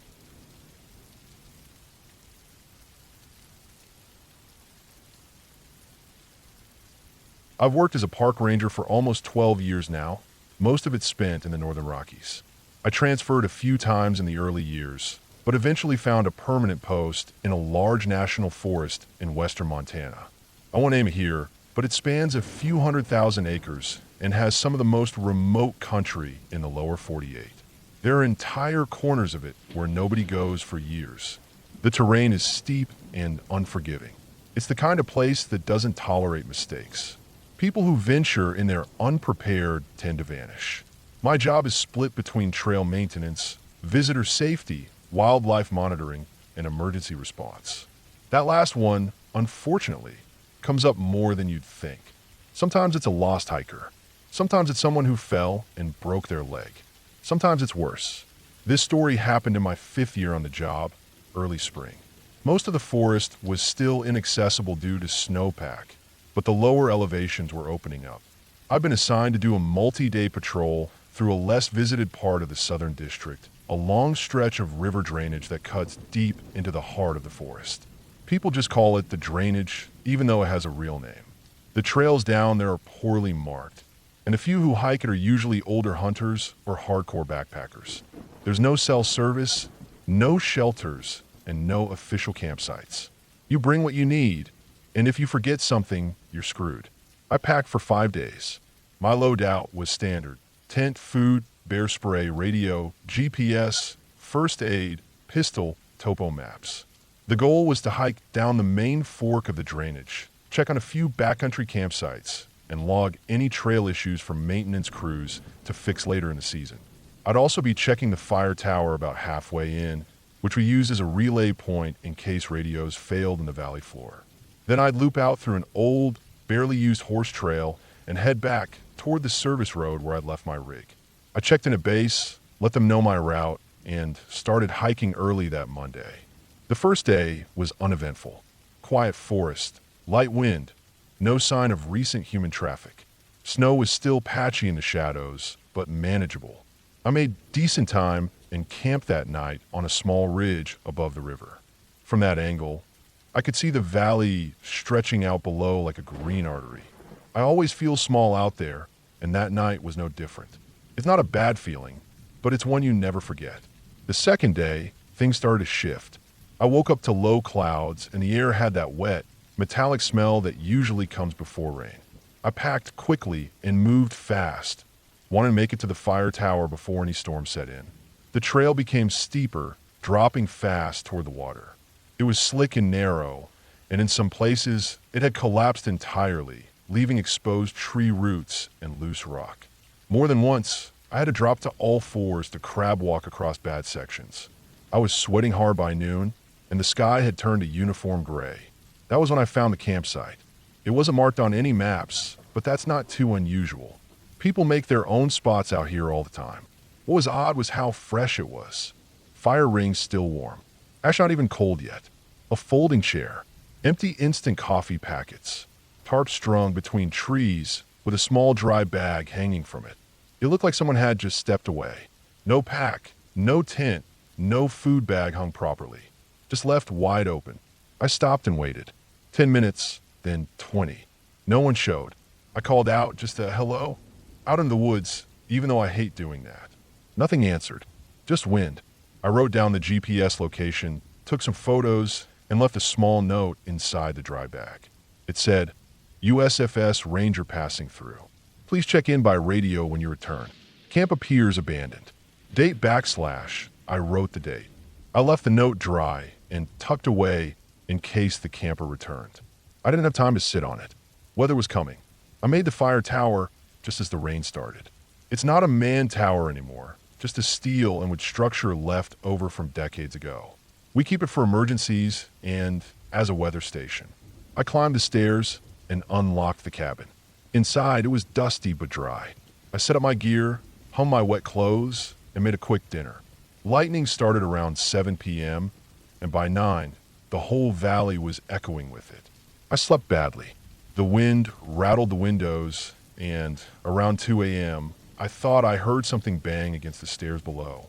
I sat up and listened, heart pounding, but it never repeated. Could have been wind. Could have been a branch. I didn't go check. By morning, the storm had passed, but the air felt strange. Heavier somehow. Everything was soaked but silent. No beat son. That was the first time I realized how quiet it had become.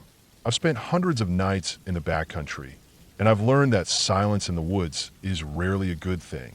I packed up and started down the far side of the ridge, heading deeper into the drainage.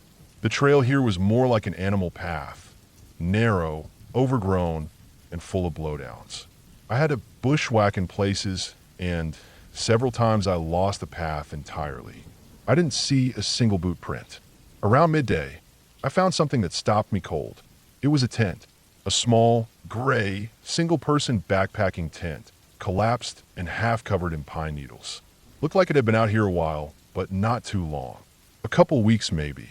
The guy at the previous camp hadn't had a tent. Maybe this was his? I approached slowly, tapping it with my boot. No smell, no movement.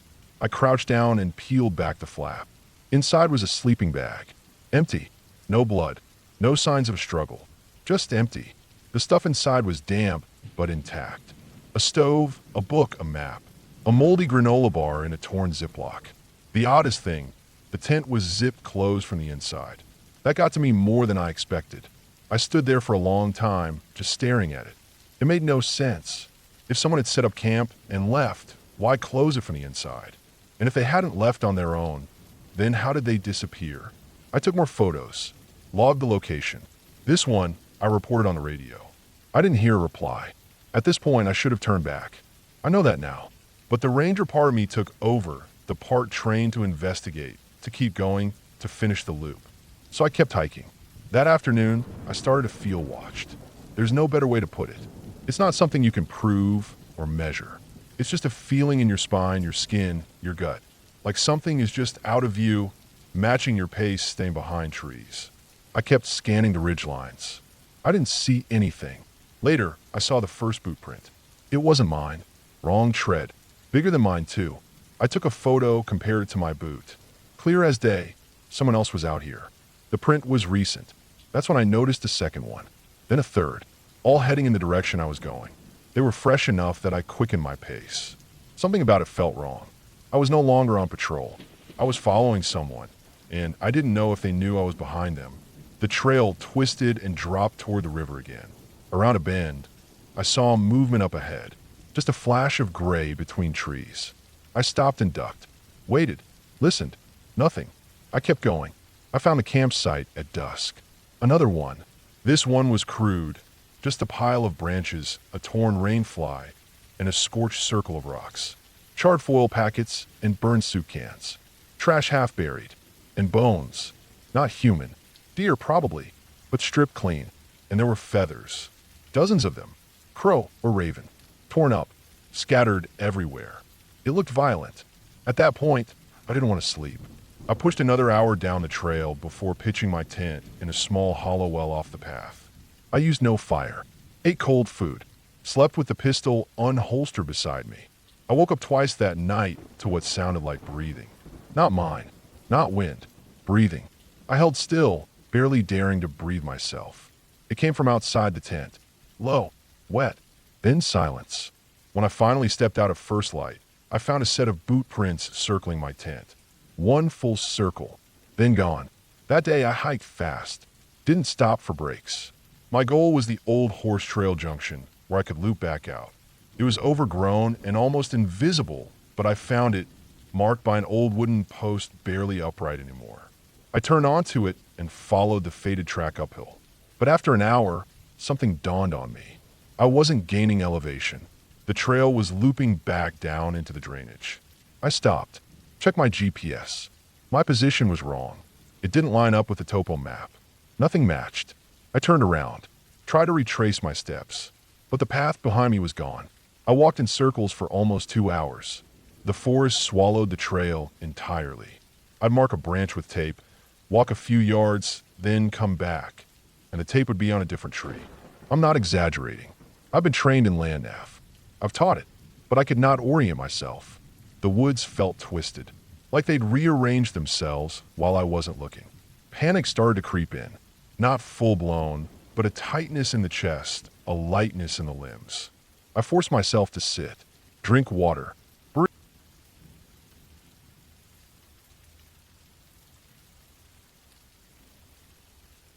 I've been a backcountry ranger for over 11 years now. I've seen all kinds of things out there. People who shouldn't be hiking anywhere outside of a shopping mall, animals getting a little too comfortable around humans, whether that turns a simple trail into a death trap overnight. But there's one trip I took back in my 4th season that still sticks with me. Not because of the weather or animals or some wilderness rescue story, but because of the silence. The kind of silence that feels like it's hiding something behind it. It was the 2nd week of October, late season. Most of the tourists had gone home. I worked in a large national park in the Southwest. I won't name it here because I still work for the service, and I'd rather not stir things up. We had this section of trail called the Lockhart Loop, about 32 miles of high canyon country, twisting, remote, and almost never used after September. It was a beautiful trail, but tricky. The switchbacks into the lower parts were narrow. The sun didn't reach the canyon floor until nearly midday, and the weather turned fast. Usually we'd close it down around mid-October, depending on the forecast and the trail reports. The backcountry supervisor sent me out to check it for the final time that year. I was supposed to do the whole loop over 3 days. Camp at 2 designated sites, check water sources, inspect signage, log any fresh rockfall, and look for trash or damage to the trail. I'd done this hike a few times before, but always in summer when it was dry, warm, and busy. This was my first time doing it solo in the fall. I started early on a Tuesday. Weather was clear, dry air, bright skies, a little wind on the ridges. Perfect hiking weather, really. The first few miles went smooth. Trail was in decent shape. I passed one set of boot prints go the opposite way, maybe a day or 2 old. I logged them. One person, light pack. Nothing unusual. I hiked fast that day since the first stretch is all ridge walking, open sky, long views, nothing complicated. I reached the first camp by 4 p.m., set up, and cooked a simple dinner on my little stove. That night was quiet. Cold, but no wind. I heard some coyotes far off, and a couple owls after dark. Normal sounds. The real weirdness started on day 2. I dropped into the canyon proper that morning. You go down a set of steep switchbacks for nearly a mile. It's a beautiful hike. Walls rise up around you, turning from tan to deep red depending on the sun. There are narrow choke points, dry stream beds, and tall grasses that grow in thick patches along the trail. I made good time, reaching a section known as the Slot, a narrow part of the canyon that's only about 5 feet wide in spots. It twists sharply, and the walls rise up almost 80 feet on either side. It's one of the more dangerous parts of the trail during monsoon season, but this time of year, it was dry as a bone. I noticed something odd in the slot. About halfway through, I spotted fresh scuff marks on the rock. Not boot prints, but drag marks, as if something heavy had been pulled along the ground. They were maybe a day or two old. I stopped and looked closer. They weren't scratch marks, no sign of claws or tools, just a faint set of parallel lines in the dust and gravel. I made a mental note of it and kept going. An hour later, I passed a large flat rock outcropping where hikers often rest. That's when I found a broken phone. It was a cheap smartphone, cracked screen, a little dusty, but not smashed beyond recognition. I picked it up, turned it over. Battery was dead. No case, no ID or name carved into it. Just a phone sitting on a rock, like someone set it down and forgot it, or didn't come back for it. There weren't any fresh tracks around, just older ones partially blown out by wind and time. I packed the phone in my bag and marked the GPS point on my trail map. Then I kept going. Around noon, I reached the second campsite, a sandy bend in the canyon with a view of a dry wash and a small rock overhang. I ate lunch, refilled my water from a cache we'd buried there earlier in the season, and rested a bit. I felt uneasy. Couldn't say why. It wasn't fear. It was something else. Like I was being watched. I brushed it off. I've had that feeling before in the woods. Usually it's just nerves or the strange acoustics you get in places like that. Sound bounces in weird ways. Echoes can trick your brain. Still, I kept looking over my shoulder. That afternoon, I decided to take a short detour down a side path that branched off in the loop. It wasn't on the official map, but I knew it. It was used by climbers sometimes, led to a dead-end overlook. A good spot to check for trash or campfire rings. I hiked down it for about a mile before something stopped me cold. There was a campsite, a fresh one. It wasn't one of ours. It was hidden under the ledge of an overhanging boulder with a tarp stretched out between rocks for cover.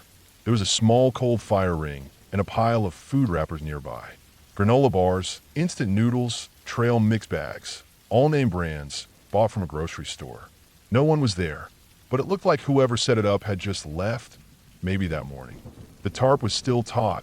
The wrappers weren't even blown away. There was a smell, too, like old sweat and mildew. I didn't touch anything. I looked around, took pictures, logged the GPS location. This wasn't a designated camp, and it didn't look like a lost hiker's emergency shelter.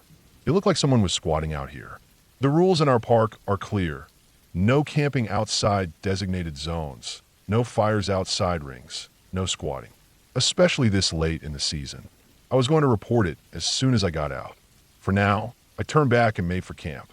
That's when I realized something else. There were no animal prints around that tarp. No boot prints either. But the drag marks I'd seen earlier, they were heading in that direction. Back at camp, I settled in early. I didn't sleep well. That same feeling was back. That tight, uneasy sense that something wasn't right. I kept hearing sounds in the canyon. Not animal sounds. Not the wind. These were soft, repeating, like something brushing against dry grass or shifting its weight on gravel. I stayed in my bag, trying not to move. Every few minutes I'd sit up and shine my headlamp out into the dark, but saw nothing. At some point during the night, I heard a rock shift. Not fall. Shift. Like something heavy had leaned against it and pushed it slightly. Morning couldn't come fast enough. I packed fast. I didn't even eat breakfast, just stuffed everything into my pack and started up the last stretch of trail. It's a steep climb out of the canyon, switchbacks with loose gravel, and a few sketchy drop-offs. I was sweating hard by the time I hit the rim. The sky was overcast now. Wind was up. It felt colder than the day before. I was about 6 miles from the trailhead when I found the tracks. Footprints. 2 sets. Fresh. One larger, one smaller. They came out of the canyon and merged with the main trail, heading the same direction I was. I stopped and studied them. They were mine. Different tread pattern, different size. Both looked like worn hiking boots, possibly old. That wasn't the strange part. The strange part was the way they walked. One pair was steady, long stride, firm heel pressure. The other set looked off, uneven, shorter stride, dragging one foot slightly. The right foot, to be exact, just enough to show a consistent pattern in the dust, like someone limping or being pulled. I slowed down after that. Every few hundred yards, I stopped and listened. The wind was stronger now, rustling trees and sweeping dust across the trail. I kept catching movement out of the corner of my eye, but it was just branches swaying, or at least I hoped it was. 3 miles out, I found the second camp. This one was worse than the first. It wasn't a tent or tarp this time, just a bed of dead grass pressed flat under a low tree. Bits of clothing were stuffed into a crevice, socks, a torn flannel shirt, a scrap of sleeping bag. Everything stank of old sweat, like it had been worn for too long and never washed. Nearby, there was a pile of bones. Small ones, rabbit maybe, or squirrel. Picked clean. No firing. No signs of a proper shelter. Whoever had been here wasn't camping. They were living rough. Maybe for days. Maybe longer. I didn't stop again. I just kept moving, fast and quiet, heart thumping like a drum in my ears. The last mile of trail winds through low scrub and rock outcroppings. You lose line of sight easily. Every time I rounded a bend, I expected to see someone. Or something. I made it to the trailhead just after 3 p.m. My truck was there just like I'd left it. No signs of tampering. I tossed my pack in the back, locked the doors, and drove straight to the ranger station. I filed my report that night. Turned in the GPS coordinates, the photos, the phone. A law enforcement ranger followed up. They hiked the loop a week later, but the camps were gone. The tarp, the trash, even the footprints, all wiped clean. The drag marks were gone too. We didn't find any missing persons reports that matched. No hikers overdue. No locals gone missing. The phone couldn't be unlocked. It had no SIM, no saved contacts. Just a cheap prepaid model, wiped clean. Nothing ever came of it. Just another unsolved trail report in a backcountry system already full of them. But I remember that trip clearly. Not because of what I saw, but because of what I didn't. I didn't see a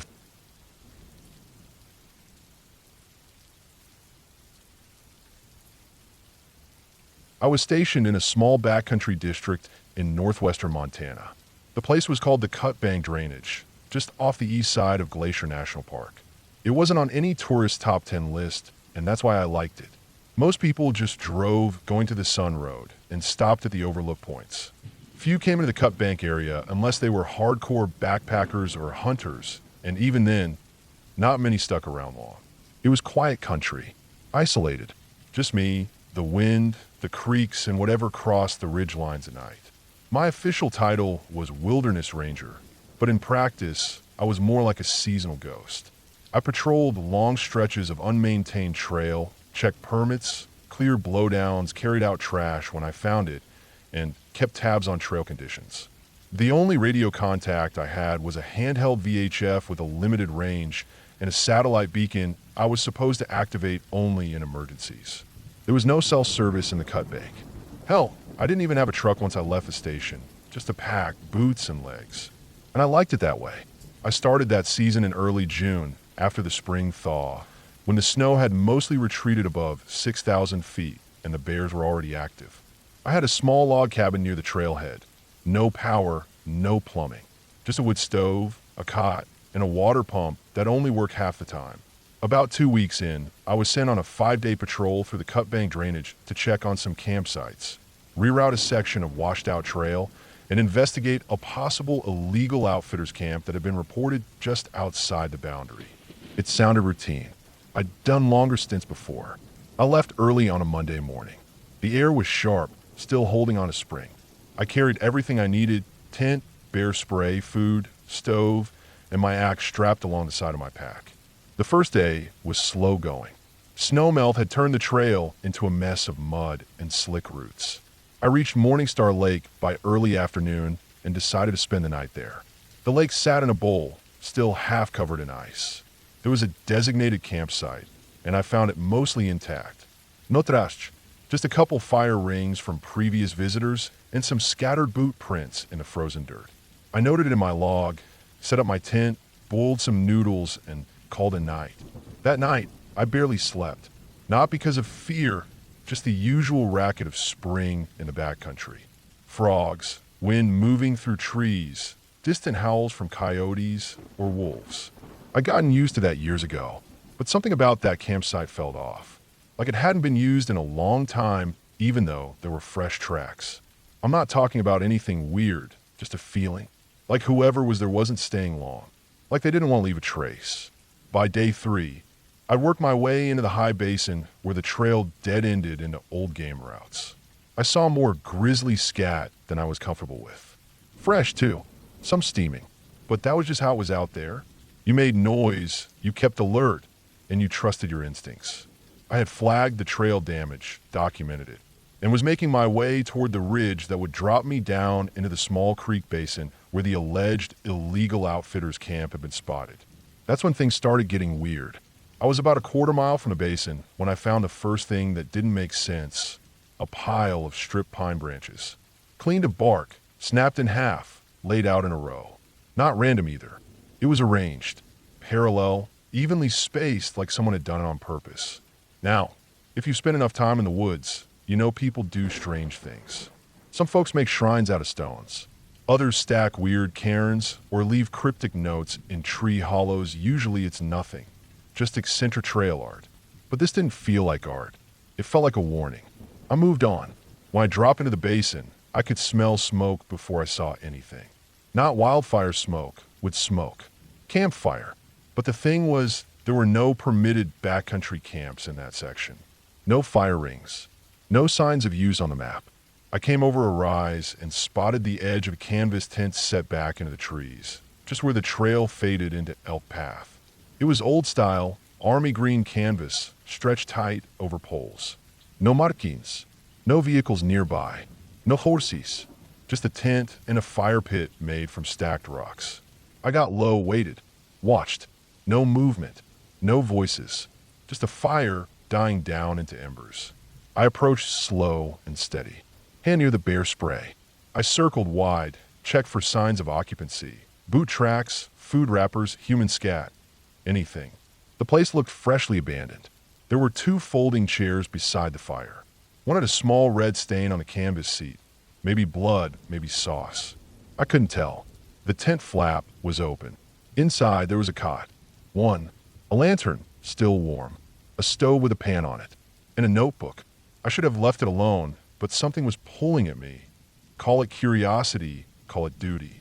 I opened the notebook. The pages were torn in places, water damaged. Some were written in blocky handwriting. Most of it didn't make much sense, just short entries, dates, weird sketches of trees, markings like trail symbols, but unfamiliar. One line caught me. Saw the same man again on the ridge. Didn't speak. Just watched. That's all it said. Nothing about who the man was. No description. Just that line. I put the notebook down. The back of my neck felt cold, like I'd suddenly stepped in a shade, but I was still in sunlight. I scanned the ridge, half expecting someone to be standing up there, looking down. Nothing. Empty skyline. I moved out. I didn't sleep that night. I camped well away from the basin, tucked in thick timber beside a creek. I didn't even pitch my tent. I slept in my bag, boots on, gear ready, radio clipped to my belt. But I didn't hear anything. No footsteps. No animal sounds. Just wind. In the morning, I packed up before dawn. I made my way northeast, following an old stock trail that hadn't been used in years. Around noon, I heard something. Not loud. Just a soft metallic clink, like a buckle tapping against a pack frame. It came from behind. I stopped, listened, turned. No one there, but I noticed something that stopped me in my tracks. There were boot prints behind mine. They weren't there an hour ago. I was sure of it. I'm trained to read trail. I know how to spot fresh tracks. These were sharp-edged, deep in the soft earth. Someone was following me. I kept moving. Faster now. Not running, but urgent. I scanned behind every few steps. Nothing. When I stopped for water near a stream, I found the prints again, coming right to the edge where I'd knelt. That night, I didn't camp. I walked straight through till I hit the old fire road by 3 a.m. My legs were dead, feet blistered. I wasn't supposed to use the fire roads except in emergencies, but this felt like one. I radioed HQ. No answer. I hit the beacon. Waited. The sun was rising when I saw the headlights. 2 backcountry rangers arrived in an old truck. I didn't say much, just told them what I saw. They didn't ask many questions. Just looked at each other, quiet. We returned to the basin later that day. The tent was gone. Not torn down. Not collapsed. Gone. No fire ring, no footprints, no chairs, just grass flattened where the tent had stood. Like someone had erased it all. I reported everything. Turned in the notebook. Never heard anything back. No follow-up. No mention of it in the season-end debrief. It was like it hadn't happened. But I remember. I remember the feeling of being watched in a place where no one should have been. I remember the boot prints behind mine. I remember that fire pit, the rocks still warm when I got there. I stayed the rest of the season, but I never went back to the Cutbank Basin. I asked to be reassigned to trail work along the main corridor. I said I wanted more contact with the public, more time on known routes. That was a lie. I just didn't want to be alone out there anymore. Not after that. And now, years later, whenever I hike off trail, even just for a moment, I still glance over my shoulder, just to make sure I'm not leaving two sets of tracks.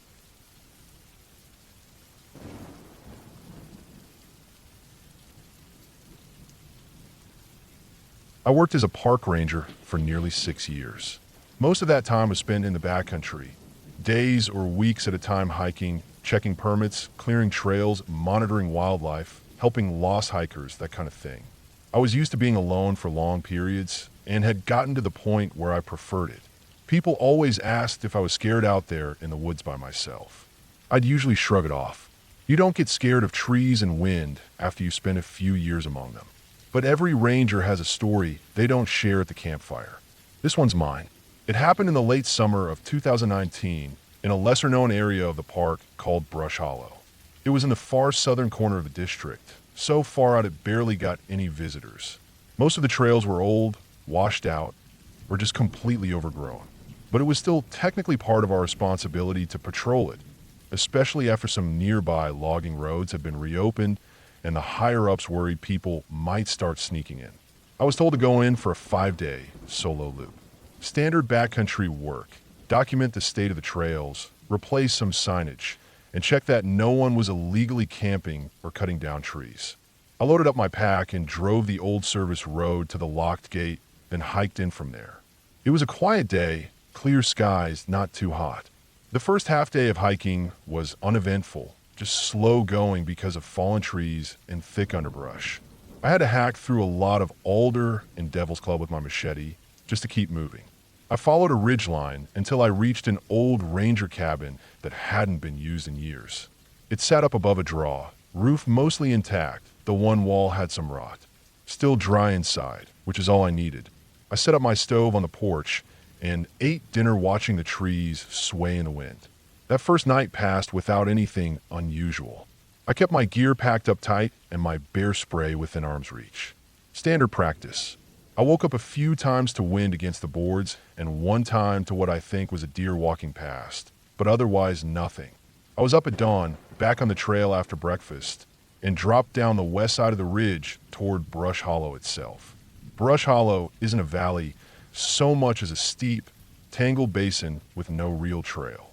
I followed an old game trail for most of the morning, keeping my compass and GPS handy since the trees were too thick to see the sun most of the time. The deeper I went, the less the forest looked like anything people had walked through in decades. That's not an exaggeration. Some of the old trail markers, metal discs nailed to trees, were almost completely swallowed by bark. I only saw one old blaze carved into a cedar. Most trees were twisted with moss, and so close together you had to wedge between them to keep going. It was on that second day I started feeling something was off. Not in a supernatural way. Just something in my gut told me to be sharper than usual. For one, I noticed that the forest was way too quiet. You get birdsong in the early morning and near dusk, even deep in the backcountry. But around midday, when I stopped for lunch near a dry creek, I realized I hadn't heard a bird in hours. No jays, no woodpeckers, not even squirrels rustling in the branches. The only sound was the wind and my own breath. I chalked it up to elevation. Sometimes, above a certain height or during a shift in weather, the wildlife quiets down. It happens. Still, the quiet made me alert. I started glancing behind me more often than usual. Every time I stopped, I'd wait for a few seconds just listening. I couldn't say what I was listening for. Footsteps, maybe? I wasn't sure. I just knew I didn't feel alone.